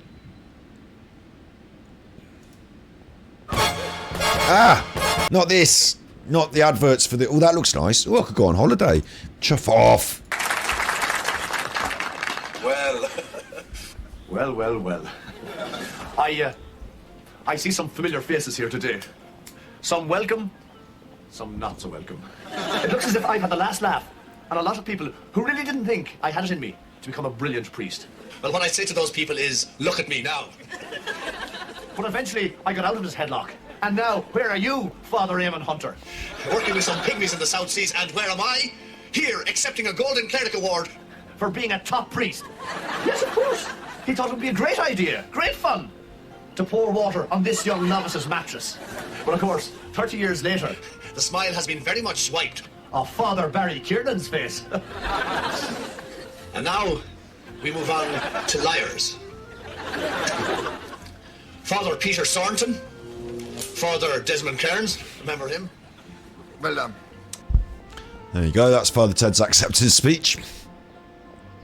A long list of vengeance. Vengeance's work is never done. Absolutely not. Stealing my targets, calling me a ruthless ruler, and suspecting my uncle. All worthy of vengeance in my eyes. But you needn't worry, at least not whilst we're investigating this matter. I'm sure you're familiar with the phrase, a man of moral integrity fears no slanderous attack. Oh yeah, that common phrase. If Uncle Schubert didn't commit any wrongdoing, then any such investigation will prove fruitless. But if he did commit a wrongful act, then he should bear the full punishment. Bloody hell. I'm sure you understand. Good. Now, there are two key points that aristocrats attach great importance to. Your manner of speech and your bearing. Yeah. Let's begin with your manner of speech. Aristocrats have a very unique way of carrying conversation, even with mundane daily topics. It's rude. That's what I've got the gist. It's rude. Oh, Paimon's already learned some unique conversation. Go tell her, Paimon. Mark my words, vengeance will be mine!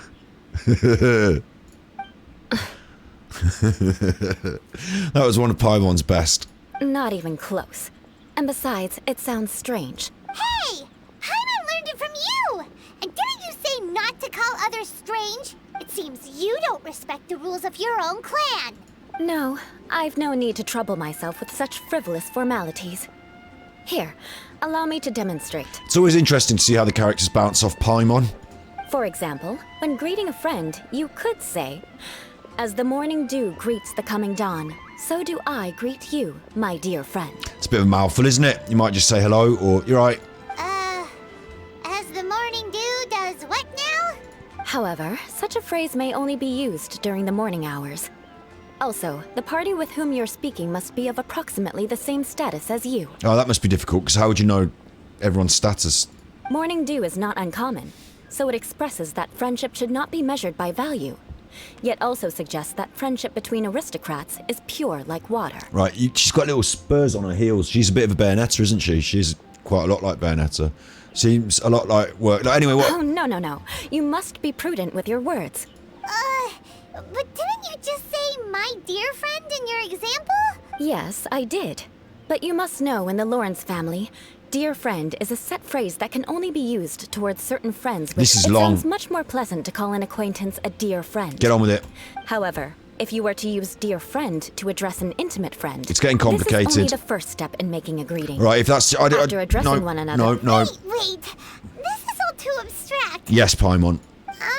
Perhaps it would be better if you gave some real-life demonstration. No, none of this is going to ever get us anywhere. Ah. Very well. Come with me. All right. I mean, I don't need a conversation simulator.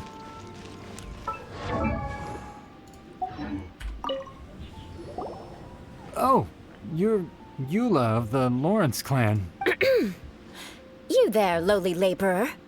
You stand in the presence of a member of the illustrious Lawrence clan. I have words for you.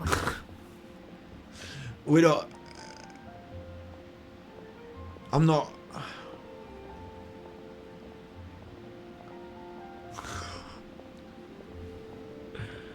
Like, I would love to be with people who behave like this, but then not to be seen as with them by the people they're behaving like this to. It's like kind of funny in a way. It's kind of like awe-inspiring, but in another way, it's kind of very rude. And I wouldn't want. I'll be like, I'm sorry about her. She's a bit like. Can we have a table for two, please? You know what I mean? I'd love to walk into a restaurant and for the person I was taking in there, like on a date, to say, "You there, lowly servant. You stand in the presence of the member of the illustrious whatever. I have words for you." And for me to say, "Can we just have a table for two? And here's a tenner, tip, early tip. Just play along. She's a bit. Just play along. Here's 20 quid, mate. It's 20 quid. Just play along.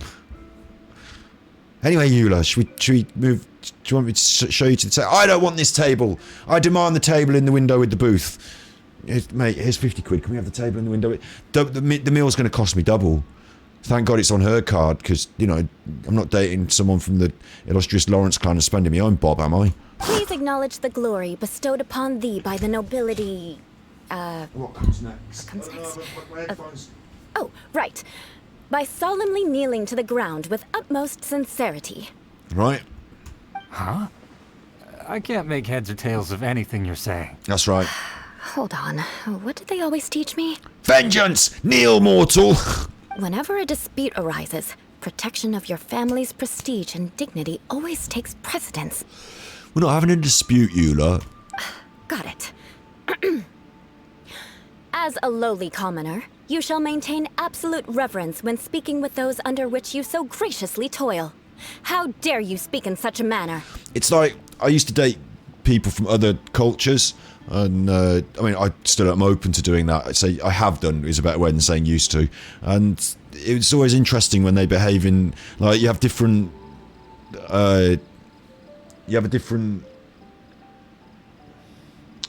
framework for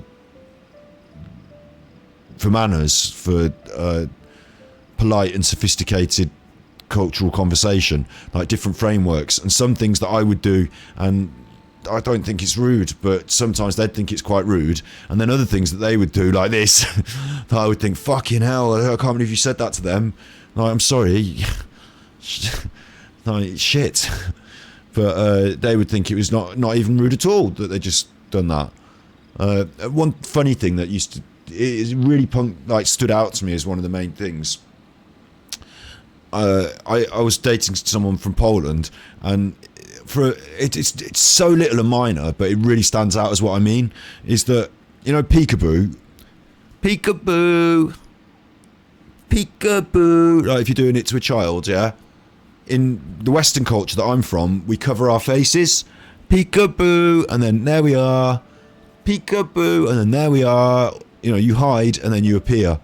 But in Poland, they do your face, peekaboo, like that, peekaboo, there I am, peekaboo, peekaboo, there I am, no, you can't say anything now, peekaboo, and it's like, what, you're going to just get off my face? No, that's not cute, peekaboo. It's like, oh, you do it to children, it is cute, and I'm like, you touch their faces. No, you cover your own face. But it's the same cultural phenomenon of peekaboo, both heartfelt and nice and cute and lovely, but actually to the other culture that doesn't do it your way, it's like fucking weird, intrusive. Not rude, not to you, but to me, rude. Stop touching my face. Is everyone from the Lawrence clan so strange? The days of the Lawrence clan's tyranny have long passed. I don't care what you're trying to do, just beat it. See, now it's all gone to tits. Like I said, I don't care what you're doing. I have nothing to say to any member of the Lawrence clan. And here's a word of advice. I wouldn't be caught dead walking too closely with any one of their like in Mondstadt. All right. Okay, Norman. Well, in that case, I didn't realise, look, I've tried to be nice to you, but your attitude now is making me think I will stand next to her. In fact, I'll stand next to anyone who is, like, vilified and bullied. It's not her fault. That's her parents and her parents' parents. They didn't do that in today's day and age. Like, she's not out there doing it, although she is kind of. She was being very rude and very condescending then, but you know what I mean? Like, history's history, and I'm not having you being rude to her. If that's all, I'll be going. I'm afraid I won't be able to control myself if we talk any longer. Oh, so now you've got a temper as well, have you? Hey! Don't leave! Halt! Mark my words, vengeance will be mine! She's like the anti-Amber. Amber's so peppy and positive. You can do it. You can do it. And her slogan is, vengeance will be mine, in a kind of weird peppy way. Wow, the Lawrence name really does carry a terrible reputation. Never mind him. I could have predicted as much. Let's find someone else. She's caught in a really weird sort of situation, isn't she? In a weird construct of her own, like her own construct of her own perception of herself. Her own self-image is all tied up with this.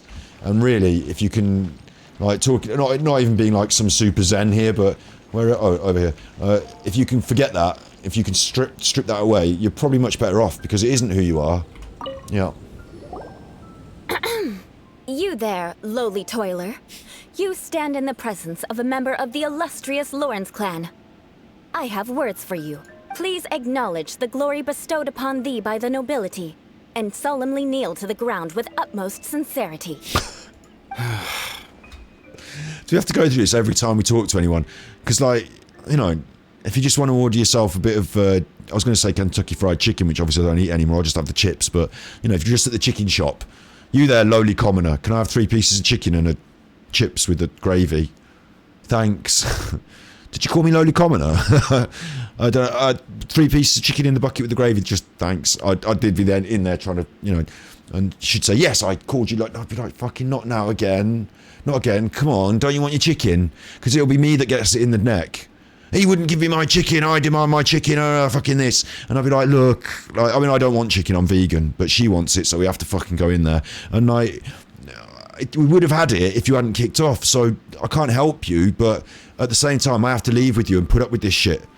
Yeah, no, he was wrong, wasn't he, shouting about, yeah, oh yeah, he should have given you your chicken, shouldn't he? Oh yeah. I'm not going to fall into line though, because of the way I am, I'm going to tease her about it. I'm going to be like, vengeance shall be mine upon thy, for thy chicken murdering. Huh? Why don't you respond? According to the custom, I must wait until you kneel completely before I can say the next word. She hasn't got into her head that no one else is, like, customs are only appropriate if everyone else is doing them. Ah, right. I mustn't look at you too long, or I'll be drawing more attention to our difference in status. Oh dear. I've already stared at you for quite a while. But I like the way it like causes her problems in her brain. Fine. You may spare yourself the formality of kneeling, as it may be a little inconvenient. I shall continue. Oh, wait. I think there's a line for people with rude attitudes in this situation. Vengeance. Interesting as well, I know I talk a lot, but I'm streaming, so they're going to spit on a chicken. Yeah, they're going to get they've always got a special box of chicken round the back that's ready to go for people like her, definitely. They've got the special, bring out the special chicken. Yeah. Like, I talk a lot, but she talks an awful lot, doesn't she? Remember, this is a side story quest, and sometimes there's action, and sometimes there's not. In this one, she's doing an awful fucking lot of talking. Hey! Stop bothering me, or else I might say something you wouldn't like to hear. But this is what I don't like. See, like I said, I'd like to hang around with these people to be in these situations. I don't like it when it turns nasty like this. You don't have to be mean to her. Like, if she said to me, hey, lowly servant, do all this, I'd think, fucking chuffer. But I'd laugh about it, and I'd tease her. Like, I'd set her up to be even more cross. Because I know where she's coming from now. She thinks I'm lowly. So I'd like, I'd tease her in little ways. I probably would still open the door for her and let her go past because she's a lady, but, you know, I'd open the door for myself and barge in front because I'm more important than you, lowly commoner. If you're calling me lowly commoner, I'll start calling you lowly. All right then, lowly commoner, come on, this way. No, I'm ordering you around. Like, you know what I mean? I'd play along with it and have fun, but I wouldn't get cross like this and be rude to her. Then again, I've got no words for anyone from the Lawrence clan. Again? What's with this attitude? Yes, I don't think his attitude will change. If I keep grandstanding like this, the outcome won't be good. Let's try to find someone else to talk to. I think she's an AI from the future who doesn't understand how to interact with people. I'll remember your unwillingness to comply. Mark my words, vengeance will be mine. That's what it is. That's exactly what an AI from the future would say to me when I'm fucking around at the petrol station. You know, I am one of these people, right? Since COVID I'm worse. But since COVID, at the petrol station now, I've got a bag of money, like a plastic bag with the change in it, that every time I get the change, I put it in that bag, you fucker, I'm not touching it. And, like, you know, it's whatever the price has gone up to now, stupid amount of money for petrol, but it's I haven't managed to do it on 0-0. I've done it, like, you know, 12 pence over or whatever. So then I've got to go in, and with the bag, I've got to get the 12 pence out the change bag, haven't I, and fuck around counting out the 12 pence, and there's a queue behind me and all that. Oh, the AI would be saying to me, get out, just give me the fucking 20, just give me the 20 and fucking... Oh, right, I'll remember your unwillingness to comply. Mark my words, vengeance will be mine. The AI would not tolerate my faffing about, and nor will Eula. Eula is AI from the future. She's like a Terminator sent back. Mark my words, vengeance will be mine. That went well. Continue talking to the locals. Oh, I'm glad we've got to do more of it. If anything, this has been the most enjoyable part of Genshin Impact. You there, lowly worker. Yeah, I've already heard it all before. Look, just spare me the time. Our answer's always the same. We've got nothing to say to the likes of you. I mean, seriously, can't you just take a hint? That's rude, Randall. Please calm down. We don't want to cause any trouble. That'd be me. I know she's a knight of Favonius, and that the knights wouldn't misplace their trust, but the name Lawrence carries too much weight with it. Even to this very day, the descendants of the Lawrence clan are still scheming to reclaim Mondstadt and reinstate their aristocratic rule. That's a bit of a leap, but yeah. And if that wasn't enough, here you are purposefully using their awkward way of speaking just to put on an act? Don't you care for the feelings of us ordinary folk? It's a bit weird as well, right? Because I totally get the way... They must love me. Yeah, they totally get the way they're being cross here, yeah? But you've also got to think, that's her family heritage. Like, you're supposed to be who you are, aren't you? You're supposed to be able to look back into your history and... Like, you know, some people have got a different history. I don't know, man. I don't know. It seems funny, though, doesn't it? That if it's a certain kind of history, then you should celebrate that. But if it's another kind of history, maybe you shouldn't. Maybe we don't need to. Maybe we don't need to look back in history and determine who we are by who they were. Maybe we can be ourselves on into the future. You have a point. I certainly do, Eula. Now, fix me a cup of tea, Princess Eula, or I'll put you in the stocks again and throw tomatoes at you. But mark my words, this transgression will not go unnoticed. Tell him, put him on the list. Huh? You want to fight? Listen here, I may be no match for you, but I'll be sure to lodge a complaint with the Knights of Favonius. Put him on the list. I'm going to get us totally copyrighted today. But I shouldn't... this should be acceptable on a stream. That you should be able to do this.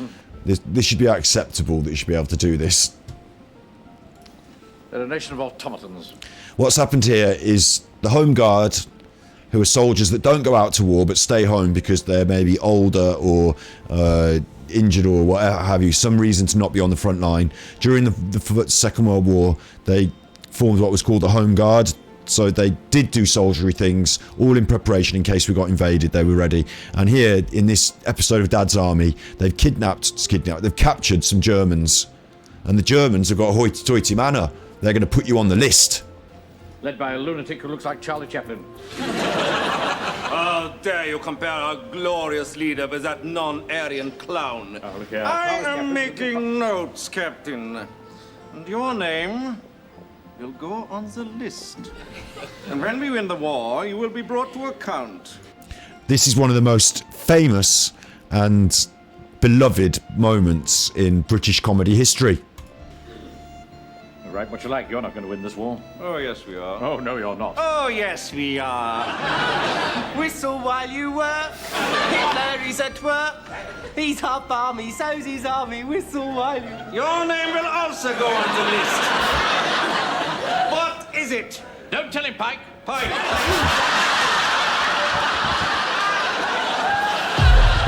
Don't tell him, Pike. Pike. Classic. Classic. Slamming it home while you're out at the bookies. I'll be banging it home. No trace when I dust, no dust when I roll. I hope that doesn't get us banned on copyright, but you know, you should be allowed to do that. You should be able to talk a little bit about it, say it pertains to this, because putting people on the list, vengeance, that's the context. Now it's fair use. Just wanted to show you that to explain the joke. Thank you. Fair use commentary. Anyway. I'm sorry, but I want her to understand that I'm serious. You certainly are, Randall. Listen here. If you don't want things to get more unpleasant, then you'd better just stop. Sounded like a threat, Paimon. Just sneak up behind him. We'll do our little trick. We've got a little trick, me and Paimon, where Paimon sneaks up behind someone on the floor, creeps down behind them, and I give them a little push. They fall backwards over Paimon, splush into that fountain, and then she can start giving him a kicking. Forget it. There's no point in quarreling any further. Let's go. Just made everyone cross, really, haven't we? That's all we've done. It's all right. This happens quite often. Let's find someone else to talk to. Paimon thinks we've seen enough now. Let's just stop. Actually, Paimon thinks we should apologize for asking you to demonstrate for us. We had no idea the feelings between the Lawrence clan and the people of Mondstadt were so bitter. What can we do? The Lawrence name is already a dirty word among every household in Mondstadt. Even 3-year-olds know the story. I see this kind of attitude all the time. I mean, that must be difficult, but you are playing it up with your attitude. So what you can do is to go against the grain there and sort of do some big public, you know, acts of goodwill to show that you are not above people and you don't think of yourself in that way. Maybe you open your home or your gardens to the public as like a, you know, shared space. Like if you've got all this extra wealth from your generational, you know, maybe you open it up as like an art gallery shared space, and you know, when people come in, you're quite humble and talk to them, and if they need help with anything, you could help them with stuff. You could go around town being a generally helpful. Anyway, don't worry. What with me being a knight of Favonius, they're usually willing to speak a few words with me. Actually, I forgot she's a knight. Fuck all that off. She's a knight of Favonius, mate. They shouldn't be rude. She's a knight. Perhaps my aristocratic manner of speech provoked them today. Believe me, it's not a big issue. Double bubble. She's an She's posh and she's a knight. So this is the way things are normally for you? There's no need for them to direct their anger at you personally. I've changed my mind, Paimon. I forgot she's a knight. That's the way things are. Perhaps it's just fate for those who have made mistakes. Accepting punishment is only fair, right? But when your family has committed atrocities, I'm afraid there's no easy path to reconciliation. Would you still enjoy my stream, right? Vanessa destroyed the aristocracy and founded the Knights, so her joining the Knights is going against the grain. Well, there you go, exactly. She's all right in my estimation. She's still speaking the wrong language because it's sort of what she's been taught, but she's totally, you know, trying hard to break that mold, isn't she? And I was just going to ask the question. I wonder if it's inappropriate or not. Would you still enjoy the stream if I was like, if my surname, let's get this straight. I'm not German, right? But would you still enjoy my stream if my surname was Hitler? If I was like, if my great granddad was Hitler, would I be, would you, that's the question they're asking. As memories are carried in the city breeze, the faults of such grievances are passed from one generation to the next. It is now my turn to bear this burden. I'm not related to Hitler. At least I have a means of living a relatively normal life compared to the elders of my family. I have nothing to be discontented about. Honestly, I'll show you my family tree another day, but it's not... I go back to people who built canals in the UK. Definitely not Hitler. Yeah, why were you so willing to try and demonstrate for us? Oh, that reminds me. That last person will not escape my vengeance either. Let's leave it at that. Just think of it as something I like to do. Vengeance list. But unfortunately, you probably didn't learn much from those conversations. I'll tell you what. It seems we have no other choice but to find more people to talk to. I'll tell you what. From where I'm sitting, a back end here, you can't see it properly because I'm slightly sitting in front of it, which is probably quite good because it's addressed, whatever that is, unzips down there to a... Gonna need a coat. No need! Besides, the Traveler's pretty sharp, and nothing gets in our way on an adventure. Paimon thinks we got the gist of it now, right? Right? Yeah, I think we got it. We'll just have to roll with it for now. Let's just keep Eula from getting anyone else riled up. Well then, I'm glad you learned something. You're already halfway toward mastering aristocratic conduct. A proper manner of speech is more aesthetic than anything else. It stems from their taste for refinement. What I do notice is that, actually being serious for a minute, she's using a lot of words here. I like to speak in plain English. I've got a book about it in the other room.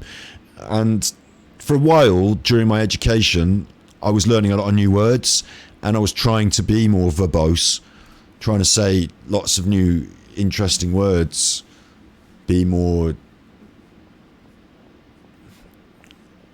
sophisticated. Like the way they're doing here, she's saying a lot of these like long words, and you know, a proper manner of speech is more aesthetic than anything else. It stems from their taste for refinement.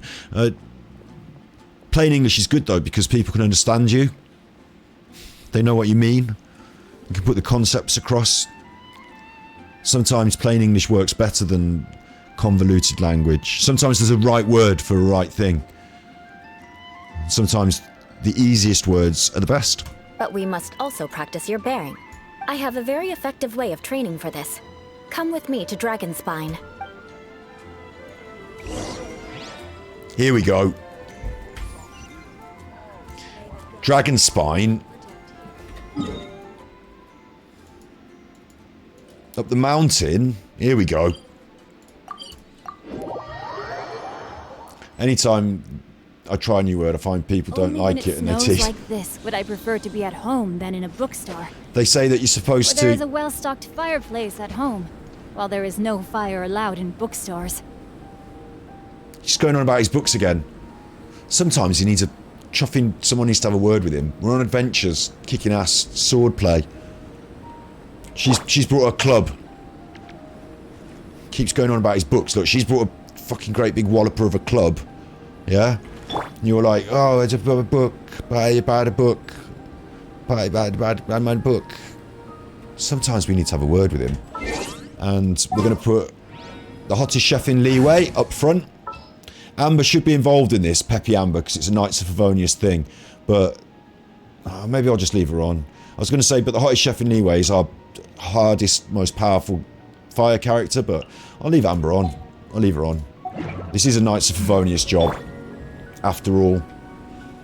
We're going to do some training up the mountain, so it's going to be tough. I'm going to take a quick bathroom break and grab another drink. So, to ensure that I don't die while I'm up there, I'm just going to press map, so you just have to look at the map. That'll be interesting. Look how interesting it is, though. Look how interesting it is. My friend started saying bloody hell out of the blue one day. He's American. I tell you what, I think it's interesting to experiment with different language and to use it in different contexts as well. It is interesting and fun to do that, and to find your own joy in language is absolutely fine. And like you were saying about learning new words, the only way you're going to learn them is to use them, isn't it? So it is difficult because words aren't always appropriate, and sometimes the words we learn that are new are kind of specific, and you say them to yourself over and over again in your head, and then you say them out loud one time and someone says that's not how you say that, or they don't say that, and you carry on saying it for 20 years, and then someone explains to you that silhouette and silhouette, forget it. It's one of them. I'm just going to go quick bathroom break and grab my can of pop.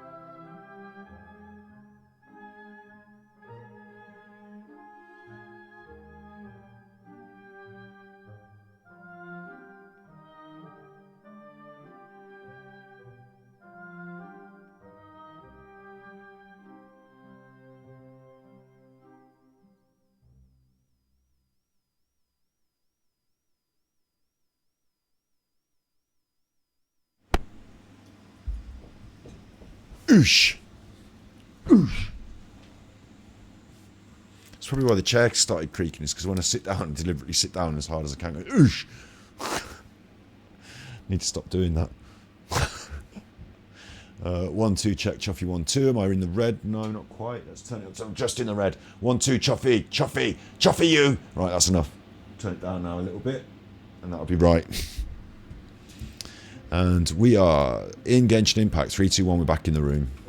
Jean will be upset if she catches us lazing around like this. Alright, I'll get on with it then, you chuffer. You telling me what to do all the time. Where am I going? Here. Here it is. Here I am. Oh, there she is. Wait, that's my crystal fly. I know it looked like your one, but they're very similar, and that one had my name on it. It rubbed off my name, but I did put it on there. So just in pencil. Does aristocrat training really need to be done here? If you wish to truly achieve the dignified conduct of an aristocrat, you must learn to remain composed and elegant even amidst harsh conditions. We're talking about language, weren't we? I think it's also fun to, I say a logarithm, because I got in my brain logarithms and algorithms. I got them mixed up and confused and put them together. But I still think it's fun to say it sometimes, because fuck it.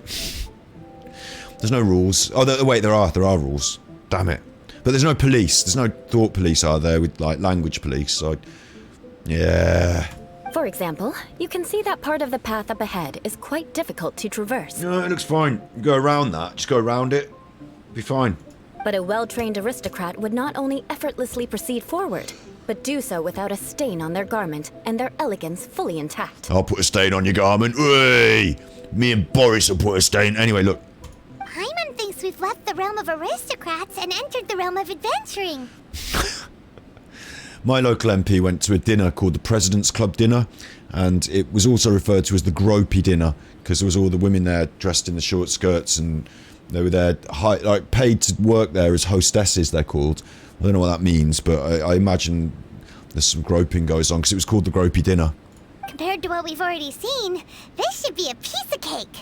But people don't seem to mind that. Old Nadim getting up to his tricks. Yeah, I'm used to this kind of challenge. Uh-huh.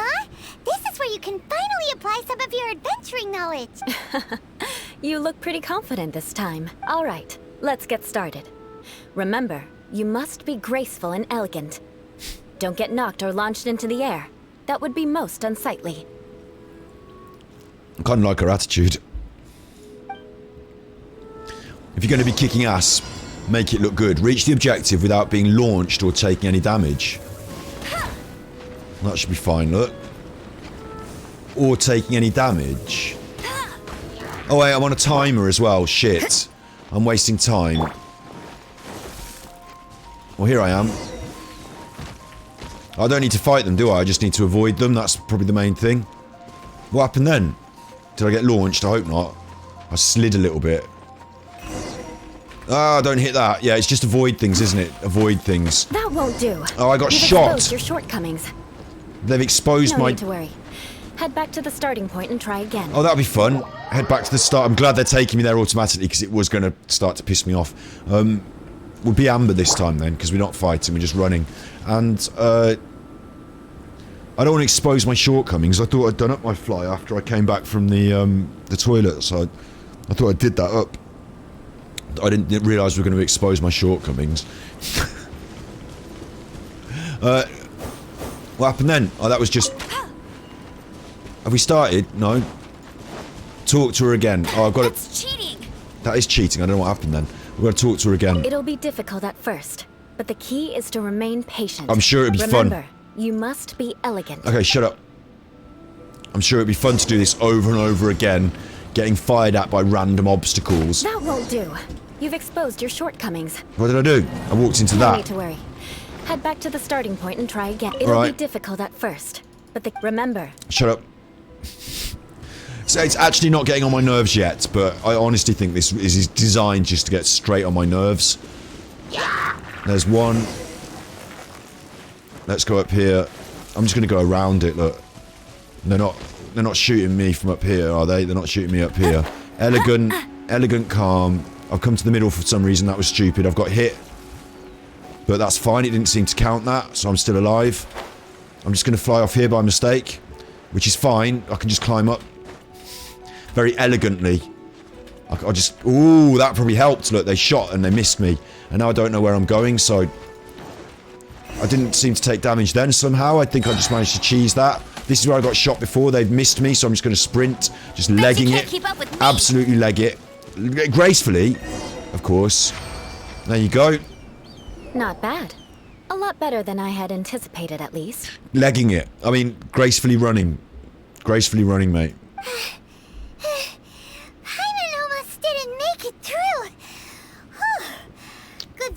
gonna get stuck. So, are we aristocrats now? Paimon said aristocrats. Paimon always manages to get me. Because I said it wrong earlier as well. I like how you say aluminium. You mean, you like how he invented language and then took it over there and then you sort of changed it and made it sound all weird. Aluminum. Aluminum. Aluminum. Aluminum. I hardly know them. Aluminium. Thank you very much. Don't flatter yourselves. We've only just begun. Aluminium. Aluminium. This scenario was relatively simple. In the face of a real battle, one would seldom have a chance to stop and evaluate the situation. We didn't stop, we just ran. There's a ley line monolith just up ahead that will attract nearby monsters. Yeah? True elegance is the ability to calmly yet swiftly make decisions in the heat of battle. Fine. My family set only the highest expectations for me, even as a child. Yeah. Let's proceed, shall we? We shall, apparently. Well, not have much of a choice in the matter, do I? So Bet you can't keep up I with think me. we shall. But well, on the way, look. Just melt that. It's a little, look, it's a little weasel. I'm glad I melted that. There you go, you run. You have a good time. Right. This is the ley line monolith. Go ahead, activate it. We are going to have a big fight But now. be careful not to get launched into the air or frozen while fighting. That would be most unsightly. Okay, I don't want to be launched into the air or frozen, so we are going to switch. Hot chef. Just sharpen my spear. There's going to be some... Right, let's just see what happens anyway. I'll probably have to do this twice. Activate it. Yeah. Boba, get them. Staying well far away. I'm not going near it. But my little thing can just burn it. There we go. And then special moves. So I'm not getting launched in the air. I'm not getting frozen. No one's freezing me, mate. I'm not even touching you. You failed this time. What a shame. But not to worry. It's just training after all. Let's try again. Let's try again. Off. Stay away from me. Don't know how it froze me. You can stay away from me, you. Get them. No, it's doing its freezing puff breath. There you go, have that. Stay away from me, you. Oh, more of them. This feels like cheating. One of them's wet and one of them's freezing. That's the combo. So stay away from... Basically, stay away from me is the key takeaway message I want you to take away from... You failed this time. What a shame. Oh my god. But not to worry. I haven't got anything that can help me in the bag. It doesn't matter about what's in the bag. Maybe I'll switch to an electric character. But I don't want to go near them because they kill me. Off! And if I go near them, they touch me, I'm frozen, so I'm dead.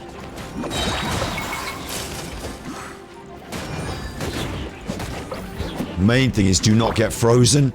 I mean, Amber might be good for this because she's ranged, isn't she, with their arrows. I can still leave that bear to do my bidding. Do that. Run away. Fucking run away. I'll freeze you, you chopper. Then we'll see who gets frozen. Don't get hit by the bubble either, that's... You failed this time. What a shame. But not to worry. It's just training after all. Let's try again.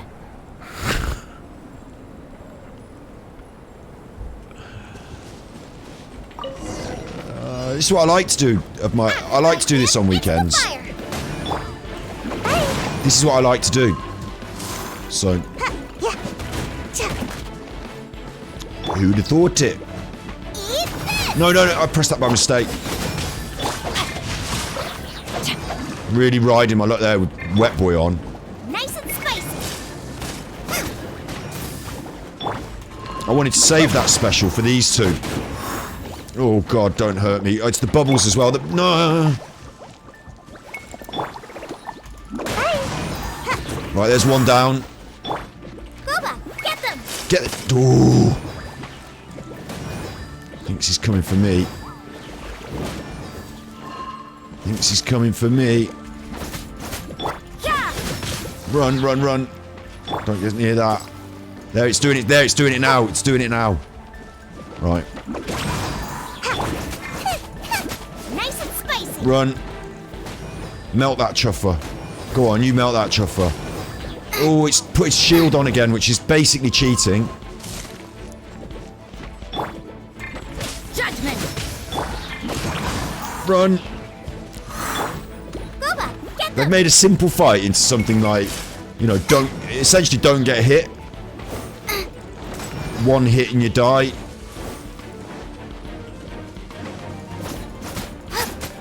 Got it. Ah! No! I'm gonna go mad. I'm just gonna go mad. Witness the power of Gugwa. They can't kill me and hit me if they're dead. So that was what I did on the last one. I just went all Your out. performance was most impressive. They can't hit me if they're dead. And you managed to remain calm even in these grueling dragon spine surroundings. Sort of. I'm starting to wonder if even I could have done the same. Oh, she's impressed.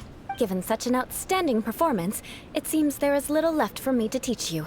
Like Paimon said, adventuring is our specialty. Gravekeeper here, no expression. Our character, Gravekeeper, no expression. Americans getting paid for the language the British came up with. I'll have my vengeance. Why are you treating this like a Dark Souls game? That was a little, Rocky Dorito, that was a little challenge. If I got hit, it took me back to the start. So, it did it. And I'll tell you something. Oh, look! Thank you for the subs! Oh, thank you, Capital K. Sub bomb. I should have a song. I should have a song for that. I should have something to press. I should have a button. Look at the sub bomb. Thank you. Thank you. Let's all have a disco BCFC. This is my football club. This is the fans at my football club, and they're singing. You're the shit. You're the shit of Manchester.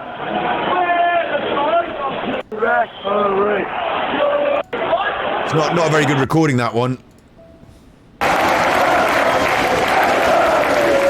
Let's all have a disco. Let's all have a disco. Let's all have a disco. La la la la. La la la la. Let's all have a disco. Let's all have a disco. Let's all have a disco. Let's all have a disco. Let's all have a disco. Let's all have a disco.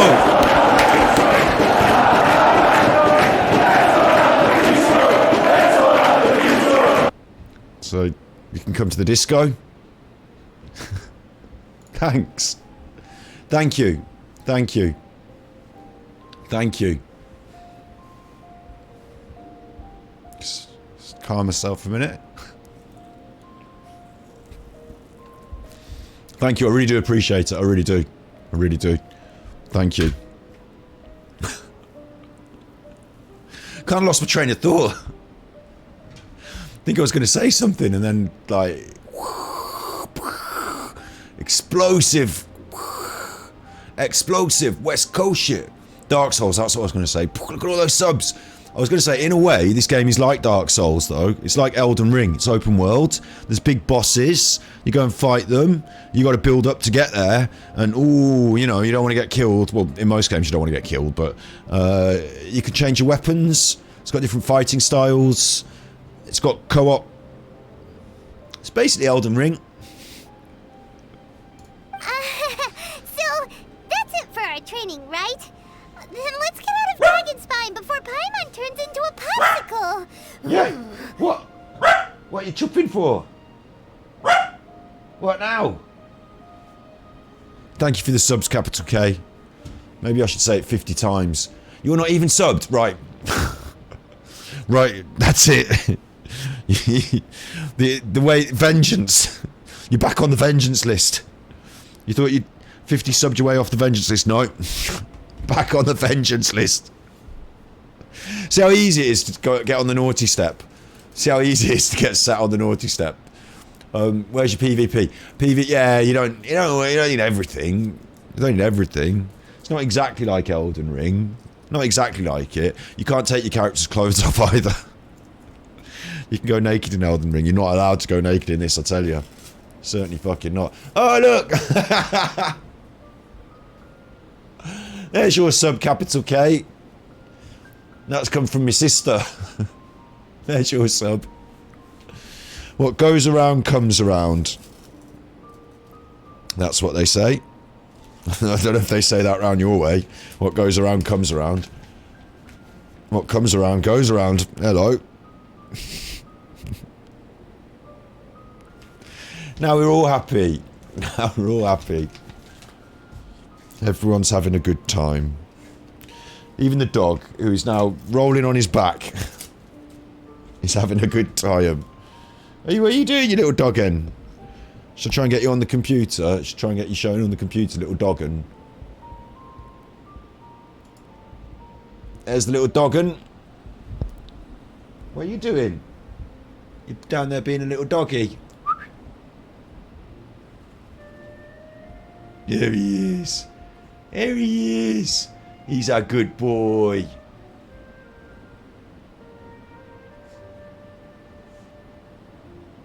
He's a little doggin. That's just the, you don't need to see that. That's just the door. You don't need to see that.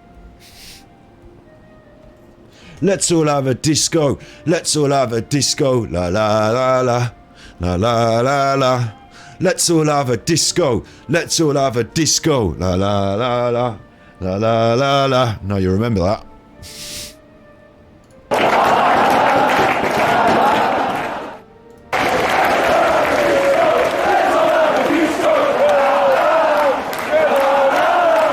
Let's all have a disco. Let's all have a disco. La la la la.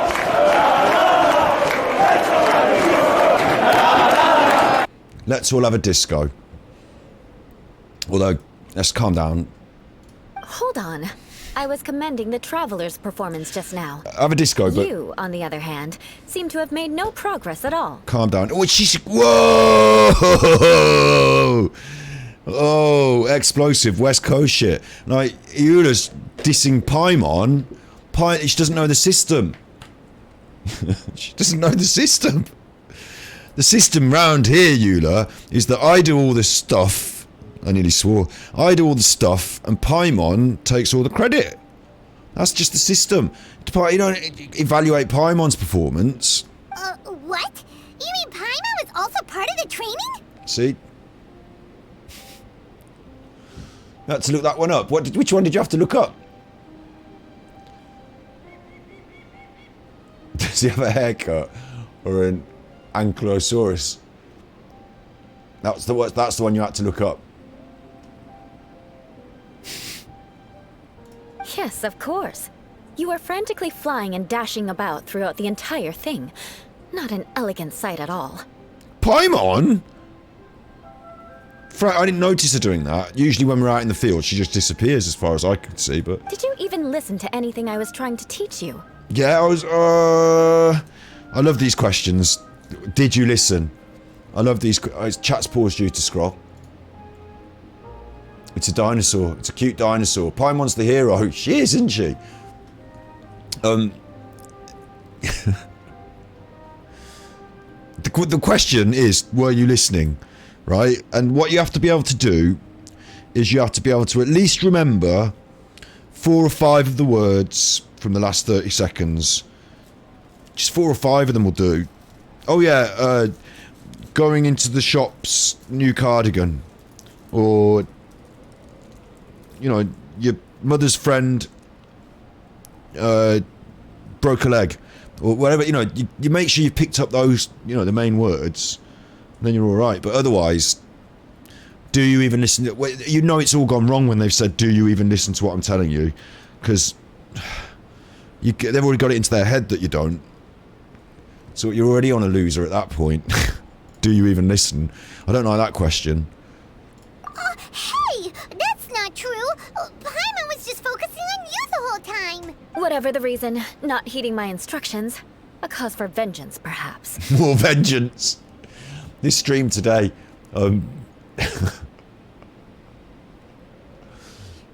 capital K. You just drop the huge sub bomb, and then you've got your own big purchase, big spender. Hey, big spender. Wah wah wah wah. I hope you enjoy your own capitalist debauchery. I hope you enjoy your capitalist debauchery. I'm certainly enjoying it. Thank you. Vengeance. Vengeance. I pulled my headphones out with my vengeance by mistake. Vengeance. Vengeance could catch on as like a polite, like positive thing, couldn't it? Vengeance. You could do it with Christmas cards, wishing you season's greetings and vengeance upon your enemies. Wishing vengeance upon your enemies. Make a little. You could have a new section of the greetings card. If you tell them that you can have a new section, because I don't know if you know, these greeting cards people, they how do I get this up? I get Firefox, greetings cards, categories. There's categories. Cards for all occasions at Funky Pigeon. funkypigeon.com. funkypigeon.com. There's cards for Funky Pigeon. There's cards for all occasions at funkypigeon.com. Cookie settings. I don't want your cookies. Do you know what I'm going to say? I'm going to say I don't want them. So your categories here are birthdays. Oh, it's not. Oh, hang on. I thought birthdays was one category. No, it's not. Flowers and plants. That's not for cards. Personalised and gifts, they're not. Alcohol, I'm looking for alcohol. Not on here, I'm not. Gifts, that e-cards, like e-cigarettes, in case you're trying to wean yourself off gift cards. And you've had so many gift cards over the years, you've become addicted, and now it's time to wean yourself off. So now you just prefer the e-cards these days. They still do the. They still transmit the message, but you don't have the same bad cancer from them. Let's go back to the original carcinogenic cards. See, look, cards is one whole category, yeah? Is a whole category. No, it's not. I'll go through the categories. Birthday cards. Who's it for, they ask. That's a bit forward. For a start, that's a bit forward. Who's it for? I'm not telling you. It could be for him or her. It could be for them. It doesn't have to be him or her. It could be for them. That's forward. It's not your business, is it? I suppose now I've said that, if I take a birthday card and it says, dad on it, up to the counter, they're going to know who it's for. So you'll have to look away while you put that through the till. No, you'll have to look. I don't want you seeing. Well, you already asked me the rude questions, so I don't want you seeing. So you're going to have to. You met the CEO of Moonpig. Wow. I'll tell you what you should have done. If you meet people like that in your day-to-day life, I'll tell you what you should do. You gave your data on how. What you want to say is, can I borrow a tenner? Because if they're that loaded, they shouldn't say no, should they? That'd be rude to say no if they're that loaded. Can I borrow a tenner? And then once they've handed it over, you say, do you really need this back? Are you sure you're going to want this back? You sure? And they'll say, oh, all right. Then you've made yourself a tenner. And after you've done that, you say, no, I'll give me your phone number because I will give you the tenner back. And then you get the phone number, and then you ring them up and you say, remember me? I borrowed that, and they will remember you. And say, listen, that was an example of my ingenuity and entrepreneurial spirit. So, do you think maybe you might want to Elon Musk me up the ziggurat? Do you think you might want to Bill Gates me up the pipe hole a bit? You could put me in charge of friendship cards on your website. There's a surefire way into a job there, but you got to borrow the tenner first. You got to have the. They probably don't carry around money, do they? They probably don't carry around cash. You have to get the secretary, ask the secretary. Anyway, look. Popular cards. These are the different kinds of cards. Anniversary, bestsellers. Bestsellers are their best-selling cards, so there'd be anniversary and birthday cards, I imagine. Birthday cards, that's a category. Engagement. If people are getting engaged, you might get them a card. I wouldn't. Female empowerment. That's a bit of a strange. Female empowerment. I'm going to click that one because I'm a bit confused.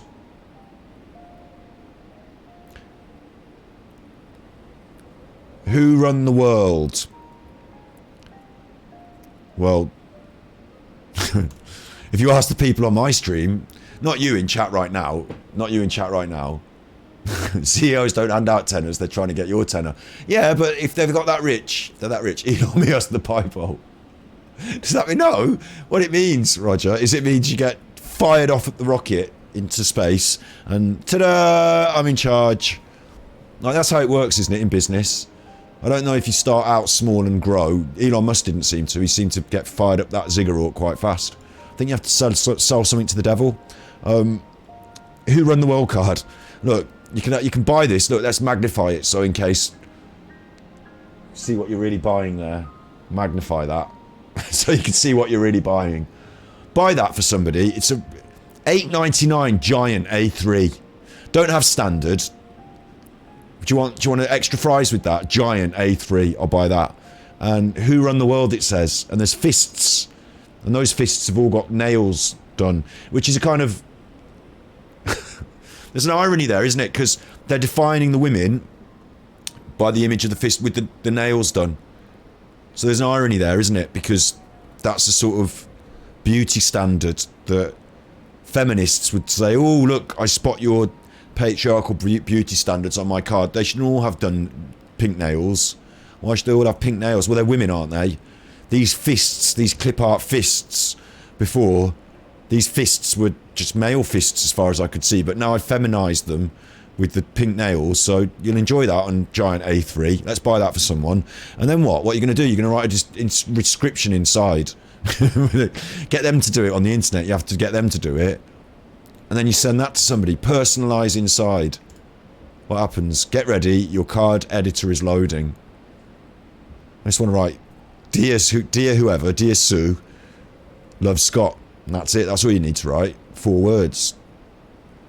Don't know why you need any other words than that. Inside the card, it's got pictures of the fists. Girls, it says in the card. Look. Girls, how do you know it's not males with pink polish? That's true. They could be trans. Exactly. What's the magnification? Exactly. What is the point? So you can see it closer what you're buying. And it's not actually what you're buying, it's just computer generated what you might buy if you have £8, £9 plus postage and packing spare. Girls, surprise! This is what I want to write. I want to write right here, I want to write surprise in big letters. Could choose my font. So, impact, really. Whereas, can't I write any words? I'm allowed to choose all the different colours and stuff. I'm not allowed to choose the actual words that I write. Oh, there it is. There it is. Right, hang on. Surprise. Big letters, though. You don't want those stupid little letters. You want big letters. There you are. Surprise. Girls. Now, that's a different font, so you're going to want them all the same font, really. But and then here, you're going to want them to know who it's from, so... Because they're going to need to know who it's from. You need to put love. Love... from Scott. Okay? That's what we would do, comma... No, love from Scott. Full stop, kiss, kiss, like that. And then that's going to need to be much bigger, because, you know, I'm paying for it. So, oh, that's really big. They're not going to know who that's from. It's far too big. That's gone. Oh, no, there it is. There we go. Okay. So imagine this comes through your door now. Surprise! Girls. Love from Scott. And you can put on the back if you want. You can put your photograph of yourself, so they know who you are. And that's the inside. And there, who ran the world? Hasn't got a question mark. It needs a question mark. At the moment, it's a statement rather than a question. Who's on first? Well, that wouldn't have been so confusing if we could see the punctuation, would it? Just like this. I don't know who's on first. No, who run the world? Who? I don't know. No, who run the world? Who? No, who? The WHO, the World Health Organization, run the world. Oh, I see what you mean. Girls, surprise. It doesn't fit now. It is more of a surprise, though. So you get that arrives on your letterbox. You will open that. It's not my birthday. Who sent me a card? No, it's not your birthday. It's just who run the world day. So enjoy that. My product's not complete. I'm sorry. I had them going then, didn't I? I had them going at Funky Pigeon. Someone at the other end in the offices of Funky Pigeon, the computer just lit up. Orders coming in. Surprise. All right, I'll get that on there. Surprise. They're busy in the... Surprise. Just wait for the payment now. I'm ready for this one. Get a little commission out of this. They've gone for giant. I get 50p commission out of this. Just wait for them to press go and I'll start printing that.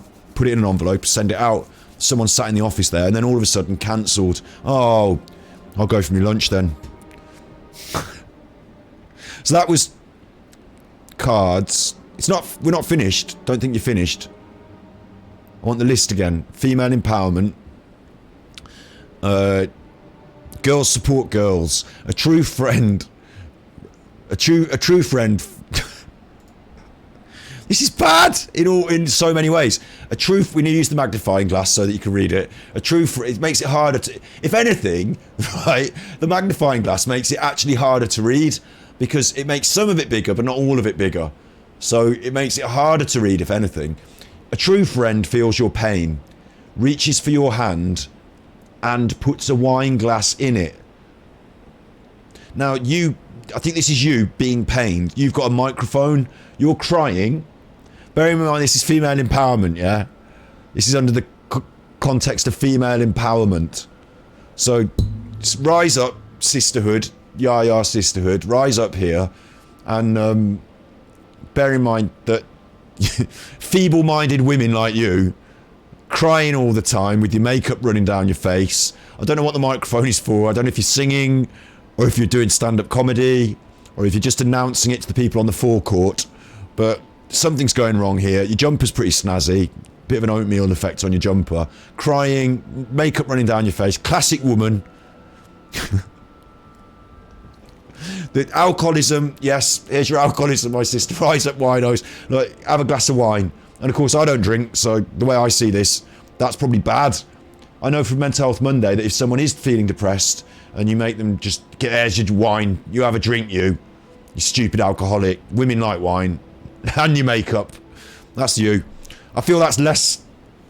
I feel this card is less female empowerment, slightly more patriarchy. Feels a bit condescending and patriarchal. That might just be me. I might be wrong. This might be a really fun card to give your friend. You had a bit of a breakup. You're having a bad time. I've sent you a card. Did you see the card yet? No. Wait till you get home. You'll have a good laugh at that. What are you saying about me? What are you saying? Is that supposed to be me? What are you saying about me? Don't worry. Have a look on the inside right. Oh. Inside it says I'm here. That should be on the outside. That should be the message on the outside. Shouldn't it? Not fuck you, stupid alcoholic with your makeup down your face. I will survive! What are they doing on Funky Pigeons? So that's your card. Have that. You're killing it, babe. Badass babe. Name, shake your melon. Oh, obviously you could put your own name in there. Name, I read it as name, but you'd put your name in there, wouldn't you? Like Trevor. No, Trevor's not a famous girl's name. Trevorella?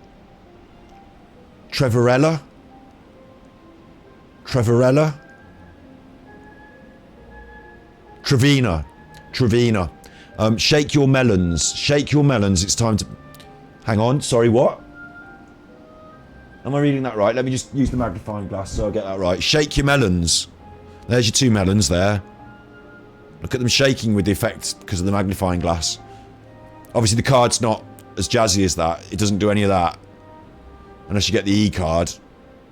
Doesn't do that. Shake your body, shake your body, shake your money, shake your money, shake your money maker.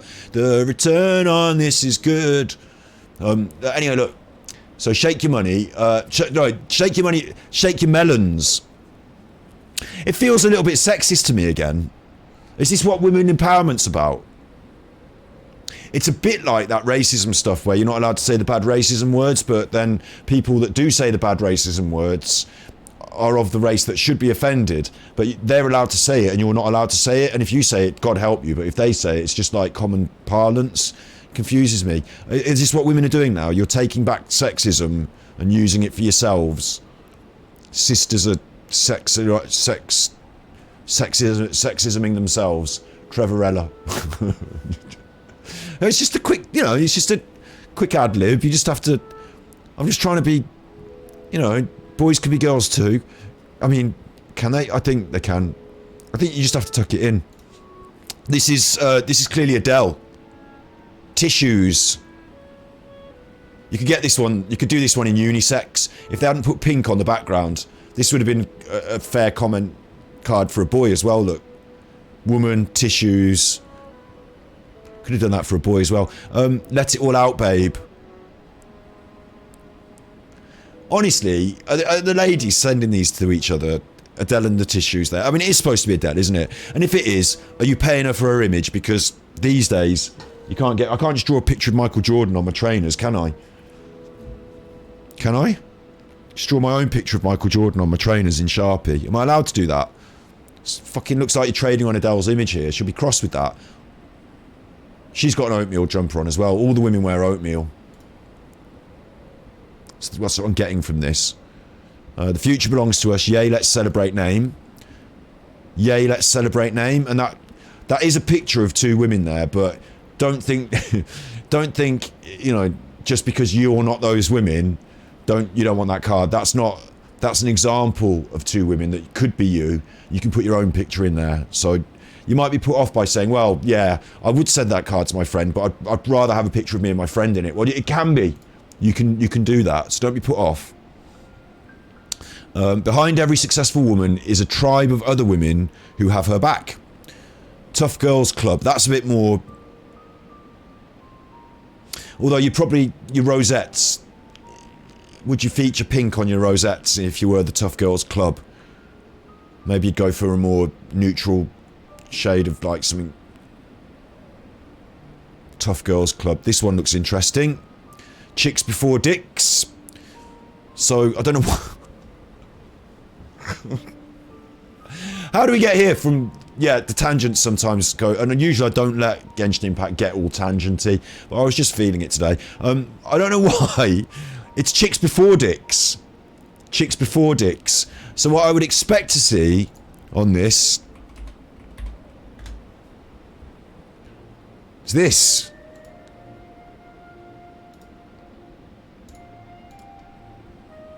Oh. Sorry, I didn't mean to go vegan on you. Honestly, I didn't mean to just start doing the vegan propaganda. This is by mistake. But since we're here, you know, have a think. How egg farms will stop killing millions of male chicks. At the moment, they don't. They just gas them when they hatch or put them through the mincer alive. It's bad for them. Don't want to make you feel bad. We're here to have a laugh. But anyway, chicks. That's what I was expecting to see. These chicks. These chicks. But instead... And what are you going to do with this card? You can't put that card on your mantelpiece. Your nan comes round. What's this, Tracy? Oh, my friends are just because, you know, female empowerment and that. Well, but it seems to be a lot of phallic... They're dicks, Tracy. They're dicks. Yeah. Well, you know, part of the old female empowerment is to have a load of dicks drawn on a... Put that on a card, isn't it? Having a load of dicks around...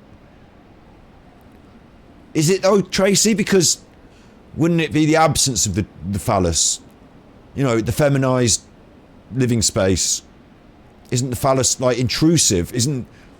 Aren't all these pictures of dicks kind of like, for example, Tracy, if a man gave you this card, Tracy, and it didn't say chicks before dicks, if it wasn't that, Tracy, and it would just, if a man just sent you a card with all these pictures of cocks on it, are you gonna, yeah, please don't give your girlfriends dick cards. Yeah, Snippy Snip says in chat.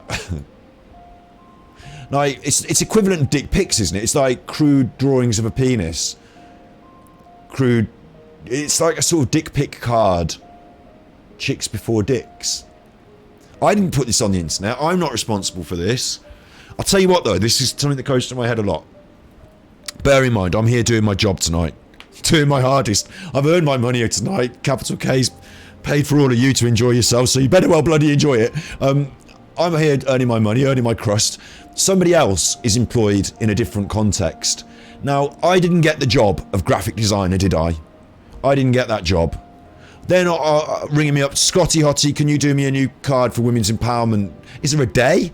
Hang on, is there a women's empowerment day?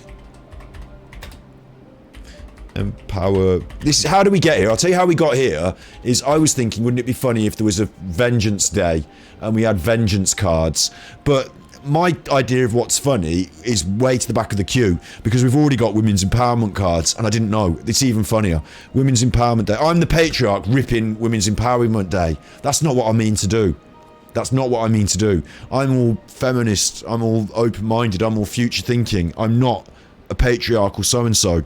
I try and moderate my patriarchal language, but there is a day, so that's what it's about. There's a day.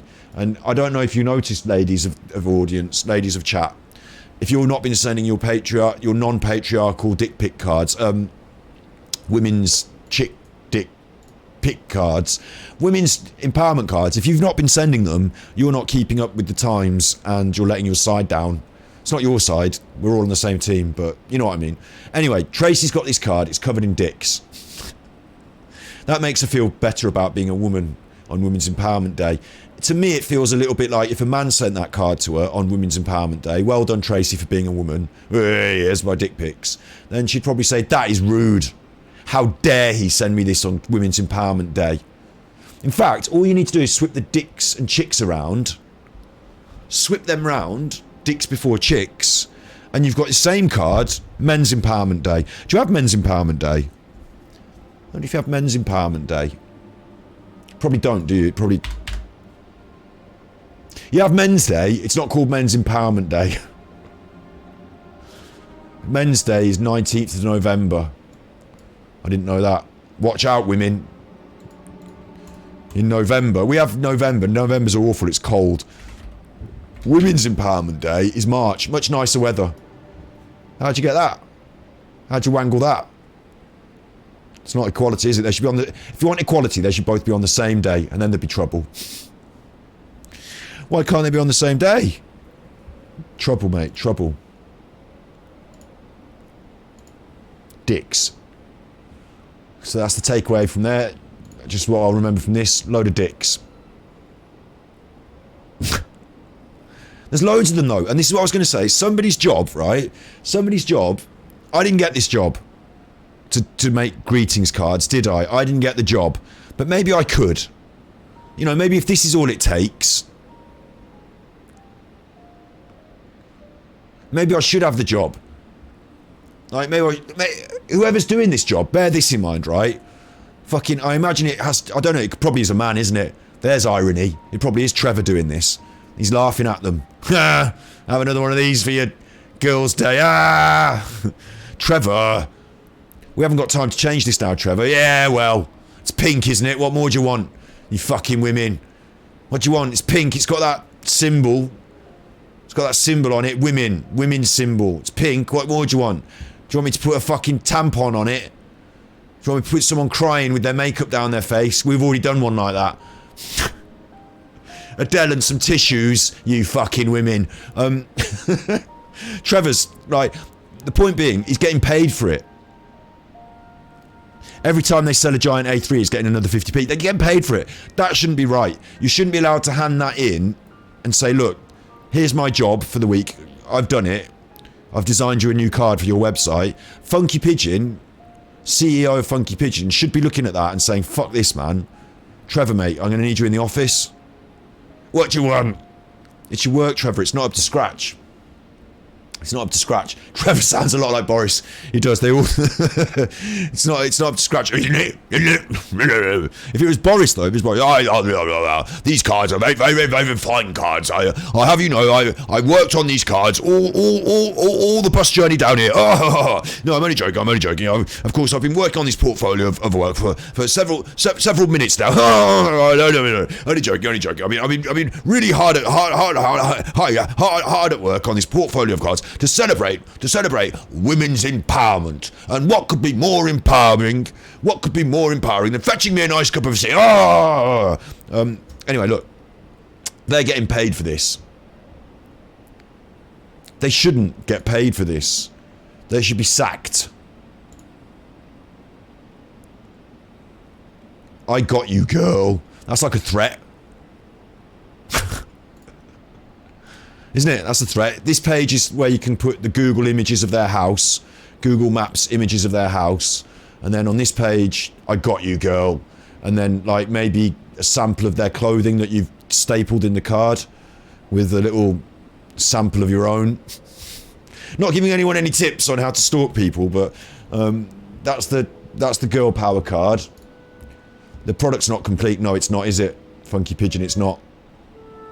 Who does run the world? I don't know. It's not girls just because Beyonce did a song. It's not. The record label that put it out was run by men. Look, anyway, you're a queen, you've got this, and look, for those of you who want to say to your friends, you've got this shit, and aren't too worried about the word shit, now it's been censored out for you, because your nan might see this on the mantelpiece. This card doesn't have to be girl power, this could be a birthday card. You've got this shit. This might be a cancer one if someone's got cancer. You've got this. We could actually get this for the Queen, because she'll be poorly soon. Get this one now and save it for when the Queen's poorly and send it to the Queen, because she is a queen and she's got like this shit. You've got cancer, like. Oh no, sorry, they mean you've got it as in you can do it. You've got this in hand. You'll take this in hand. I thought they meant, you know, if someone's waiting to see if their STD results are going to come back clean or not. You've got this shit. You got it yourself, you manky fanny, fishy fanny. That's what it should say inside right. Fishy fanny. Oh no, you rock. You rock. So, I'm not being sexist. They are. All the cards are pink, apart from this one, which is turquoise with pink in the script. Be your own damn hero. It's kind of rude as well, isn't it? Be your own damn hero. Fuck off, you. Be your own damn hero. I'll get that for Snips. Snips works in healthcare, so often, you know, we think of those people as doing heroic deeds, don't we, in healthcare. Be your own damn hero. You can get that card. When someone says something nice to you at work, you can give them that card. Fuck off, you.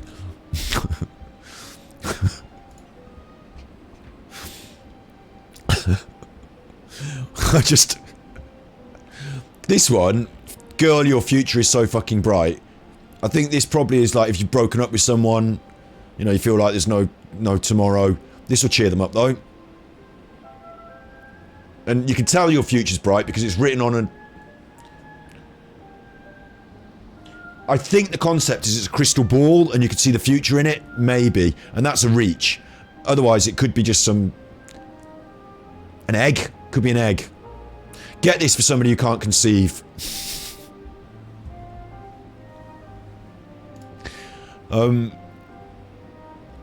Girl, you're on fire.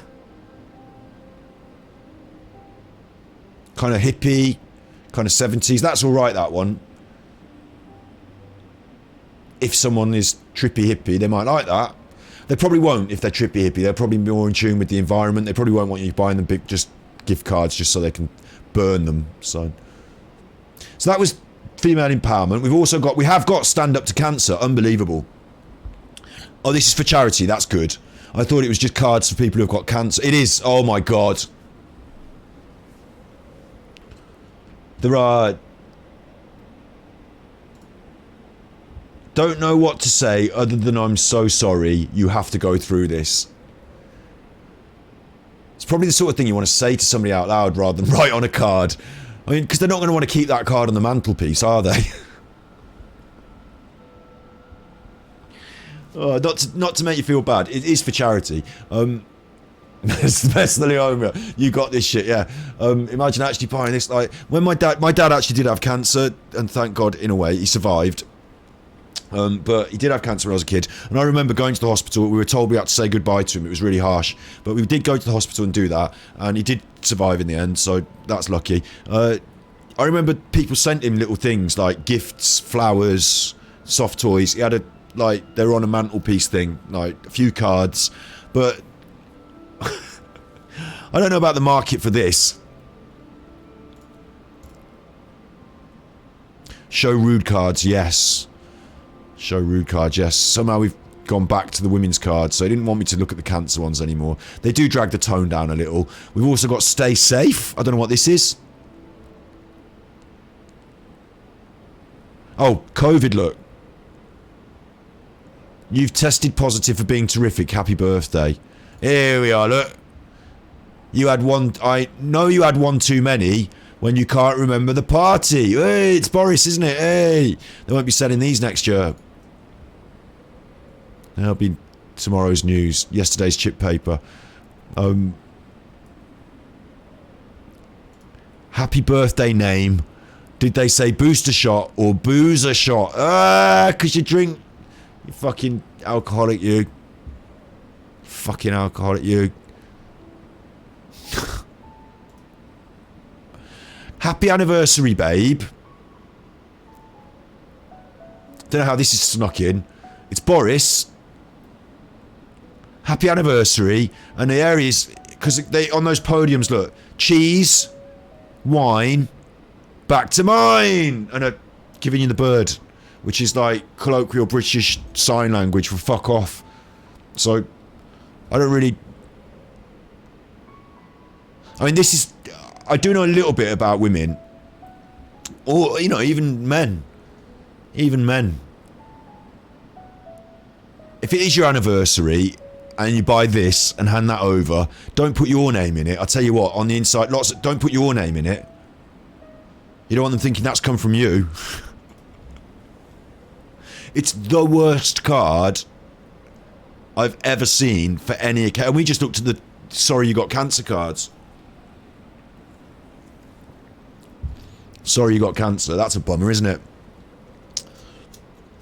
I put £5 in there so you can buy yourself a book token or something, but you want to spend it quick because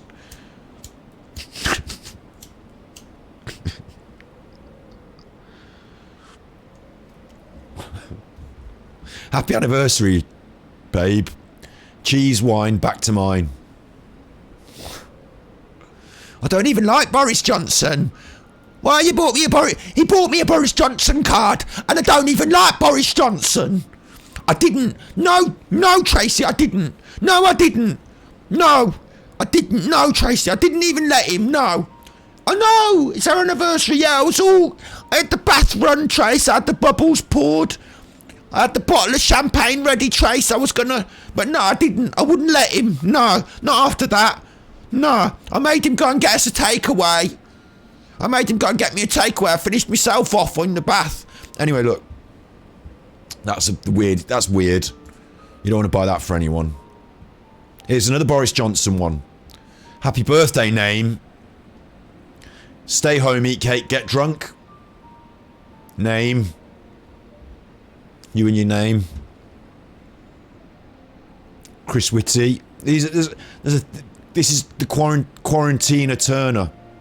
So I don't think they paid for her license either. Wishes you simply the best. And they're using her. How are they getting away with this? Parody. Quarantina Turner wishes you simply the best birthday. They're not going to sell many of them because whilst it is, I get it, it's a pun on Tina Turner and you got quarantine. So while the COVID was going on, I get it. But on the other hand, she's not that popular anymore, is she? She's not still. It's only people of a certain. Everyone's not going to want that. They've still got this whole section on the website. I think it's time to get rid of this whole section off the website. Bin that off. I wonder if they're selling many of them. Thank you, teacher. Thinking of you, new and trending, Tree Nation and wedding. So, wedding I understand. Thinking of you, thank you, I understand. New and trending, we'll have a look at. Then we'll look at, no. Oh. Love Island. Avocados are popular these days because of vegans. I was going to get you an amazing birthday present, but I had to fill up my tank instead. Oh, that's very modern, isn't it? Because of the fuel crisis and the cost of living. So if you're worried about the cost of living, why not spend $8.99 on a giant card to explain that things are expensive these days?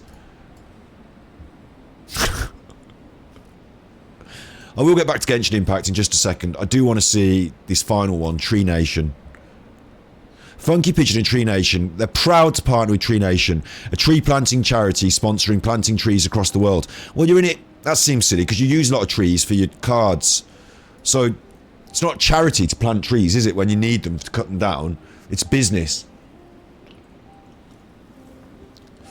They plant 2,500 trees every month. Yeah, but how many do you cut down for your business? You need a new supply of them. If I was using trees for my business, I'd be planting them too, wouldn't I? Fucking stupid. Now I'm contributing to their business model by buying a card about trees because I've been convinced that it helps the trees. It doesn't. I'd be better off helping the trees by not buying the fucking card in the first place. That's what would help. Stupid. Paying for their trees so they can cut them down and make cards out of them. That's what I'm doing. Helping them out. Double bubble for them. They're buying the cards and paying for the trees. Fucking A. We're having it away. Right, enough of that. That's gone.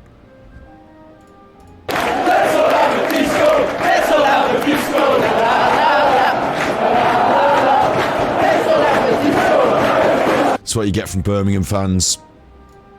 Let's all have a disco. You enjoy it as well. You enjoy that. You don't complain. Right. Genshin Impact, of course, you all remember what we're doing, don't you? Now, drink this.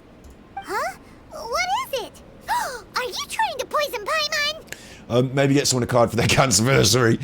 And funny how Boris is on so many. It is, isn't it? They're trying to, you know, use what's popular at the moment. And I bet they do some sort of trending search. I bet they do some market research. And if Boris is popular and selling, they do another one and keep doing them.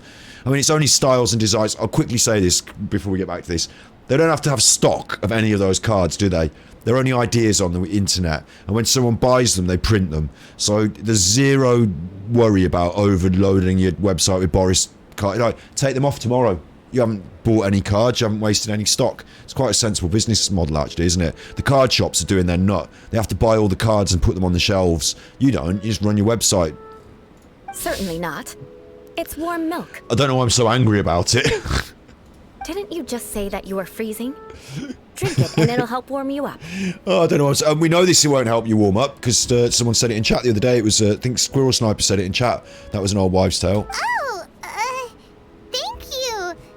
Are you still planning on the whole vengeance thing? If I wasn't, then why would I care about you being cold? If you turned into a Paimon popsicle, that would ruin my plans for vengeance now, wouldn't it? I don't know about this foreboding vengeance, though. So, dear friend, don't die on me out here. We'll put that on the card. On the front of the card, dear friend, don't die on me out here. And you open it up and it says, vengeance will be mine. Love, Scott. Ah! Paimon knew something was off. All in the name of vengeance. No need to thank me. Now then, given that your training is complete, it's time we return to Mondstadt. Our last step will be preparing a cordial gift to present to my uncle when you meet him. Right, we're going to make a little gift. I've just been on a good website for that. I've got a card for him. You don't think he's going to like all the pictures of dicks? I already have something in mind. Let's pay Sarah a visit at Good Hunter. Okay. I've been drawing pictures of... In fact, do you know what? With that card, I just realised you don't have to draw the dicks. Like, you could draw dicks yourself. That's what I just realised. You could buy a blank card and draw your own dicks. Card is left blank for your own dicks. Card is left blank for your dicks. When you buy a card in the UK, if it doesn't have a message inside, it says card is left blank for your message. You could say card is left blank for your dicks. So, no wonder I can't edit my streams. No wonder I can't edit my streams. Whee! Card is left blank for your dicks. There's Amber. Wait, I love it. I love it. Wait, quick. No, that was the Windows key. I'm panicking now because I saw Amber out in the real life, in the world. Leave it to me. Yeah. There she's over there. And here she's over here. Now, if you walk too close... Ah, no! If you walk too close, it kicks off the cutscene. I wanted to take a photo with her in the background and the foreground.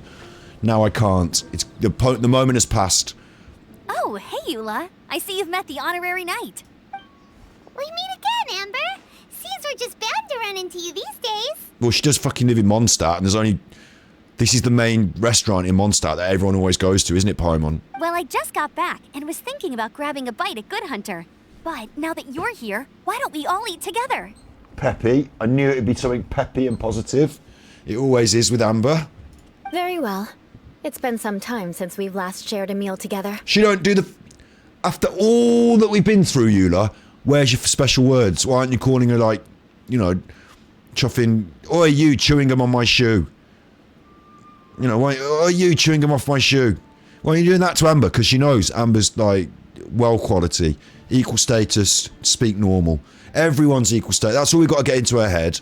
It's all we've got to do is make her understand we're all equal status, really. You don't get special compensation just because I ran over your foot. I mean... Come, take a seat.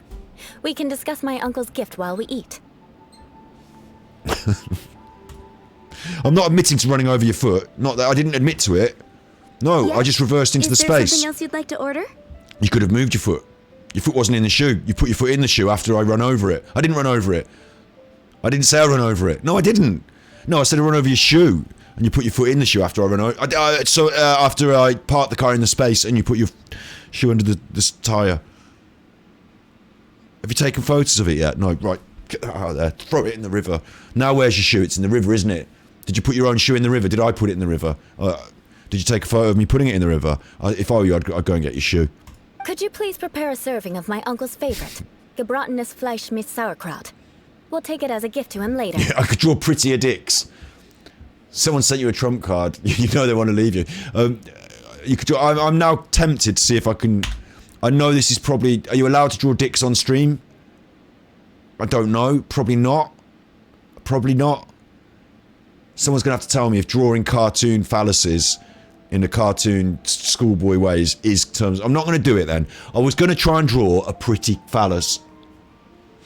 I don't know where it was gonna go. It was gonna be improv, but do you know what? I think I'll just leave it. Coming right up. It'll take some time to prepare. I'll have it here at the counter once it's ready. I'm now thinking, what would I do? I'd have to give it a nice hairstyle, maybe. I could actually probably, I could probably basically, essentially, draw one of these Genshin Impact characters, but turn their... It would be, instead of... Imagine one of them, but a great big phallus. Don't imagine it. Don't even imagine it. It's bad. What's going on in my head right now is bad. Hold on a moment. Is this satisfying salad also something that Amber ordered? They're kind of dicks about it. Way. Hold on a moment. Is this satisfying salad something that Amber ordered? Oh, she's going to be mean about the salad. Oh. No, she didn't order it. But because she didn't order any vegetables, I thought I'd throw in a salad on the house.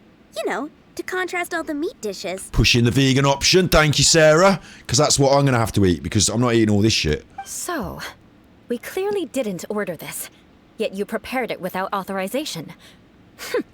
Mark my words, this transgression will not go unnoticed. In a way, it could be you could be allergic to salad. Asmongold wouldn't like you bringing him in a big bowl of salad. Could go, yeah, it could be a transgression. You don't know, but you don't know either, Eula. And she's explained it, and she knows that, you can't say that's... It's a bit rude, isn't it? It's a bit rude. But it reminds me of the phrase, a good deed never goes unpunished. Which is what I'm going to explain to Eula when we get her home. Because the main thing Eula needs to understand is that all this vengeance, I've got my own list, Eula. I've got my own list. And you're going to be doing some patriarchal punishments later, I tell you. Mainly making me tea, and I think me car needs a wash, but... You're gonna take revenge on her for giving us a free salad? Vengeance! You should know me by now. That's the kind of villainous character I am. Ah, Sarah's going with it! Well then... please wait a moment while I get the dish for your uncle started. Delicious unauthorized delicacies. Sarah will pay for this. Why would you choose gebratenes Fleisch mit Sauerkraut as a gift for your uncle? Hyman's never even heard that dish before. And why are we having, weird German food? This dish isn't actually on Good Hunter's menu. Only long-standing patrons such as my uncle would know about the dish. The old aristocrats seem to take a liking to it. Their secret... Oh, I don't like this anymore. Oh, I've just realised. Oh, I don't like it. Have I ever seen the movie of The Death of Stalin? Yes, The Death of Stalin. Yeah, I have seen it. I don't remember all the things in it, but I have seen it. And a new list... I do think I know what we're talking about, these lists that they used to do in the communist era. It's very similar to that Dad's Army concept, wasn't it? I've just realised now, this has caused me a problem. Her old family were the aristocrats. When they say aristocrats, they mean Nazis, don't they? And they were being Nazis, and she's been a big Nazi all the way. And it's Germany, isn't it? Mondstadt, Juzzy told me in the past, Juzzy was saying, Mondstadt's like Germany, and I thought it was just the architecture. It's not, is it? It's more than that. It's the beer and the food and the history. Eula's Hitler's granddaughter. Because of the sour flavor of the sauerkraut, not too many people are fond of it these days. I guess it's become less popular over time. In fact, they're all children of Nazis. Ugh. I don't want to touch the mouse. It was like somebody suddenly told me that the mouse was made of worms and the keyboard. I don't want to touch it anymore. I used to like Amber. She's a... You know the football song I was playing you earlier, Let's All Have a Disco? There's a football song that England fans sing during the England games. Now, it is a bit racist, so I'm not going to sing it in joy. Yeah, I'm going to tell you what they say in a grown-up way, like context. Okay, so I'm not getting banned for terms of service here. I'm not doing any racism. I'm saying what they said that was racist. I'm telling you why and how. They sing the song, my granddad killed your granddad, doo-dah, doo-dah. My granddad killed your granddad, something like that. I don't go any further. You know, it can be a bit cheeky, a bit funny, but really it's about the war, isn't it? It's about Hitler and that. And there is a bit of a sinister undertone, isn't there? Thank God this is a fantasy world and it's not any of those places, but I am a bit surprised that they brought that in as like a theme into their storytelling. It's a really interesting theme. It creates these really strange concepts that you have to sort of work out with your brain. And I don't know if you remember. Hello, Juzzy. Differences in there were tyrants. There wasn't any racism. But it was inspired by the Nazis, sure. Yeah, it's a bit like Game of Thrones, isn't it? Where you don't have to have everything, but you can take a big piece of the thread and weave it in and say, oh, we're not actually doing Nazis, but aristocrats that did this and that. Well, it's a bit like this, and then we can discuss these concepts. And what was really interesting to me, I remember saying in a different stream, this game was made in China. It's based on Japanese styles, animes, stuff like that, popular Japanese tropes from China, Chinese ideas. Some of the lands represent China and Japan on the map, which I can't bring up now. And what was interesting to me, I remember saying, is that in the West, we make our culture, our television, our films, our computer games from the perspective of, we won the fucking war. I don't know about you, Japan, but whilst they did drop bombs on my city, on Birmingham and Coventry, they dropped fucking loads of bombs during the war on Birmingham and Coventry. Yeah, in our country, we got bombed. It's different from America. America doesn't see this as close to home as we did, but we fucking America, them, nobody particular, none of us. Now it's 3 generations ago. We didn't do it, just like the Nazis, and she didn't do it, but a few generations, you know, we feel proud of the fact that they flew over there and fucking blew the boom, kababa boom, Nagasaki, Tokyo, firebomb. Have that, you fuckers. What were you saying, Hitler? Rah! Smash you down with my tank. It's gonna fucking burn you to the ground. Like, we're proud of all that. That's our heritage and history, isn't it? We won the war. Proud, freedom, fight. Fight for freedoms, freedom to own a gun, and like, it's like Star Wars, Return of the Jedi. Fuck off, Darth Vader. I'm gonna fucking stamp on your head. I'm the fucking winners. Freedom and liberty and truth. Like, these themes and concepts are easy for us to grab hold of and celebrate. Clearly, aren't they? Batman, he's a goodie. Well, he's a bit of a baddie. He's a bit cheeky. Oh, but the Joker's a baddie, and he's kicking in the nuts. He's kicking him in the nuts. Like, we're the goodies. When you look back in history at other cultures, if you are from Japan or Germany, I don't know what it's like. I'm not saying you are a bad person. Definitely not saying that. Of course I'm not saying that. What I'm saying is, it must be interesting to come from a different cultural perspective and to go, yeah, well, my granddad, feel a bit funny about what my grandparents did, actually. Don't know if I support them in their views. They probably weren't doing all that bad stuff. Let me check the books. Ooh.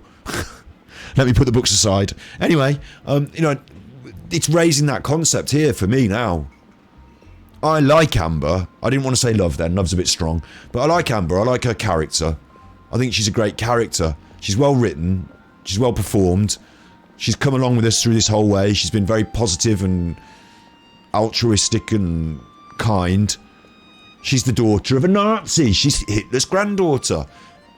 Should I just not care? Should I forget that? Does the mouse have to touch and feel like worms? I'm enjoying the Nazi food in the Nazi town. People do go on holiday in Germany. Germany was Germany before Nazis. Hitler did the bad stuff. Like, where do we sit on that? Do you know what I mean? Do you know what I mean? One of my friends, she moved to Germany. And I remember when she said, I'm moving to Germany. And I just laughed. I was like, what the fuck are you doing that for? Like, in Britain, we wouldn't really... Like, I know a lot of British people who are open-minded enough to say, like, you know, I don't hear so much about the war. I'll move to Germany. I don't care. But there is still like an undercurrent. There's still like somewhere deep in your heritage, somewhere on the telly. Dad's... I showed it you today. Dad's army, the war. It's still, you know, like... And so it should be remembered. But it brings up these funny contexts, doesn't it? Would you date Hitler's daughter? Would you date Hitler's Hitler's grandson, great-grandson? Would you go on a date with Hitler's great-grandson or Hitler's great-granddaughter? And they're lovely and peppy and kind. Would it be okay to marry them? How would you feel? It's weird, isn't it? That's the whole of Germany, the whole of Japan. You know, they've all got to deal with that shit. They've got to deal with those feelings. In a way, in the West, we're lucky. I mean, obviously, nobody's lucky because of the war. That was all bad, wasn't it? But in a way, we're lucky. We get to go and bomb Afghanistan. Yeah, I mean, no, we're lucky that we don't have to deal with that internal conflict. I don't know if it is an internal conflict. Maybe they don't feel it. Is Hitler's granddaughter fit?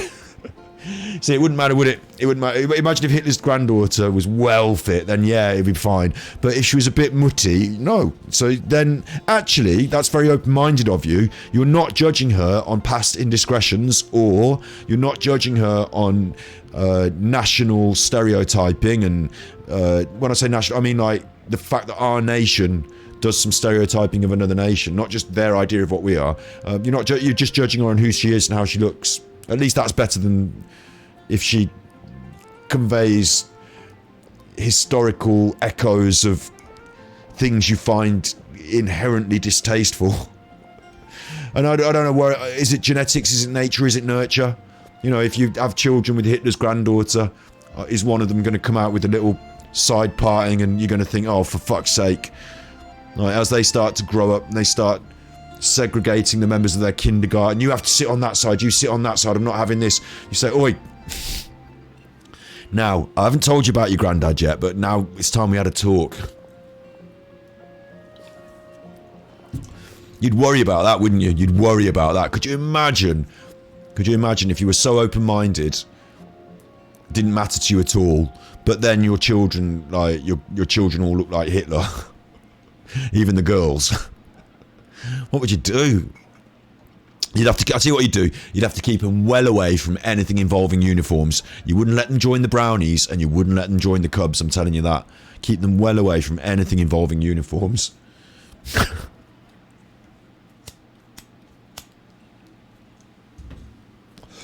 Little Hitlers. Eula treated me to the dish once and I couldn't even finish a bite. I've nicknamed it Gebratenes Fleisch mit Vengeance ever since. Mit Vengeance. Right, so these two are little Hitlers. That's what I've learned today. Amber and they get on with each other. They're happy. I never expected us to have such completely different tastes in food. If I weren't in such a good mood, I'd say that constitutes grounds for transgression. What do you think about her side parting now? What do you think about her side parting now? Fit by Nazi definitions or fit by physical definitions? It'd have to be both for the Nazis, because the Nazis believed in eugenics, and they believed that the whole concept was that the Aryan race was physically superior, and it doesn't play like one of the problems they had an Olympics. It was massive. This is huge politics, huge history. They had an Olympics in Munich as Hitler was on the rise. I'm not going to bother showing you all the pictures. I'm not going to bother Googling it all. I don't really want to Google all the Nazi stuff. But as Hitler was on the rise, people complied. Americans gave the Nazi salute at the Olympic Games. Like, Americans Nazi saluted to the Nazis. They hadn't done the war yet. They were just in charge of the country and spreading their ideas, and people kind of played along with it. Like, some people played fucking along with it. Like, oh god, man. And some people didn't, and some people said no, fuck you, and instead, like, you had other symbols come through the. I don't know if the Black Power salute was at Munich or not. I can't remember exactly. I don't think it was, but the point being that it was important that certain people competed on that even playing field, that sporting playing field, and made quite sure that people realised that the Germans weren't the peak of. They were. The eugenics was wrong, and the one. We're all the same human race. We're all the same DNA. We're not like different species of human, and there aren't superior kinds between us. So if that's your idea and you get beaten in a race by somebody with a different ethnicity, it proves you're wrong, doesn't it? So that was quite important. Sport can be quite important like that. Politics can... And then obviously there was like a war, and then they didn't want to do the Nazi salute to them anymore, and people were quite embarrassed about having done it in the past. You should look into all that if you're interested. I'm not going to do it on stream now because it's a bit heavy. Of course not. It's hard to find someone in Mondstadt that attracts contempt as much as she does. The vengeance. It's fine when you're just joking between us, but I'm afraid our honorary knight might misunderstand you. Amber just takes it all in a stride, look. Eula's always talking about vengeance, but that's just how she is. It's nothing you should take too seriously. But I am serious, and I'll remember every transgression committed against me. Ugh, it's no wonder so many people dislike you. See, the thing is, with these people, I do know a couple of people who are particularly difficult. Remember, I used to be a hairdresser, and it was my role to accept people for who they are and to try and give them the best possible service. Now, I didn't have to accept everyone. I remember once a woman came in with a fur coat, and we did the consultation for her hair. I did clock her coat, and I did say to her, "Is that a fur coat that you came?" And she was like, "Yeah, it's a." And I said, "All right, okay. We won't be able to do your hair today, I'm afraid." And she was like, "Oh, why?" And I was like, "I don't have to really explain it. It's my shop. I'm not discriminating, but I won't be able to do your hair today. Sorry, you'll have to take your fur coat somewhere else." And I don't have to choose. I can choose my customers, I think, not in a discriminatory way, but in a sort of my books are relatively busy, and I'm doing a consultation to see if the service is going to be appropriate. I don't think it would be appropriate for me to be the person doing your hair. I don't think you would have a good time with me. Let's just call it a day, on ethical grounds. I might be dropping myself in it. Maybe I'm supposed to just give everyone equal service, even if they are fucking chuffers. But anyway, point being, it was my job to make people happy, to take them on. Sometimes people are a bit difficult, a bit pushy. At the end of the day, they want their hair the way they want it. And when you get round, if you're so used to her saying this, her saying, no wonder so many people dislike you end up laughing it off. And it's her way. And when you know it's her way, and she's not actually being personal with it, taking it personally, do you know what I mean? Like when you're friends with people, you can be rude to them in funny ways, but this is her way, so you kind of then forgive it, and you get used to it, and you stop feeling angry every time she does it, and you let it slide, and then you don't have to feel angry. And all the people we entertained and met today in this story, they all got a cob on with her, and they all ended up in an argument. You don't have to end up in an argument, and you don't have to get personally offended by every time. She says it to everyone. She's like that to everyone. You don't have to be personally offended, but it's so easy to be. It's so easy to be. Paimon's starting to realize that Eula is actually a very good person. Yep. There's no need to be so awkward when you want to say something nice. Listen, you've never been labeled as a social pariah, have you? Her with the words. Well, no? So that's why you wouldn't understand how hard it is for a bad person to try to be good. It's impossible for me, and I have no intention of acting like a good person. Equally really good point. She's been told this stuff so long that she's just like, fuck, I'll just, the world's going to show me a hard nose, I'll give you the hard nose back. All right, no need to look so sullen. I'm just kidding. Come on, let's eat. The food is getting cold. Sometimes it's hard. After an awkward pause, everyone resumes cheerfully chatting and enjoys the meal. I'm stuffed. I'll see Sarah about the bill. No need. I've left the mora under the plate. If you try to settle it with her in person, she won't accept payment for the salad. See, she is good. Does she remember the transgression she commits against others, though, this TV? Yeah. We are different. There are superior humans to others, but that doesn't mean you should kill everyone else. When you say superior humans to others, I mean you'd have to have a criteria for which humanity is considered superior, and it would have to depend on whatever your choices are for that criteria. But there are no, like, there are just differences. Like, I could say intelligence is the measure of a superior person who's more worthy on that scale. But even intelligence can't be considered. You know, you've got common sense, you've got emotional intelligence, you've got mathematical thinking, you've got artistic thinking, creative thinking. Which part of the intelligence spectrum do you want to say is the most important? And can we say, is height, tall people are important. The taller you are, the better you are. Except when we want someone to do something that requires a low centre of gravity, or like maybe it's low centre, you know, maybe gymnastics is better if you're a bit shorter. It turns out short people are better. So we'll have to use superior traits maybe. Again, yes, I would accept that if you want to give us a system of measurement, we can then put ourselves on that measurement system and start saying who is further along or lower behind or whatever, you know, higher, taller, shorter, whatever, on that system of measurement. But which end of the scale is the best bit to be in is dependent on context, I think. You know, dependent on context. Are there superior traits? Some people might say being angry and mean and rude all the time is a bad thing, and other people could argue that it got them to be the alpha male though, didn't it? And it meant they always got their own way. And it depends. And like, I don't like. Even things I consider personally to be negatives, other people may consider to be positives. And I think if we're going to go around, like, there's also another point, which is anything that helps you equals superior. Maybe. Some people, like Elon Musk, must be superior to me then, because he's helped himself to a lot of good stuff. But I don't know. Is he though? Or has he done things that my code of ethics might say I would never do? I wouldn't lower myself to doing that. And then he's a bad person. Is Amber Heard superior to me? She's definitely got more money, but she's a cunt. So I don't know, like, which end of the scale is important. And if being a cunt is important, you know, being selfish, but you're hard nosed, and if you're on my side, then I'm really nice to you. But if you're not, I'm not. So I don't know. Like, it could be so hard to. There's no such thing as an alpha male. Yeah, I was just, you know, making an example. Black people have a higher resistance to the sun's radiation with no downside. Yeah.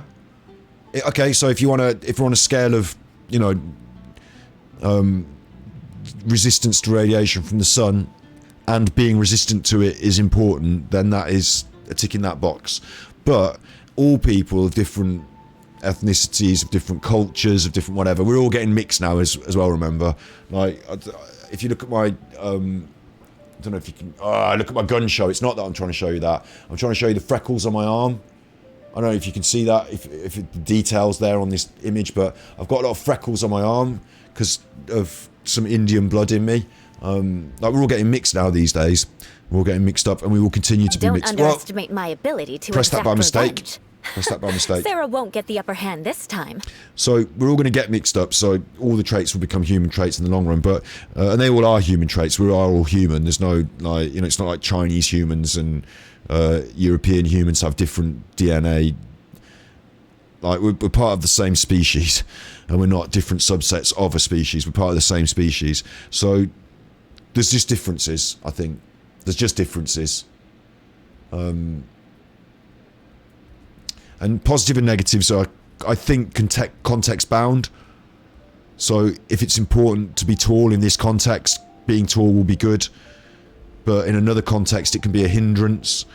When ignorance is bliss, 'tis folly to be wise.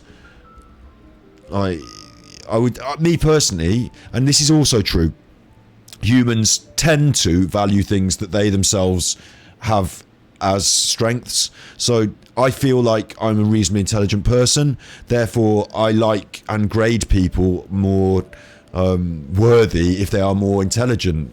I don't. I certainly shouldn't. But you know what I'm saying? That's an example of it. I might want to have more conversations with smart people like you in chat. You know, I might want to have more conversations with smart people because they lead to more interesting things. But I don't say, oh, you're not clever, so you can't come to my party. Like, that's not what I'm about. yeah, I think I'm pretty clear. I know there's another point I wanted to make. So the 2 points I want to really make clear here, and it can be a downside. Dark skin leads to lower levels of vitamin D production, and that was a problem. That was a problem during COVID as well. Lower levels of vitamin D production. So upsides and downsides, just different contexts. It might be that one day vitamin D production is really important, and then it's hugely important, or it might be that vitamin D is not the most important, and then it's not. It's about context, isn't it? And the final thing I would say about this as well is a geneticist explained, sorry, Snips just said, a geneticist explained to me, our genes continue to experiment with every conception. As a species, we continue to change. That's interesting as well, yeah, we're continuing to evolve. I would say as well that on this question of judgment, because it is a question of judgment, isn't it? In order to say this is better, or that is better, or this is worse and that's better, you have to have a scale, a system of judgment, and you have to judge. You have to exact that arbitration. You have to say, right, I'm going to say this is better. You can't say it is better, it is worse. You are saying it's better, it's worse. Oh no, but it is just better or worse. I don't need to be there for it to be better or worse. If a tree falls to the ground and there's no one around, does it make a sound? Is it better or worse? No, in the world there's nothing better or worse, because we're all going to get sucked into a black hole and melted by the sun when it burns to a crisp. The sun will explode and we'll all be dead. And in the long run, nothing matters. Unless you have religion, that's a separate conversation. If you have religion, you can say, well, God said this is good and bad. But otherwise, I believe constructive things are good. I believe destructive things we could say are bad. Like, from our perspective are bad. I don't want to be destroyed. But in general, it don't matter. There is no good or bad. There's night and day, there's black and white, and there's rich, well, not rich and poor, but like, you know, there's fragments of stone and there's pieces of glass, and they are just stone and glass. If I get glass in my eye, I just get glass in my eye. It's not a good thing or a bad thing, it's just a thing. And then I put my brain on it and say, I don't like that, that's a bad thing. Right now it's a bad thing. Now it's a bad thing because of me, to me, on my perspective, in my context, through my judgment. So in order to judge other people, we have to be judgmental. I'll get onto the disabilities thing for a second. You have to judge, though. You have to say that is objectively worse. I'm saying it. I'm creating a metering system. I'm judging it. Without the judgment, you can just say that is objectively a thing. You know, there just are different things. Some birds, seagulls, and some birds are crows, and they're just, I don't put them on a scale. You can do a tier list of birds. I can choose. I can be the judge. We can put different criteria and start judging them. But until we do, they are just birds. They don't hear our judgments. They don't understand that. Disabilities is different because they are, like, by nature, I don't mean, I've got to be careful with my words, really. I don't mean by nature as in nature's plan, nature's pocket, nature, you know. I just meant because of what they are, I want to be careful about my words. It's not the intended norm, like genetically. I suppose we're talking about genetics if we're talking about disabilities. Like, it's not the intended norm, I would say. So I think we could accept it's a bad thing to our context, and to most objective reasoning, it would be considered bad, wouldn't it? Yeah, like negative, net worse. Yeah, but people with disabilities, despite that premise, everything else is on the table. Everything else is possible. Certainly these days, more and more so for more and more people with disabilities. You can't say, right, someone was born disabled, right, fuck them off, they're not worth it then, they're a bad person. Like, everything else that's important is still on the table, is still an option, is still, you know, whether they're nice and kind or rude and impatient, as we've seen with these people, or, you know, you can get people who have physical or mental or whatever disabilities, right? You can get them randomly selected. That's their setup. Let's say it's a setup, yeah? That's their setup, that's their computer box, that's their setup. It's different to mine. Is it better? It's for purpose, isn't it? It's for purpose. My computer might be really good at playing games, theirs might be absolutely shit at playing games. They're fucking disabled, yeah, but Like, you know, you can still run Skype and Discord, and the things they may achieve might not be relative to their processing power. And like, who am I to say that if someone who has, let's say I've got a twin and my twin can't walk properly on their leg, they got a bad hand, and like they're not so good with money and shit like that. I've actually got a relative who's a bit like this, so I'm actually drawing from experience here, but I don't want to be too close on the money. I think that's a bit unfair, but I think my point is going to be really valid, which is that for them bringing me joy in my life, telling me jokes, always being kind, never ever have I had to argue with them or getting across, never been a source of discomfort, or they've never been a source of trouble to me. Like a pleasure and a joy. Like for me to judge them less worthy than someone else who is more physically able than them, or maybe, you know, more intelligent than them on a like schooling system, be a bit weird, wouldn't it? Because I fucking love them. They're my relative that I love. They're my friend. Like my twin is not. You still have to have that criterion scale to say, okay, disability is bad. If we're judging on physical abilities making you a good or bad scale of person, they could. What I'm trying to say is it's kind of irrelevant. I think it's kind of irrelevant, and I think what people do with their lives and who they are, it can override that. It can certainly go. Think about this the other way.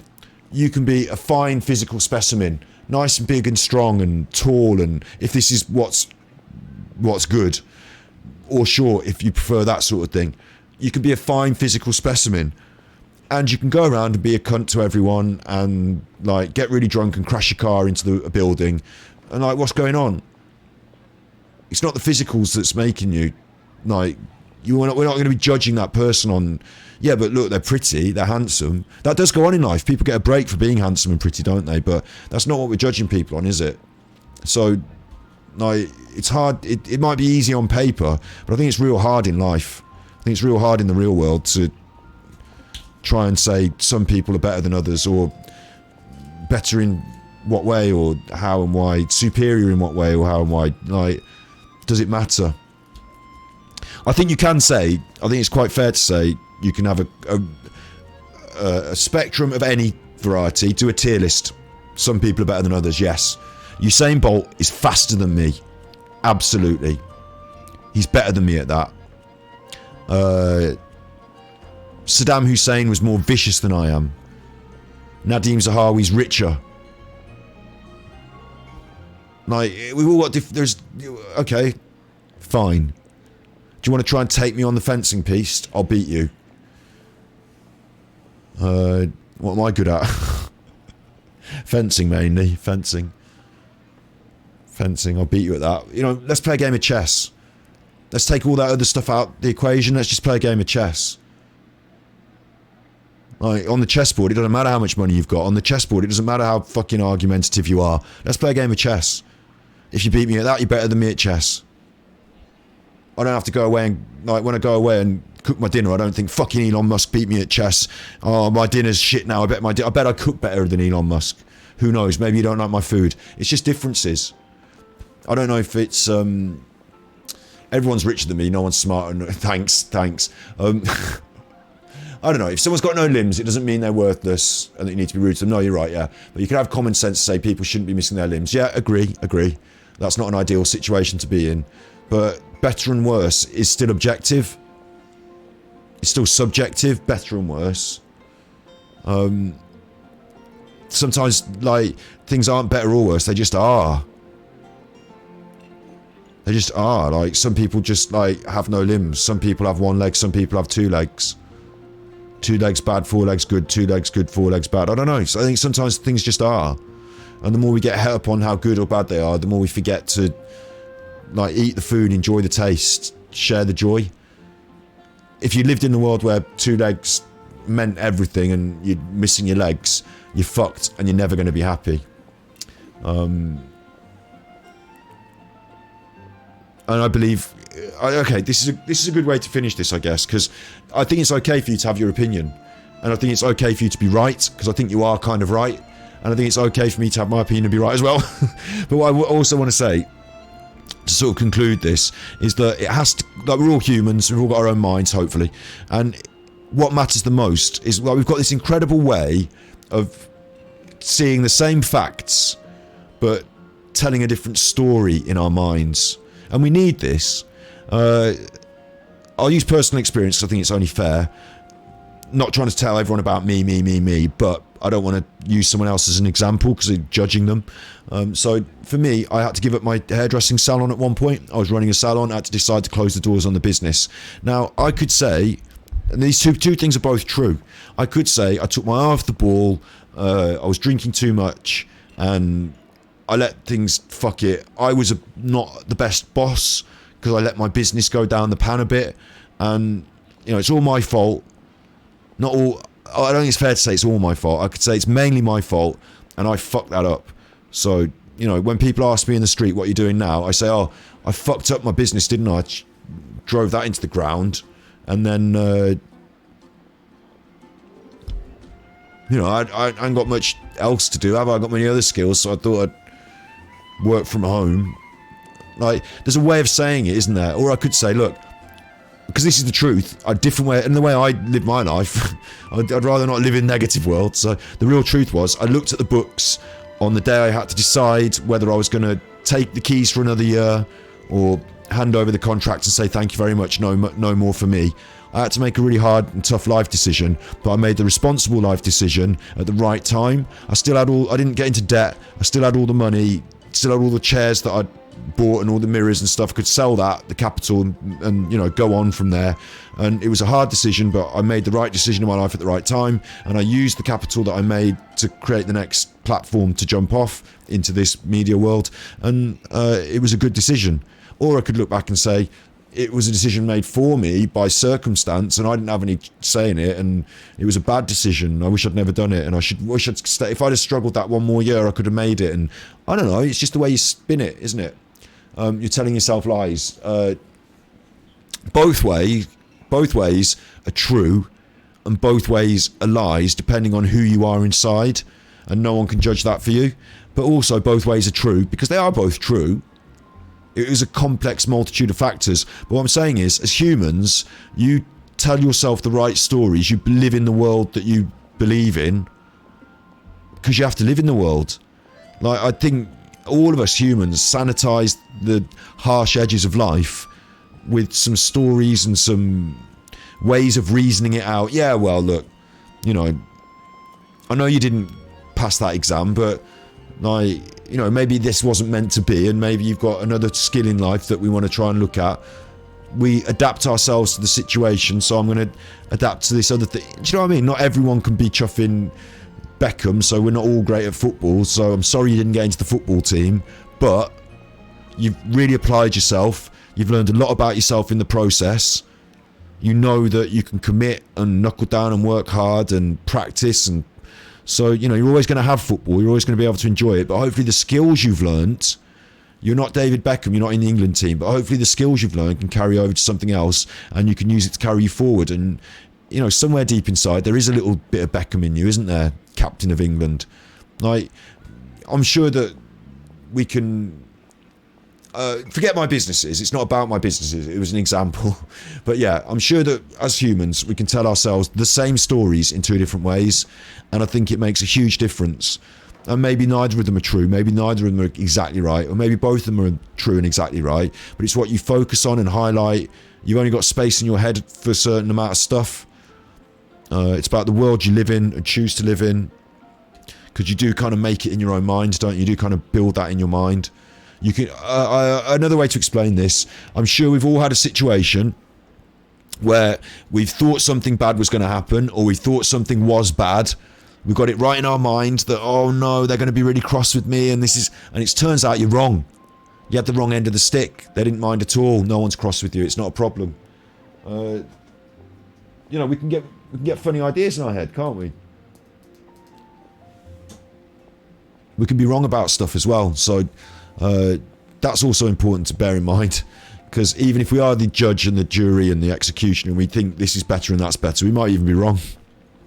So anyway, I think I've done enough. I think I've said enough on that topic, but I hope I got my points across, because I'm getting confused myself now. But I think the main thing is, if we're going to be judging people, judge lest not ye be judged yourselves. Like, let's not go around getting too heavy on that, thinking things are superior and better and worse. Because bottom line is, it just is. And if that's your legs, you walk on those legs. And if you only got one leg, you walk on that leg. You hop. And you fucking get used to hopping, mate, because that's just what it is, isn't it? You're not going to fucking grow one back, are you? You're not going to grow a second leg back. So let's look on the bright side. Let's look at what we can look at that's positive, that's constructive, and let's get through this together, because we're all human deep down. You know, even if... I don't quite know how to say, because you could say with any form, you could find a disability that would counter what I'm going to say here, but we're all human. We've all got a heart. We've all got minds. At core, at basis, being happy, being sad. I like the taste of that. I hate it. You know, I don't know. You know, we've all got these similar things. My takeaway is that I turned on a green light and therefore support Wales. I'll tell you what, the green light is because I use a green screen, but because I'm a fucking nutter, because I'm a fucking nutter, I use a pink screen. Not a green screen, a pink screen. So no one else does it like me. And the problem with that is that when you turn on... Because I want to have my green hat on. I want to have my green hat on. So when I turn on the green screen, if I don't have a green light, if I use a light that's the similar colour to the green screen... Where's the... Can't look at it because it's really bright. If I use the same colour as the green screen, and half my face disappears. Can't have that colour. You've got to have the opposite colour of violet. What's the opposite of violet? Lovely green. And then it doesn't cut my face off. So I don't want my face to be cut off. You're right, cat. So I use green screen. It's not green screen, it's pink screen. Now you know the secrets. Now you know the secrets. All right. Next, you should pay my uncle a visit. He has a small camp at the top of the mountain near Springvale. He usually whiles his time away there when there's nothing else to do. I think I do want to say one final thing about this being better than people or not. I think I often say when we talk about... we often talk about mental health... Not mental health... conspiracy theory. We talk about conspiracy theory on this stream. And we do Mental Health Monday every Monday, but we do conspiracy theories as well. And a lot of the time, with some of the stranger conspiracy theories, I say to people, well, is this serving you? Does it help you in your life to think that there are aliens on the moon controlling our lives, or whatever the strange conspiracy theory is? No, it doesn't, because it doesn't matter whether Joe Biden's a robot or not. You've still got to go to Tesco or to Costco, or what do you have in America, or wherever you live. Imagine the supermarket where you live. You've still got to go to the supermarket and buy your dinner, haven't you? It doesn't matter if the world's flat or a triangle or a fucking oblong, because it's not going to take the price of petrol down. I've still got to go and buy my dinner from the supermarket, just like every other normal person. So knowing that the world is flat or a triangle or an oblong doesn't serve me in any way. And spending my evening on the internet arguing with people about whether the world is flat or an oblong doesn't necessarily serve you. Like, if you're really into the flat earth conspiracy and you're like, oh, I'm going to spend my evening arguing with the people at the pub and then I'm going to go on Facebook and have an argument, like, is that serving you? Does knowing the earth is flat change your day to day? Are you going to go on when you want to go on holiday, you're going to go on somewhere closer because you're afraid of going over there? Or does it not matter to you? If the earth is flat, does it matter? No, it doesn't serve you. It's irrelevant, really. It's just nonsense that's irrelevant. So, similarly, thinking about the world in these terms of superior, better, worse, it might affect you when you're making choices. Do I want this car or that car? What do I consider to be better or worse for my criteria? Me personally, I want boot space for the dog. You might want the top to come down and it to go really fast. I don't care how fast it goes. I just want to know that over the course of its lifetime, I'm not going to spend shitloads of money on petrol. You might want like big wheels on it. We've all got different betters and worses. So sometimes making choices, it's important to have those in mind. But otherwise, if someone has got disabilities or an extra leg, right, if someone's got an extra leg, right, then it doesn't matter a shit to you because you've got to run your race. They're not, like, we're in competition in life. Oh, they've got an extra leg, it's not fair. Yeah, well done. Usain Bolt's going to be quicker. So, like, I've got to run my race. I've got to live my life. Does it serve me to constantly put myself on a judgment system? And because every time you judge other people, subconsciously you're putting yourself on that same ladder of hierarchy. I don't know if it... You're right, dog. I don't know if everyone realises this, but like for you to conceptualise of a hierarchical ladder... Well, all right. It's just the cat, isn't it? For you to conceptualise of a hierarchical ladder and to put somebody else on it, I'm assuming you realise that just subconsciously you put yourself on it as well, wherever you think you'll go. Like, because you're you, and you're picturing this hierarchy and somebody else, but you're you. So you start from you. So you know where you sit on this subconsciously. You're already judging yourself. So this whole process of judgment, judging other people, who's better than me, is this good, or like, it can be helpful if you're making choices, yes, but to consistently and constantly have it as your paradigm, it doesn't, I don't think it serves. You might disagree. You might disagree. You might not change any mind, or it might not matter, it might not be a big thing, and I'm not trying to change your mind, I'm just talking about things, they're interesting. I don't think it serves you to have that hierarchy in your mind all the time. Sometimes I think it can negatively affect you. It can maybe prevent you from trying things you might not have tried, or doing things you might have wanted to do. Other people's hierarchical structures might become your own. You might not be judging them against what you think is good, it might be what someone else told you should think is good. It might be the hierarchies they set upon you and graded you with. It might be they told you weren't tall enough, or quick enough, or handsome enough, or strong enough, or smart enough. It might be they told that to you because they've got their fucking problems with their hierarchies. Oh, fuck that, man. It's not that. I'm going to run my race. I'm going to live my life. We've got a big world. We're all free to enjoy it. We're not in competition inherently. We don't have to be. We can hold out our hands and help each other along. So the dog's sneezing now. You all right, doggy? Sneezing? Ah. And yeah, I don't have to go along with those ideas. I don't need to know who's better or worse. It doesn't bother me. It's not serving me. What's important is that I make my life better, and yours, and everyone's. We make the world better, isn't it? Like when I say to make my life better, I can't make it better if everyone else doesn't come along with me, because my life's determined by other people. Like when I go around in the world and people are...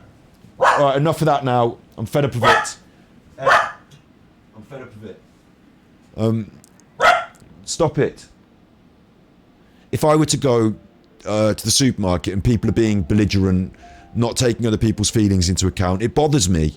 So my life is determined by other people's behaviours in ways, but like I cannot let it bother me, can't I? I can, like, you know, try and forget it. Like dog going in the bin if you keep shopping. Yeah, you didn't know Hitler existed. You'd never have noticed the coincidence in the game. Yeah. Come here. Come here. Come here. Right. Not barking now, is he? So knowing things is good. Definitely, knowing things is good. Being able to think about things is good, in my opinion. You know. So there we go. I just did it then. I just did exactly what you said. We automatically, we do it as humans, don't we? We do it. Smelly dog tongue. I agree. See, remember I said I agree. I do agree. I know that we do it. It's like automatic. I don't know if it serves us that well, and I don't think we should necessarily like, if we support it and revel in it and promote it, it rules our lives. I don't know how important it is. There we go, I've said that now. We've had that conversation. We haven't got anywhere with it. But hopefully it's interesting. Aren't you coming with us, Yula? I'm afraid that wouldn't be very convenient for me. It'd be better if you two went alone. Ah, yes. Please do remember to pick up the dish from Sarah. I forgot what we're even doing, Eula. I still have more recon to do in the wilderness. Well, until next time. Let's meet again. What an interesting bunch you are. I do enjoy having these conversations. I think you are right, Josie, as well. Like, I think you made really interesting points that I accept. I'm not trying to argue with you, just like trying to talk around a subject to see if we can come up with some interesting ideas. Get a Gibrantes mit sauerkraut from Sarah. Here, the Gebratenes Fleisch mit Sauerkraut is ready to go. And by the way, don't worry too much when Eula says strange things. She's actually a very good person. True that. Things people say don't determine who they are. Paimon's been meaning to ask. No one could stand the sight of Eula when she was trying to speak with the others in Mondstadt earlier. But it does make up part of your perception of their character, so, you know, everything in balance, I suppose. But she seemed to get along fine with you and Amber just now. What's up with that? The people of Mondstadt don't take kindly to anyone bearing the Lawrence name. Yeah, we got that, Sarah. They're unable to see past her family. Hitler. Therefore, they don't actually see Eula for herself. She's called Hitler. So no matter what Eula tries to do, it's seen as a wrongdoing. It essentially strips the meaning of anything she tries to accomplish. Do you know what? I didn't know just by playing a Genshin Impact story quest that I was going to be confronted with the concept of what would life be like if I was the granddaughter of Hitler, or were to marry the granddaughter of Hitler, or, you know, if I was friends with the granddaughter of Hitler. What would life be like if Hitler's great-grandchildren were my friends? And what it would be like for them. I hadn't considered that in my life yet, but now I've been forced to. And for me, I don't know if you agree or not with the things we said. It doesn't matter. Like, we're all allowed to have different opinions. Hopefully something you might think about and think, well, that was interesting. At least that's what talk shows are about, aren't they? I've got my ideas. You've got your ideas. Between us, we've come up with some new ideas, maybe. That's good. And I think it is actually good that, like, games give us this jumping off point to have an interesting conversation about things. I think that depth is really good, and the fact that you're having the conversations shows you have that depth as well, so that's good, and that means you're better than other people. You're better than the people who don't do that. Look, it's just changed night to day now, so I've been on it for 24 hours.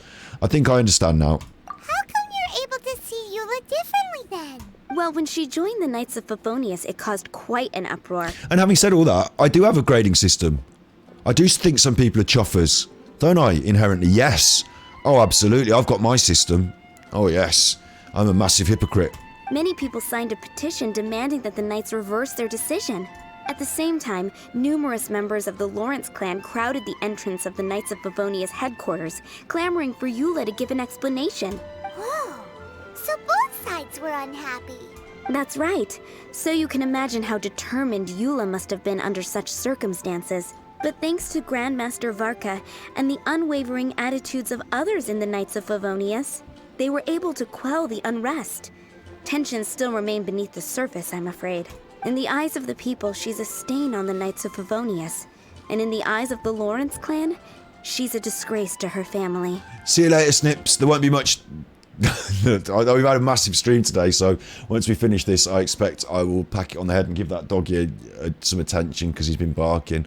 But lovely to have you here again, obviously, as ever. Thank you, and yeah, I'll catch you on the flippity flip. But she simply fulfills her duty as a knight, silently helping one person after another, myself included. People like Eula should be approached with care and understanding.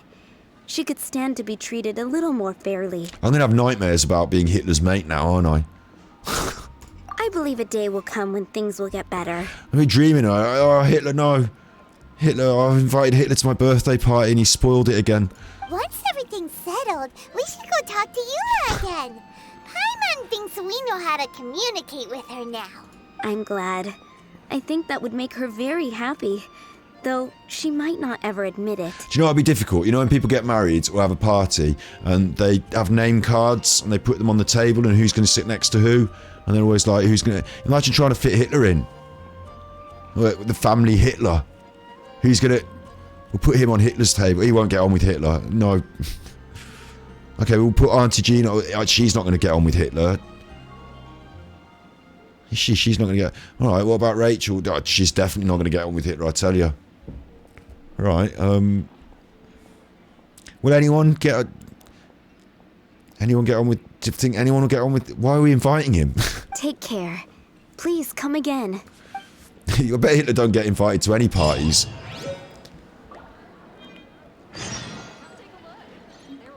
I've got to go and find Schubert.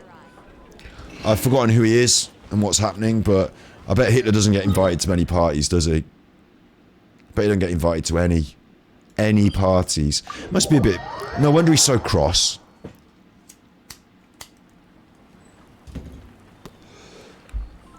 Where are you, Schubert? Schubert. Schubert.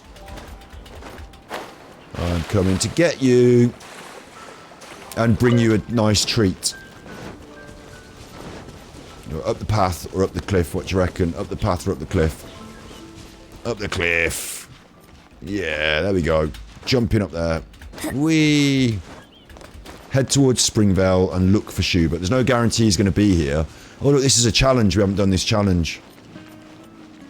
Got to do that at some point. There's no... Where is this him? Oh, here he is. Oh, I forgot. He's the rude one. He's the rude one. Head seems to be pretty tattered, but there's a really fancy chair. Paimon's thinking.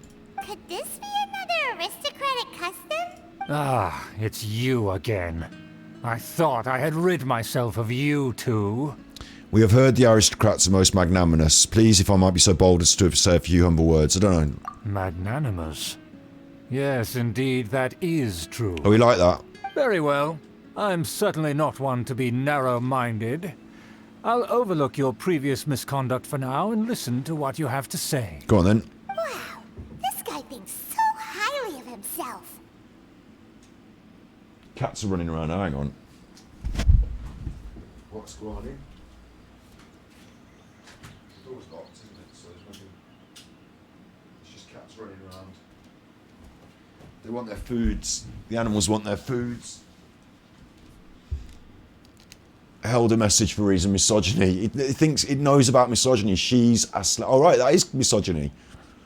Allow will post it to chat. Well, it's there anyway, isn't it? You can see it on the screen anyway, you chuffers. Put him next to Brittany. She's that is misogyny, you naughty, naughty. So I'll just say that. I'll just say naughty, calling people a slag. And it is a bit. For me, you know, it's a bit rude. Before I go further, I wish to express my will of resistance. It's an honour to stand up before you here, immersed in your supreme brilliance. A kindred spirit, I see. Yes, we must resist the blundering knights of Favonius. Impressive. My intentions were to test your humility.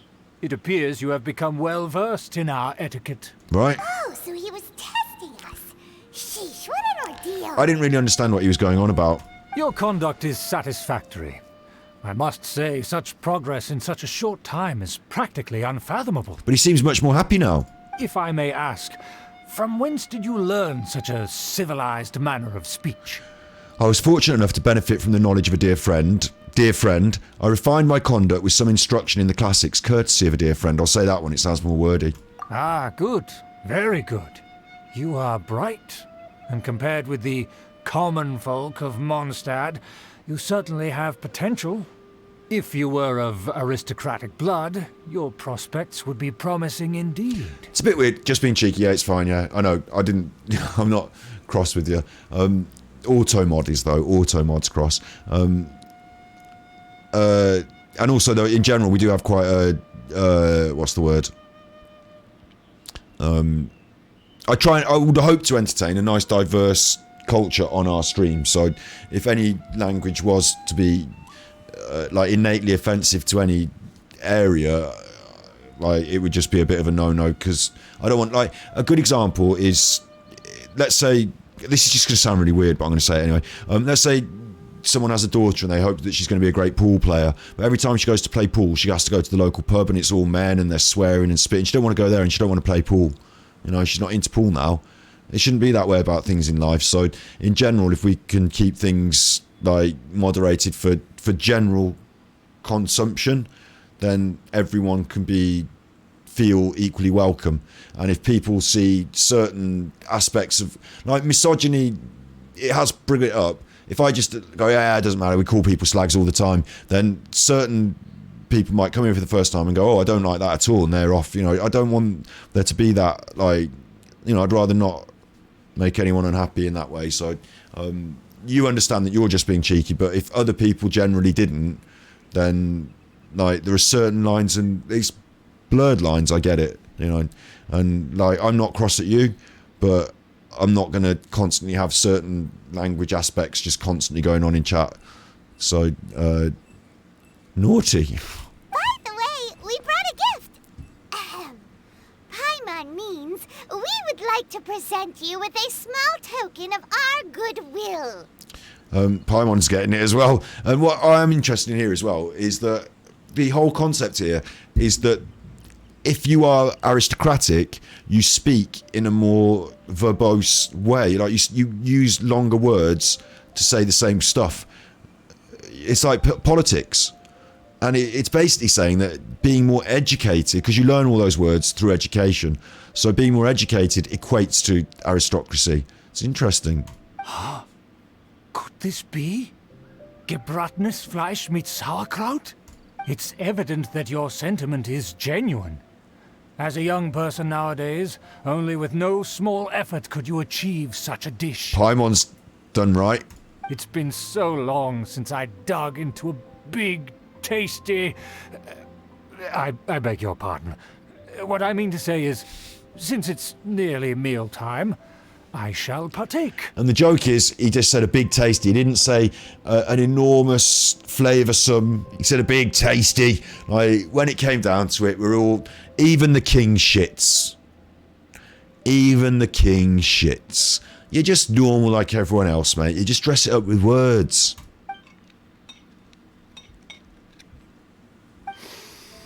Ah, yes. This aroma. Just as I remember it.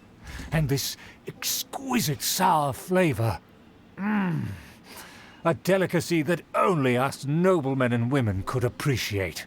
Now even Paimon's starting to wonder what it tastes like. Well, didn't you try any? Didn't you have a bit on the way over here, Paimon? I acknowledge your genuine goodwill. Such sincerity must certainly imply that you come bearing a request. It's funny the parallels in this game it has with the stereotypes of European that are in animes. That's interesting as well. I haven't seen enough anime to be a good judge of everything anime. I've watched Attack on Titan and some of the Studio Ghibli, you know, like Floating Island and stuff like that. So I don't know enough about it. But I was saying earlier as well about different tropes in different countries. It is, isn't it? Like this is someone else's perspective on European culture, and it's an Oriental perspective initially. It's written by and produced by Chinese developers, so I'm just taking for granted it's like nationless as a product. Like when you play computer games, like okay, it's got the Japanese anime sense, but other than the Japanese anime, I'm nationless. I'm out here in computer world. I'm in Mondstadt. I'm in Teviat. But yeah, I'm a European, and these are Europeans, so I've got my opinions, but it's being drawn out by people from a different culture entirely looking in on it. Wait, so you've come to know of this too? It was meant to be a family secret. There's quite a fascination with the late 1800s to the early 1900s where they portray all Europeans as standard, well-educated and aristocratic. It's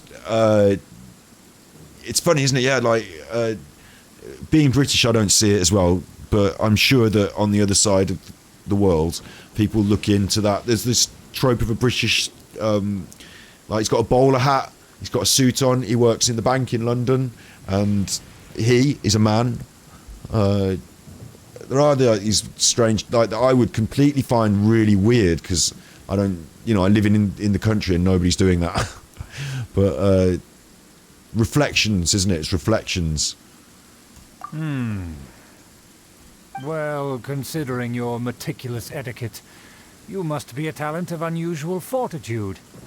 I'm willing to place my full trust in you.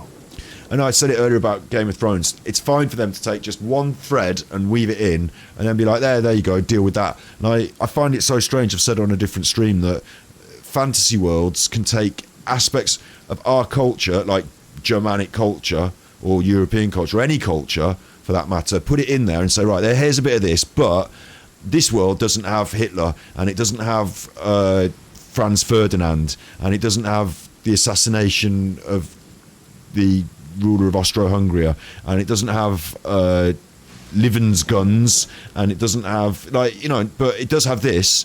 Like in Game of Thrones, you've got the Lannisters, and they're the Lancasters from the War of the Roses, Lancaster and the other one, Yorkshire.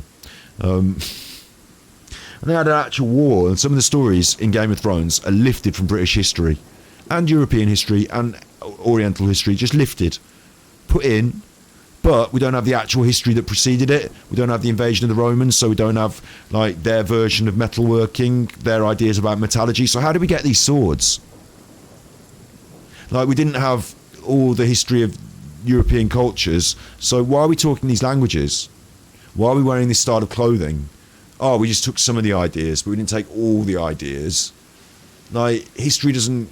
Like, why can we... In this, one of my characters, Wet Boy, when it's raining, I can't change characters now because we're in a cutscene, but when Wet Boy comes out and it's raining, he goes, my family make fine umbrellas, and they're not for protecting from the rain, they're just decoration for the wall. Well, where's he got that idea from? Because the word umbrella comes from India. It's an Indian word, and we got that word when the British Raj went out to India and dominated the country. We took the word back with us. Umbrella. Oh, it's an umbrella. It's one of these... You might have called it a parasol before, now we're calling them umbrellas. Fine. Here we talk about umbrellas, but there's no India. Where did the word come from? Like, concepts like an umbrella came from somewhere. Electric lighting came from somewhere. Building an arch came from somewhere. Metallurgy, style. Yeah, we're allowed to just weave it in fantasy worlds. Oh, we've got dwarfs, they have axes. Axes, really. Who had the first axe? Well, I don't know, maybe they got their lore and history. We'll write some lore and history for them. And it'll be some of ours and some of theirs and whatever you'd like. And for some reason, you don't have to be consistent with that. Just pick and choose. You just pick and choose. Please, come with me. We happen to be in need of competent fellows like yourself. But I have to let it go, otherwise I can't watch any films or television. I have to let it go. You know, you have to accept it, don't you? When I watched The Fly with Jeff Goldblum, and the fly went in with him, and then when he came out, the fly was in him, I didn't say, oh, don't, hang on. I just went, ooh. So you have to just go, ooh, sometimes and enjoy it. To see some friends from a distant land. They have offered their assistance in restoring the Lawrence clan to its former glory. So he trusts us solely based on your etiquette. I think we need to be careful. Well then, let's get going, shall we? You'll understand everything in due course. I thought this was the end. We've been streaming for 5 hours. Do you think his friends are the Fatui? Things will get sticky if the Fatui happen to recognize you. What should we do? Kill them all. Say that Hitler did it.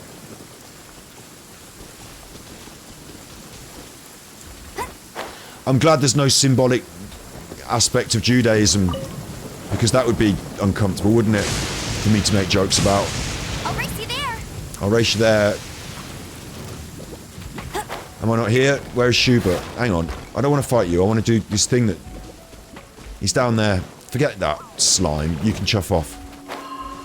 I've got bigger fish to fry than you.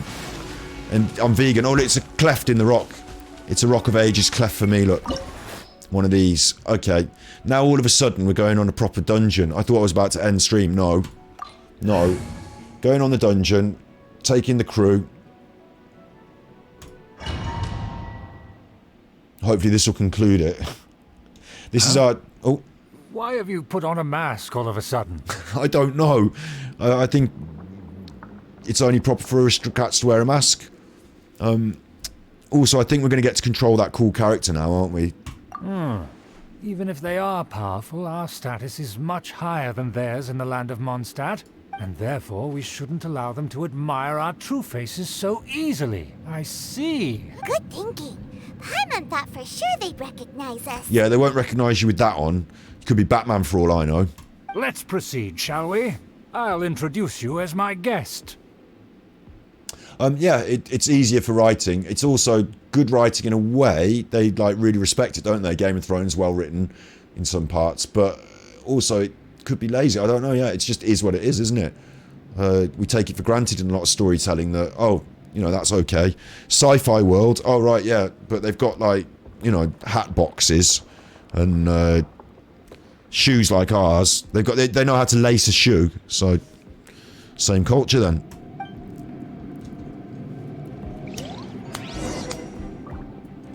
As you'll see in a moment, there are many already helping us. What?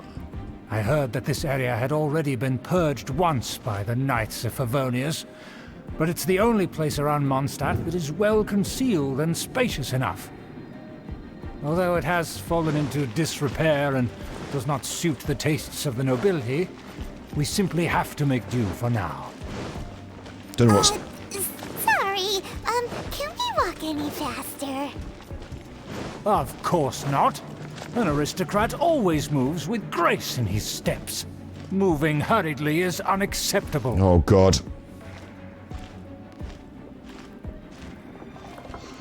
It's one of these, like... This is agony to me.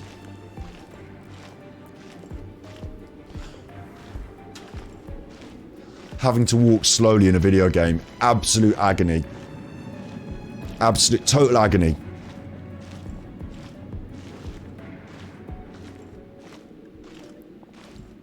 What's the point in walking me slowly? Like, ugh. And I'm not controlling that new cool character. As expected, it's the Fatui. This dungeon, As expected. As expected. Shut up, Paimon. Because we always see them around the city.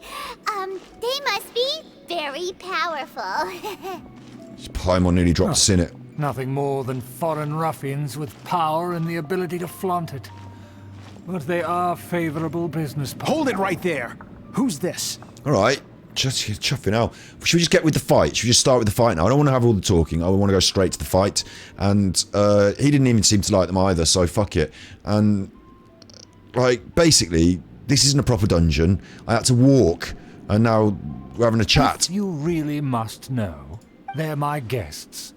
If you happen to offend them in even the slightest, then you will be held accountable by the Lawrence clan. You tell him. He didn't put a mask on, though. He said he was going to, but he didn't. But this matter is of utmost secrecy.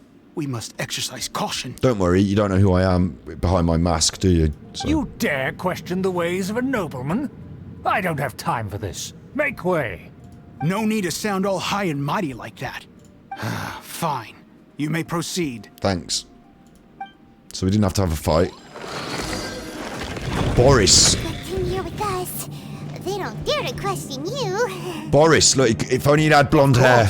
That is the benefit of Don't wander about if you don't have business being here. Fuck off, Boris, you. You're not making the rules now, are you, chuffer? We could determine a person's fate with the blink of an eye. Just walking slowly. And such glory will return to me again before long. Door of Resurrection, that's a good sign. It means there might be combat. But I'll have to walk slowly to the combat, because...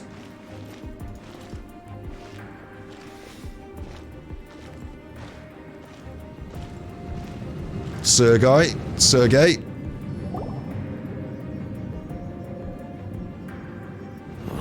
Where have I seen this person before? You wouldn't know, eh, with that mask? And who, may I ask, is this? This is our new ally that I've recently met.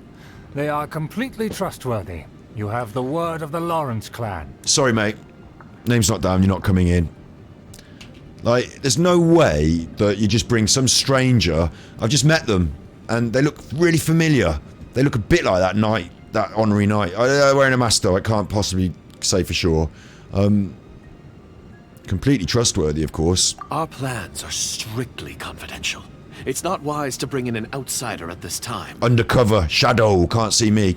Furthermore, there's been word that an outlander who joined the Knights of Favonius has been very active in Mondstadt recently. I mean, they've nailed it. Don't be ridiculous. Besides, my guest is well versed in the etiquette of the nobility. I must treat them with the proper mutual respect. The Knights of Favonius pay no regard to such details. They could never understand the intricacies of our etiquette. Well... And what about this... thing? You mean Paimon? Enough! You dare question my word? Need I remind you who it is who has made your activity in Mondstadt possible? He wants to see the manager. Without the support of the Lawrence clan, you would have all been driven out by the Knights of Favonius like dogs. You must immediately offer your sincerest apologies to my friend. You've offended their honor.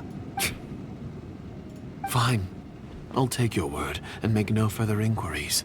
Now, to the matter at hand.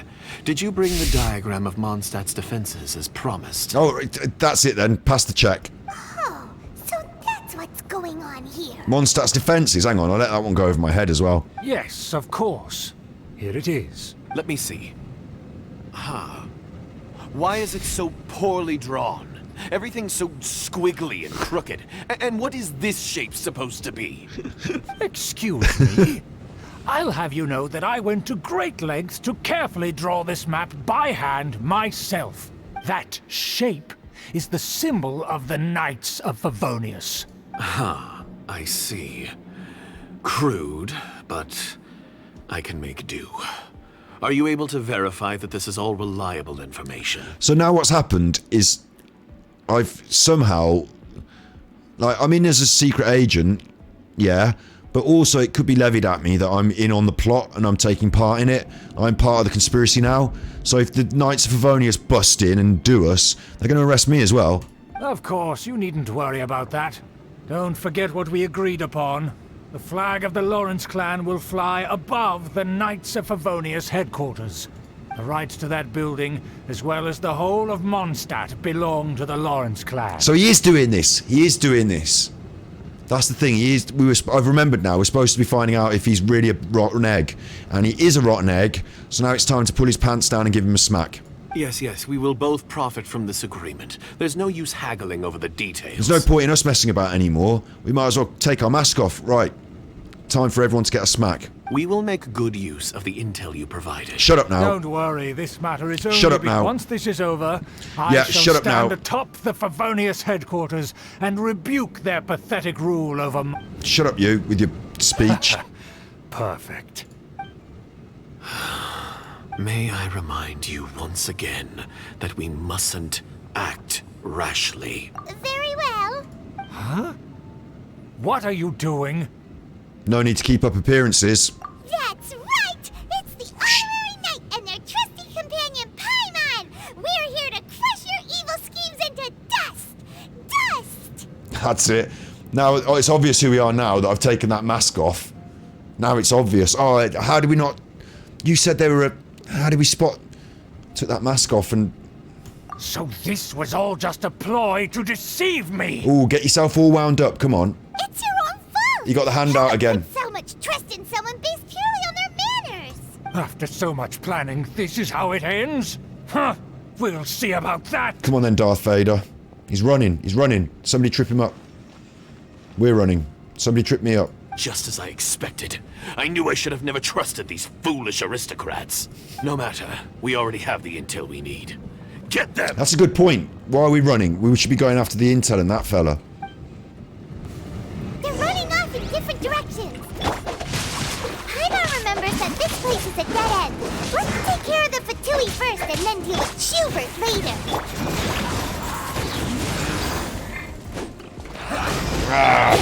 You can't run! Can't run! Usually... I see through you! Usually you get to control the new character in the story. So should be doing this with that new girl with her sword, but I'm not. I'm doing it with my regular crew. Just realised I haven't even spent my resin today. Killjoy! Oh, that's not very aristocratic. It's Time to act. getting knocked over. Not very aristocratic. Overtime today. Shiver! This is bad. Rain cutter. Door's open! Let's go! Not very aristocratic for me to get my head kicked in. Oh, here she is. Don't touch me! Get out of my way! It seems we finally caught up with you. This place is crawling with Fatui. Oh, it's you. It seems your investigation went well. Yeah, we've just been killing some people in that other room. Aha! I see now. So you're the one that taught them our etiquette. Yeah. And I thought you despised such pleasantries. Furthermore, there is a rule in our family. Such traditions are never to be taught to outsiders. Big picture of a bum there. Ah, yes. Rings a bell. So what? I had no reason not to teach them. You have brought shame to our family and ruined my plans. I know that you poured great efforts into these plans, Uncle. But you were well aware that it was not the right thing to do. All right. Knight of Favonius? Let you still have a chance. Then I shall plead with the family. So just to be clear, I shall say this. The blood of the Lawrence clan flows in your veins. Since when have I ever complied with the will of the family? Yeah. Why, you unruly maid! If anyone should be angry, it should be me. Had you ever stopped to consider the trouble it would bring to so many people? Had you considered how many enemies you would make trying to keep the plans under wraps? You dare lecture me? That's right. In the name of the family that you so dearly revere, Uncle Schubert. I've never experienced the age of glory you always speak of. And I've never understood our family's incessant pursuit of it. But I am capable of discerning right from wrong. And I deeply understand what freedom means to the people of Mondstadt. You tell him, Mrs. Hitler, little Miss Hitler. The Lawrence clan should never and will never become what you've dreamed it to be. I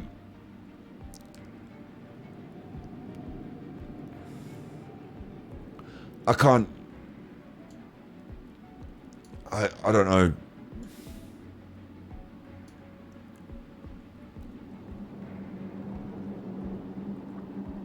Okay.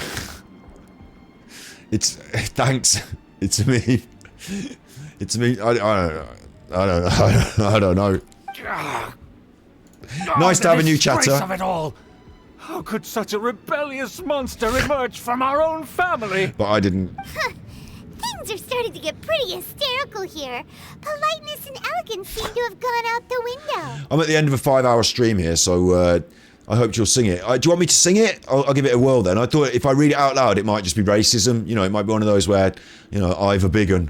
Or Dame Danny, Dame you, Dame Nano you. Anita wa suki di suki sugiti.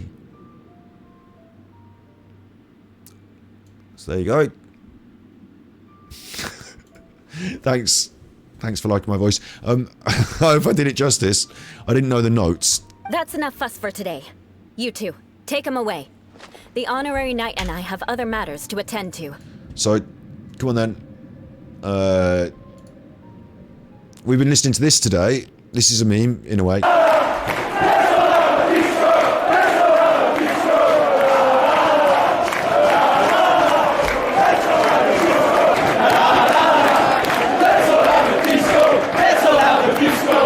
That's Let's All Have a Disco.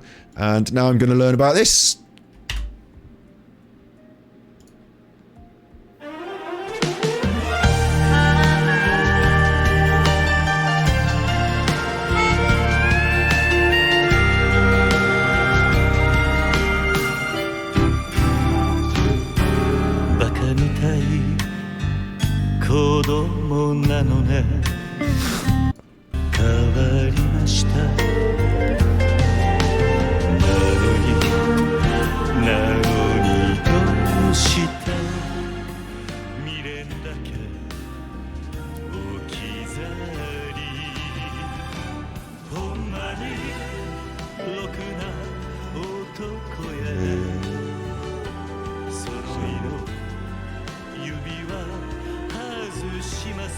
Shimasu.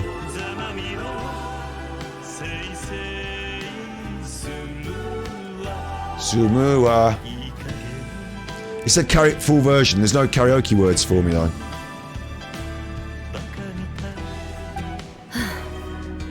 Given that you've already taken action, I assume you've come across some conclusive evidence? Paimon took a peek at their diagram. Your uncle had mapped out all of the Knight's patrol routes and marked out key information about Mondstadt. And there was me thinking that he was just another elder of the family. And a lazy one at that. I never suspected he could stoop this low. So stubborn. Mark my words. Vengeance will be mine. Vengeance! Let's discuss this later. Our first priority is recovering that diagram. Oh my god, it goes on. I've got to finish this now. More speed. I'm committed. Oh, we're her. Look, I told you it'd be her. I knew it'd happen. Here we are. Get to try out the new character and watch. She's going to be fucking awesome. And they always are, the new ones.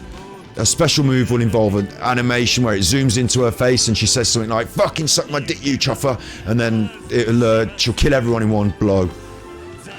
And she's frozen as well. I need to get across this now. With no chuffing messing. Easy life. There we go.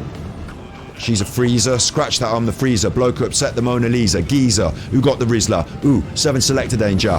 Happen to be, I'm in your area. Check my brakes with the structure. Feel my flow with the texture. This is not a tester. Igga we're the best of London to Manchester. Who's come to get your hyper? Scratch that, I'm the freezer. Rain outlines your fate. Have that. Yeah. I'm using my normal characters. What am I doing? Hang on. Yeah, crush. Supposed to use her. More speed. Beg for mercy. She's a claymore.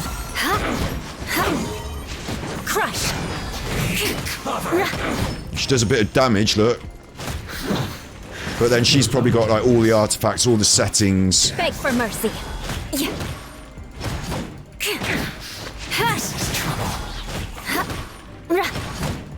She's not that special, just standard claymore action really. No, I've got claymore characters. Nothing special about a claymore, mate. Freezy claymore, frozen claymore. Shudder. Shut up. I like her special move because it's like she's saying shut up. Oh, hello everyone. Hello everyone. He's running. Oh, you're right, you can have it then. Crush. Yes. You can have it. You outlined your... There we go, special move. Will be mine. I see through you. Special move did that wind. Wasn't that good. Beg for mercy. They haven't thought this one through. Look, the rest of my squad are brilliant anyway. You can't run. Look. Lights out. See, I do that. You want to take notes, Shula? Look at this. Too far. Yeah. Yeah. Claymore, look. Eula. Don't know if you're watching. Don't know if you're watching, Eula. Eula ain't nothing special. Oh, hello. Eye for an eye. Judgment. No, my sword. Oh, no, they're all getting in on me here. Power, I'm not going to get trapped in a little room. You shut up, you. You can't run. Punishment.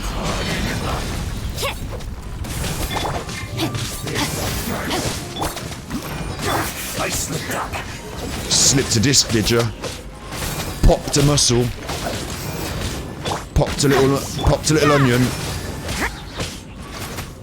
Done your hernia. Crush. Flood of frost. I told you she'd have a special with a animation. I knew it. They always got animations, these characters that you can't have. Beg for mercy. No escape. Judgment. Lights out. Crush. Oh, it's claymore action. That's what he wants. He wants a good spanking with a claymore.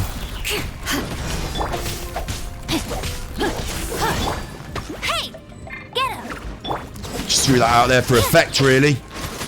It's kind of unnecessary. So quiet. Look at this though, there's all these upstairs. I'm not supposed to go up there, I'm supposed to go there. Chuff off, look about all this upstairs. Make my escape. Why wouldn't I go running around here? There's nothing up here. No point. It's a bit of a waste, isn't it? Maybe you come back here at some point.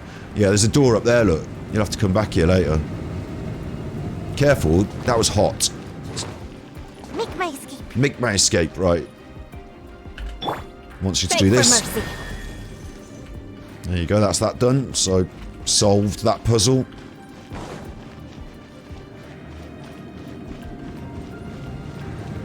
mean, what now? More speed.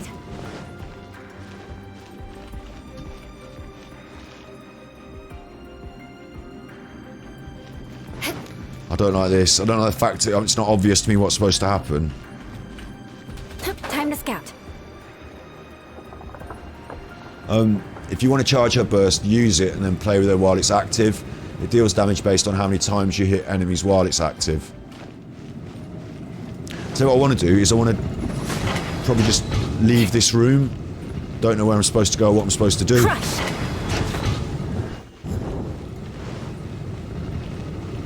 Beg for mercy. Now, I've killed everyone. And the common thing for have to happen next is that you just go through the door.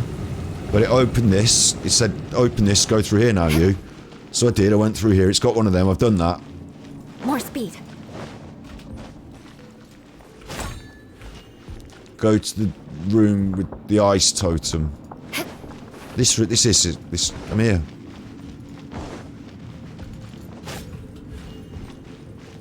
Oh, look. There we are. Cheeky. Taking the lift. It had stairs in there, but now I'm taking the lift. So it's always... That's where they put the diagram! Every time I go in a lift, it's got two doors, front and back, yeah? Every time I go in a lift, two doors, front and back. And I go in, and I think, oh, it'll probably be this one. And I stand and look, and then it opens, and I'm stood backwards to the doors. Every time. Stood with my back to the doors. I never know which way to face in the lift. Ah, let me in. Oh, no, I've left... No. At least I know which way to face now. Won't look silly when we get up there the second time, will I?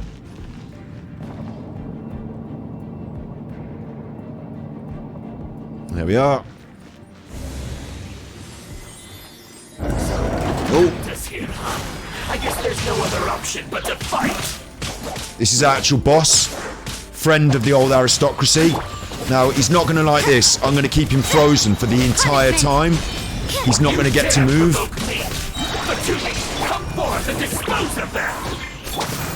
He's not actually going to get to move, look. Freeze to the core. Dead. Beg for mercy. No, my sword. Look at that, explosive death. Dead. What are you doing? You can't run. Being dead, probably. That's your main skill. Let it rain. Judgment. Harden up. Being dead is its own reward. Beg for mercy. Beg for mercy. She's a bit kinky, isn't she? Bit kinky. Finally.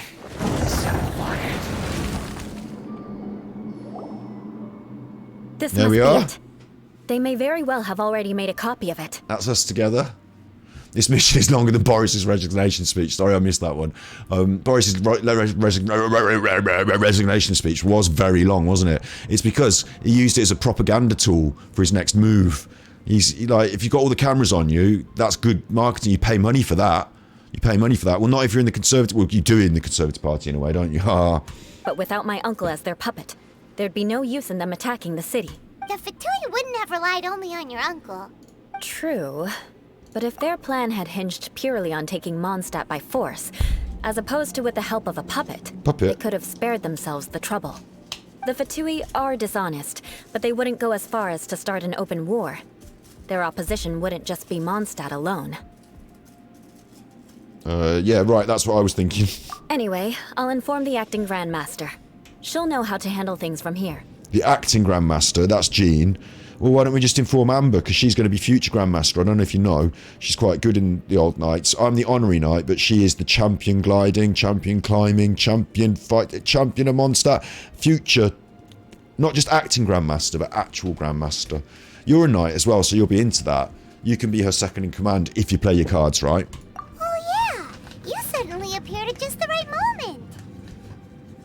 Yeah, about that. Because you stole my targets by attacking the Fatui I'd been tracking earlier. Yeah. Oh, I came to exact my vengeance. You tried to do my job for me, and I'm here to return the favor. I remember now what we got into, how we got into all this. Finally, after all this time, Paimon understands what you're saying. In reality, you sensed that something might happen to us during our investigation. You were worried about us and your uncle, so you brought a team to take a look. My purpose was vengeance. Don't twist the story.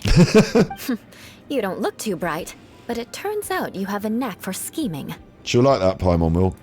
And mark my words, I'll remember that. Hey, what do you mean Paimon doesn't look too bright? Oh, I thought she'd like You it. have seeded a deep enmity between us. Just you wait. Does that mean she really likes us? Even if you were to be completely destroyed, I would never forget you. So, does this make us arch enemies, as in best friends? Bring it on! In a kind of... I like your fighting spirit. I'll take this diagram back to the Knights of Favonius and take it from here. There used to be a bloke at my local pub, and what he'd do, like, sometimes when he got a bit excited, is, he'd like, front up like he was going to have a fight with you, and the correct thing for you to do... Sorry, chat being paused. The correct thing for you to do in that situation, like, what for me, it was a bit of a funny one. Like, there is no correct thing, is there? But, like, what he didn't actually want to have a fight with you, but what he wanted to do is kind of judge your reaction, I think. And, like, for me, in that reaction, for that situation, I won't break the gaze. I will stand there and stare at you. I'm not going to throw the first punch. I'm not going to do that. That would put me on a, like, negative situation. But, like, you know, if, like, you'd say something, make a joke, and you go, oh, yeah? Is that funny, is it? And like, he'd look, and like, he's only having you on, he's only egging you. But if you look away and go, like, he didn't like that, I just like, yeah, it is funny, isn't it? You know, and stand there and stare, and then the ice would be broken and we'd all just get on. She's a bit like that. She's a bit like that. You can't break gaze with her. You've got to stand up to her, you know, not fight fire with fire, but, you know, show you're not going to back down. She actually quite likes it. Sure. Well, see you around. Yeah. I stopped using the Hufflepuffer because I just a bad habit of rolling cigarettes, so that was naughty of me, but... That you will. And make sure not to steal my targets next time. Yeah, we did it. 5.5 fucking hours. 10,000 Mora.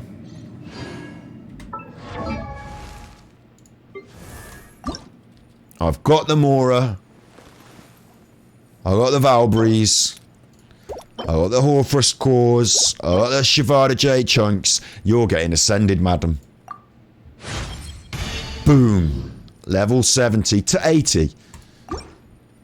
That's it. Don't celebrate or anything. It's nothing special. It's no biggie. Little cheeky free wish at the next level. No, this level. Claim. Yes. Yes. Claim that. There's only one more level to go, so reach that level and just shut up then. Yeah, that was the whole point, wasn't it, of today? We were trying to get that money to do that at the start. We've done everything else. The only thing I haven't done is spent my resin. I'll have to condense it. I'll have to condense it, because what a chuffing long stream. They're mine. That's my reward for being good. That is. And we'll do our wish. Because we're due a good one. I don't know if we are due a good one. Shouldn't say due, because we've been talking about Hitler today. I didn't mean it like that. I meant due, D-U-E, but it's just the way I say things, due. I didn't say due, I said due. Look, because we've been talking about Hitler. If I say that, it will get us banned off the system. If he starts hearing things like Hitler and Jews, it'll... Bill Gates and Elon Musk... Oh, I've said their names now. They'll get their logarithms, their algorithms to boot me off the internet. 1, 2, 3, 4, 5, 6, 7, 8, 9, 10, 11, 12, 6, 18, 24. Like, there's been loads. There's been fucking loads. I'm due a 5-star. Aren't I? I think I'm due one. Stop saying due. Let's just press this button and see what happens.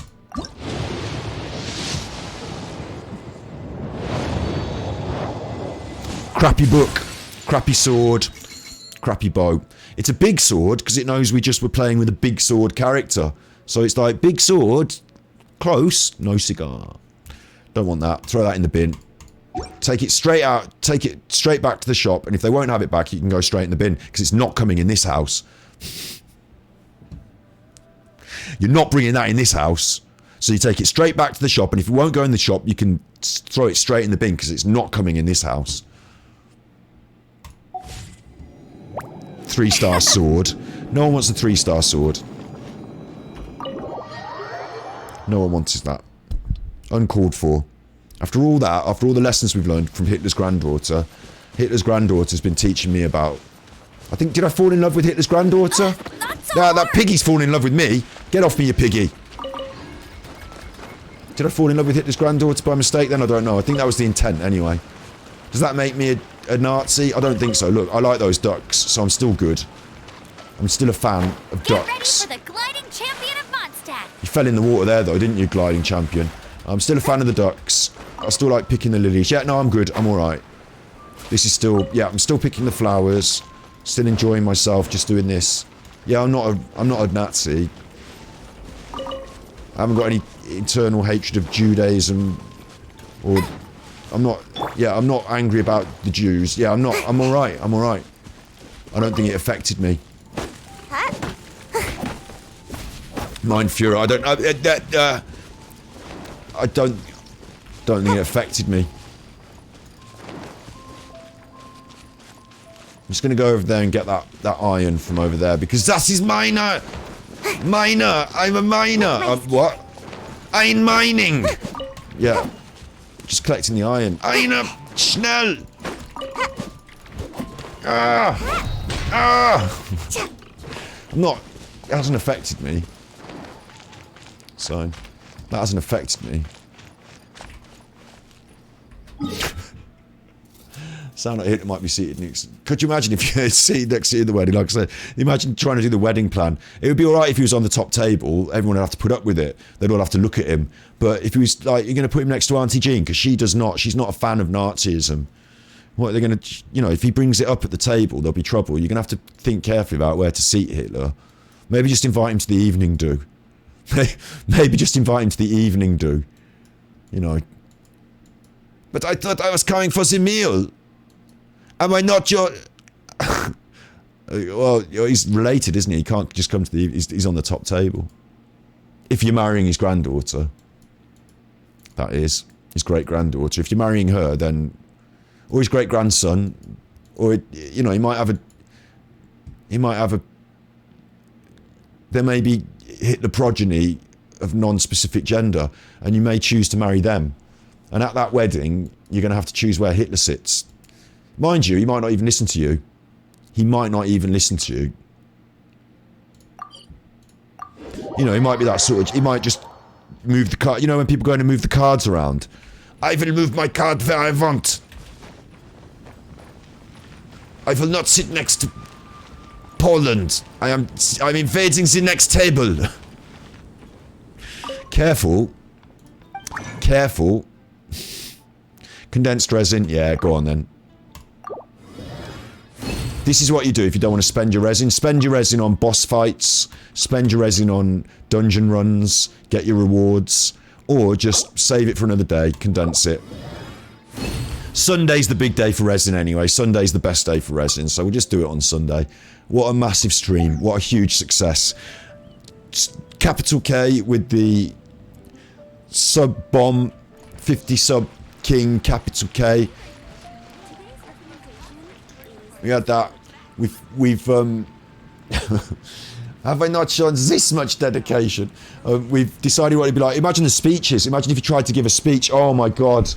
Oh my god. Could you imagine him doing the speech at the end of the wedding? Surely I should be doing a girl speech now. He'd get up on the lectern. No, get him off, get him off. He's had too many drinks. Get your granddad off the lectern. He's going to do one of his speeches. What? As you're thinking, what? He's got the microphone. He's tapping it. Like that. Is this on? I would like to say hail to the wedding party. No, get him off before he does one of his jokes.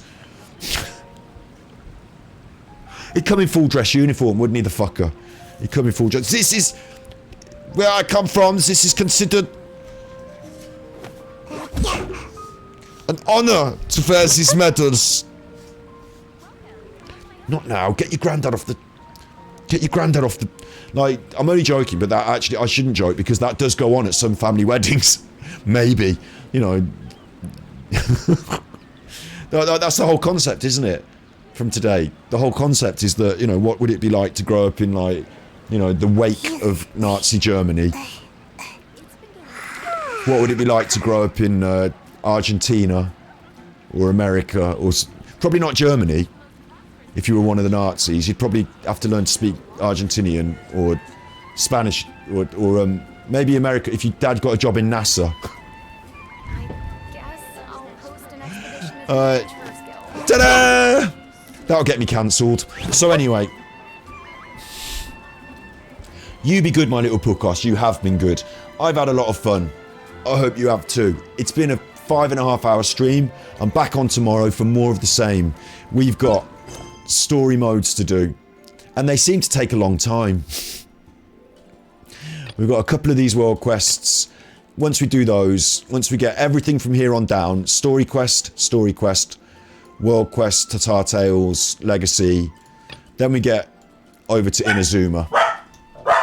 Right, Marlo, I'll deal with it in a second.